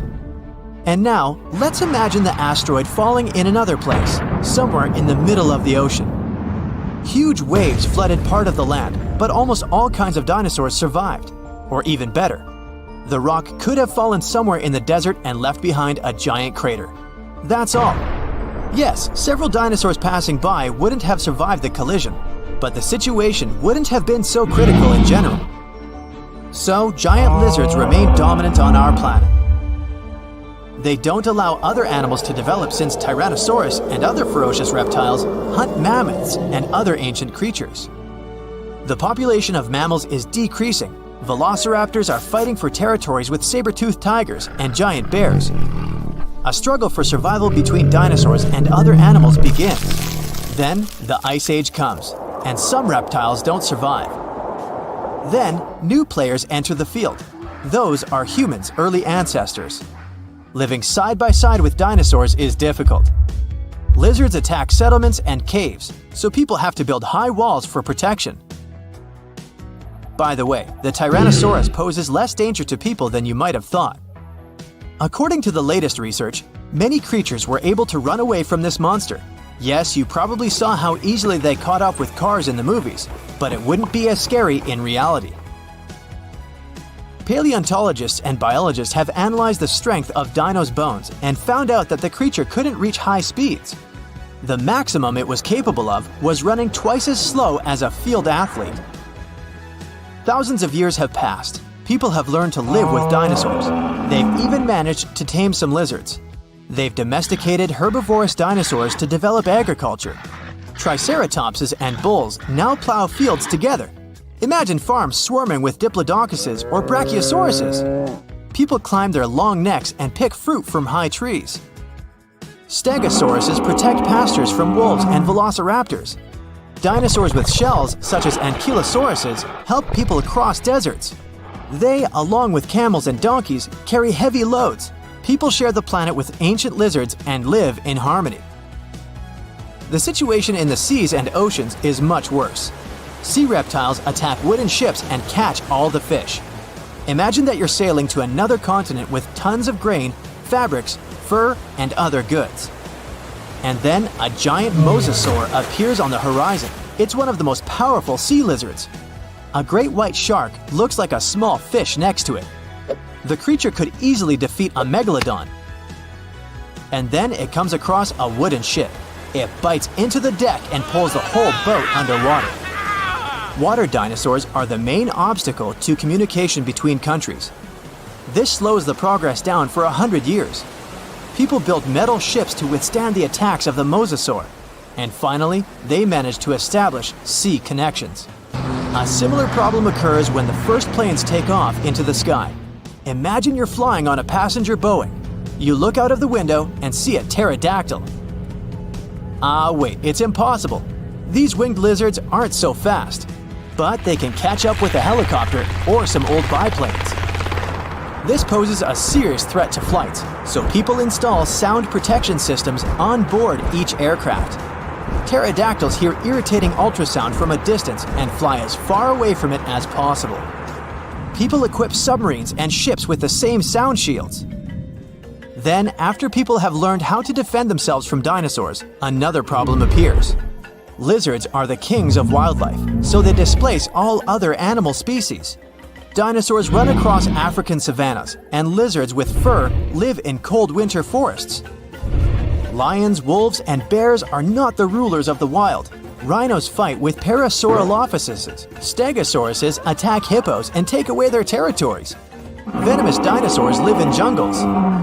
Lizards that can climb trees scare monkeys. Imagine a reptilian ape jumping from one branch to another. To save regular animals from extinction, people have to control the population of predatory reptiles. Huge parks and nature reserves appear in all countries. People transport dinosaurs there and separate them from other wildlife. Dinosaurs seem to be completely under control. When the danger caused by giant reptiles passes, people begin to breed smaller, harmless lizards. Someone buys a chameleon, and someone keeps a Microceratus at home. There are dinosaur exhibitions. People take these creatures for a walk as if they were dogs. Some people take selfies with reptiles, go shopping, and sit in cafes with small lizards. Dinosaurs aren't formidable now. They're kinda cute. People ride horses, camels, Parasaurolophuses, and Pachycephalosauruses. Of course, many have tried to tame velociraptors, but failed. Those are dangerous reptiles and they don't know how to obey. Taming them is almost as difficult as taming an alligator. But dogs and cats are still more popular because they're more intelligent. The brain of a dinosaur is almost the same as that of a chicken. But who knows, if they had lived to this day, perhaps they would have evolved into smarter creatures. Just imagine if dinos were intelligent. In this case, people would have a big problem. Some scientists think that even if a meteorite hadn't destroyed the dinosaurs, they wouldn't have survived to this day. They needed to carry their own colossal weight at all times. It was an enormous load on their bones and joints. Most dinosaurs wouldn't have been able to survive the Ice Age with such characteristics, but smaller lizards might have succeeded. Fast and agile dinosaurs such as velociraptors and pachycephalosauruses, would have survived, but in what form? Could dinosaurs have already evolved into something else? Look at the good old chicken. Many scientists believe it's a direct descendant of the formidable Tyrannosaurus. Somewhere deep inside the bird's DNA, there are genes that the dinosaur had. Yep, it's hard to believe, but look at the chicken's body structure and how it walks. Remove the plumage, cover the creature with scales, and give it toothy jaws instead of a beak. And now, you have a mini T-Rex in the coop. And by the way, not only chickens might be the relatives of giant lizards, many birds are dinosaurs' living descendants. Surprisingly, alligators, snakes, crocodiles, and monitor lizards are not as close to ancient reptiles as pelicans, storks, and other flying creatures. Over millions of years of evolution, the paws of dinosaurs turned into wings, and toothy elongated jaws ended up as beaks. The genetics of birds is the key to understanding dinosaurs. Pelicans are similar to pterodactyls, ostriches to velociraptors. Perhaps many other animals also share some genes with ancient lizards. If the meteorite hadn't fallen, all dinosaurs would have evolved into completely different, unusual creatures. Scientists want to carefully study the DNA of birds and try to reverse evolution with the help of genetic engineering. They hope to breed dinosaurs out of eggs one day. But to do this, they need to find a specific genome that hasn't changed over tens of millions of years. It hides in the DNA. And it's not so easy to find it and extract it. Do you think we will see powerful reptiles by 2050? Big herds of dinosaurs run through the forest. The temperature rises rapidly, and everything behind them begins to ignite. Some dinosaurs get stuck in swamps and can't get out. Pterodactyls fly over their heads as they try to avoid the blast wave that will soon cover the Earth. This event happened about 66 million years ago. It wiped out almost every living thing on Earth. Birds and flying dinosaurs were just about the only ones who could survive the most massive extinction event ever. Hey, don't blame me, I wasn't around then. Let's go down their evolutionary tree to look at the world's first bird, Archaeopteryx. It was about the size of a modern raven, but it looked like a small dinosaur with feathers. It had many small conical teeth, almost like alligators. It's because Archaeopteryx was closer to reptiles than to birds. However, its brain was 3 times larger than that of these reptiles. Although it had wings with feathers, it could hardly fly like modern birds. Its shoulder joints didn't allow it to lift its wings above its back, so it couldn't make a full wing beat. Most likely, Archaeopteryx was capable of gliding flights with small wing flaps. Evolution has led to more evolved species capable of full flight. Pterodactyls. These guys had no feathers, but membranes made of skin and muscle. Its wingspan was about the length of a human leg. It could fly perfectly and catch fish and small animals. Although flying dinosaurs could easily outrun terrestrial predators like velociraptors and T-Rexes, most of them didn't make it through the impact of a giant meteorite. Let's look at this event step by step to see how they got to our time. 10 minutes before the meteorite crash. A massive rock about the size of Manhattan Island is moving towards Earth in space. It weighs 460 trillion tons. That's like 3 trillion blue whales, the heaviest mammals that ever lived on Earth, and it's approaching our planet at 12 miles per second. At that speed, it could cross the Atlantic Ocean in just 4.5 minutes. That's twice as fast as our modern spacecraft could fly. 5 seconds before the meteorite crash. Ooh, this is getting tense. The Earth's gravitational force continues to pull the giant meteorite. It blows a hole in our atmosphere and creates a popping sound so loud you could hear it on the other side of our planet. All the animals on our planet wake up in a panic. They lift their heads up and see a huge rock that begins to burn through the air. Smaller fragments start to break away from the main meteorite. This fire is so bright that it shines almost like the sun. Flying dinosaurs and other ancestors of modern birds are the first to sense danger. They make a beeline to the sky and try to fly as far away from the impact site as possible to save their lives. The moment of impact. The colossal mass and velocity of the meteorite give it an enormous amount of energy. As soon as it touches the Earth, it causes an explosion of 150 trillion tons of TNT. The blast wave literally rips out chunks of our planet and throws them up. A huge wall of energy begins to move from the point of impact in all directions. It snatches the trees out with their roots and pushes them to the ground like dominoes. The shockwave completely wraps around our planet.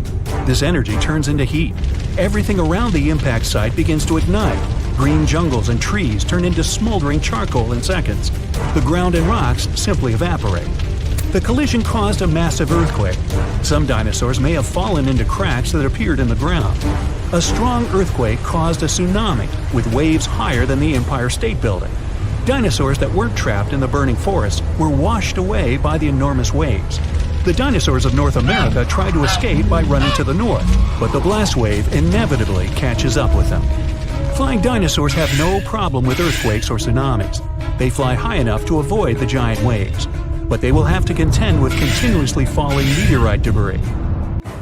5 minutes after the meteorite crash, a meteor shower of giant rock fragments continues to fall to Earth. Some meteorites were the size of a car, others were more like a large building. Ashes and dust rise into the air. Their temperature is so high that they melt and turn into liquid lava and then fall back to Earth, causing more fires. Meteor showers cause trouble for flying dinosaurs too. They have to maneuver and dodge the falling red-hot rocks.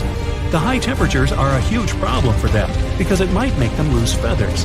With no feathers, they aren't able to fly. 10 hours after the meteorite crash. The dinosaurs continuously ran north all this time. They found themselves in unfamiliar territory with many swamps.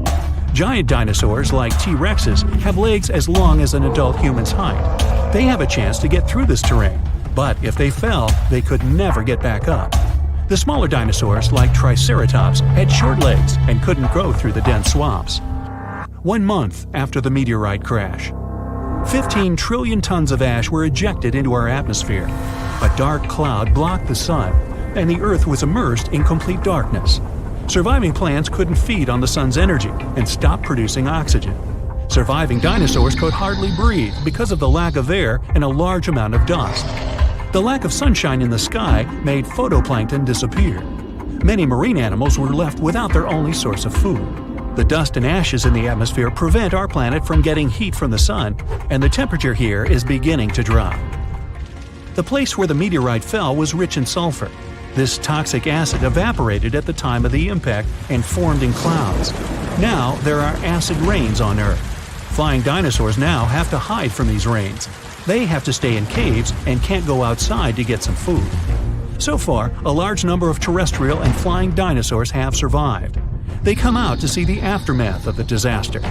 The site of the impact was in present-day Mexico, the Yucatan Peninsula. The Chicxulub crater is located here. It's about 93 miles wide, like half of all of Lake Michigan, and it's 12 miles deep. You could plunge the whole Mount Everest in there, and there would still be 6.5 miles of available space. It wasn't the impact itself that made the dinosaurs disappear. The fire destroyed most of the plants the herbivorous dinosaurs ate. With no food, their numbers dwindled rapidly. Predatory dinosaurs had nothing to eat either. Acid rain and the disappearance of phytoplankton threatened all marine life. Even though birds managed to avoid the blast waves and tsunami, they were short of food too. About 80% of all birds didn't make it to the end of the extinction event. The problem was that all of the forests on Earth were wiped out. Most birds would nest and live in trees. Besides that, the forests were always full of food, from all kinds of ants and termites to flying insects and small mice. So, only those species that lived on the ground and could fly well survived. Most likely, they fed on the seeds of small surviving plants. This habit made flying dinosaurs lose their teeth during evolution. Instead of jaws with a bunch of sharp teeth, they got long beaks to grab tiny seeds from the ground. Although Earth looks like a terrible place to live now, there's an evolutionary boom for birds. They have to travel long distances in search of food. Their wings get stronger. They also feel safe from predators who regarded them as food before. No T-Rex now catches a sleeping bird off guard. About 1,000 years after the collision, the first dense forests appear. It gives another boost to evolution. 1 million years later, forests full of food are populated by the ancestors of modern mouse birds. And 65 million years later, in modern times, we have about 10,000 species of birds. Pigeons, crows, eagles, and hawks, even penguins. These are all descendants of the dinosaurs. But there were other survivors. Some alligator and crocodile ancestors were able to adapt to changing conditions. About 80% of turtle species managed to survive the mass extinction, and now their descendants live among us. Snakes and lizards were also able to wait out the hard times in their burrows. Even some mammals, like monotremes, survived. This hedgehog-sized animal was able to continue to evolve. Many millions of years later, these mammals evolved into primates, which later gave life to modern humans. Much later came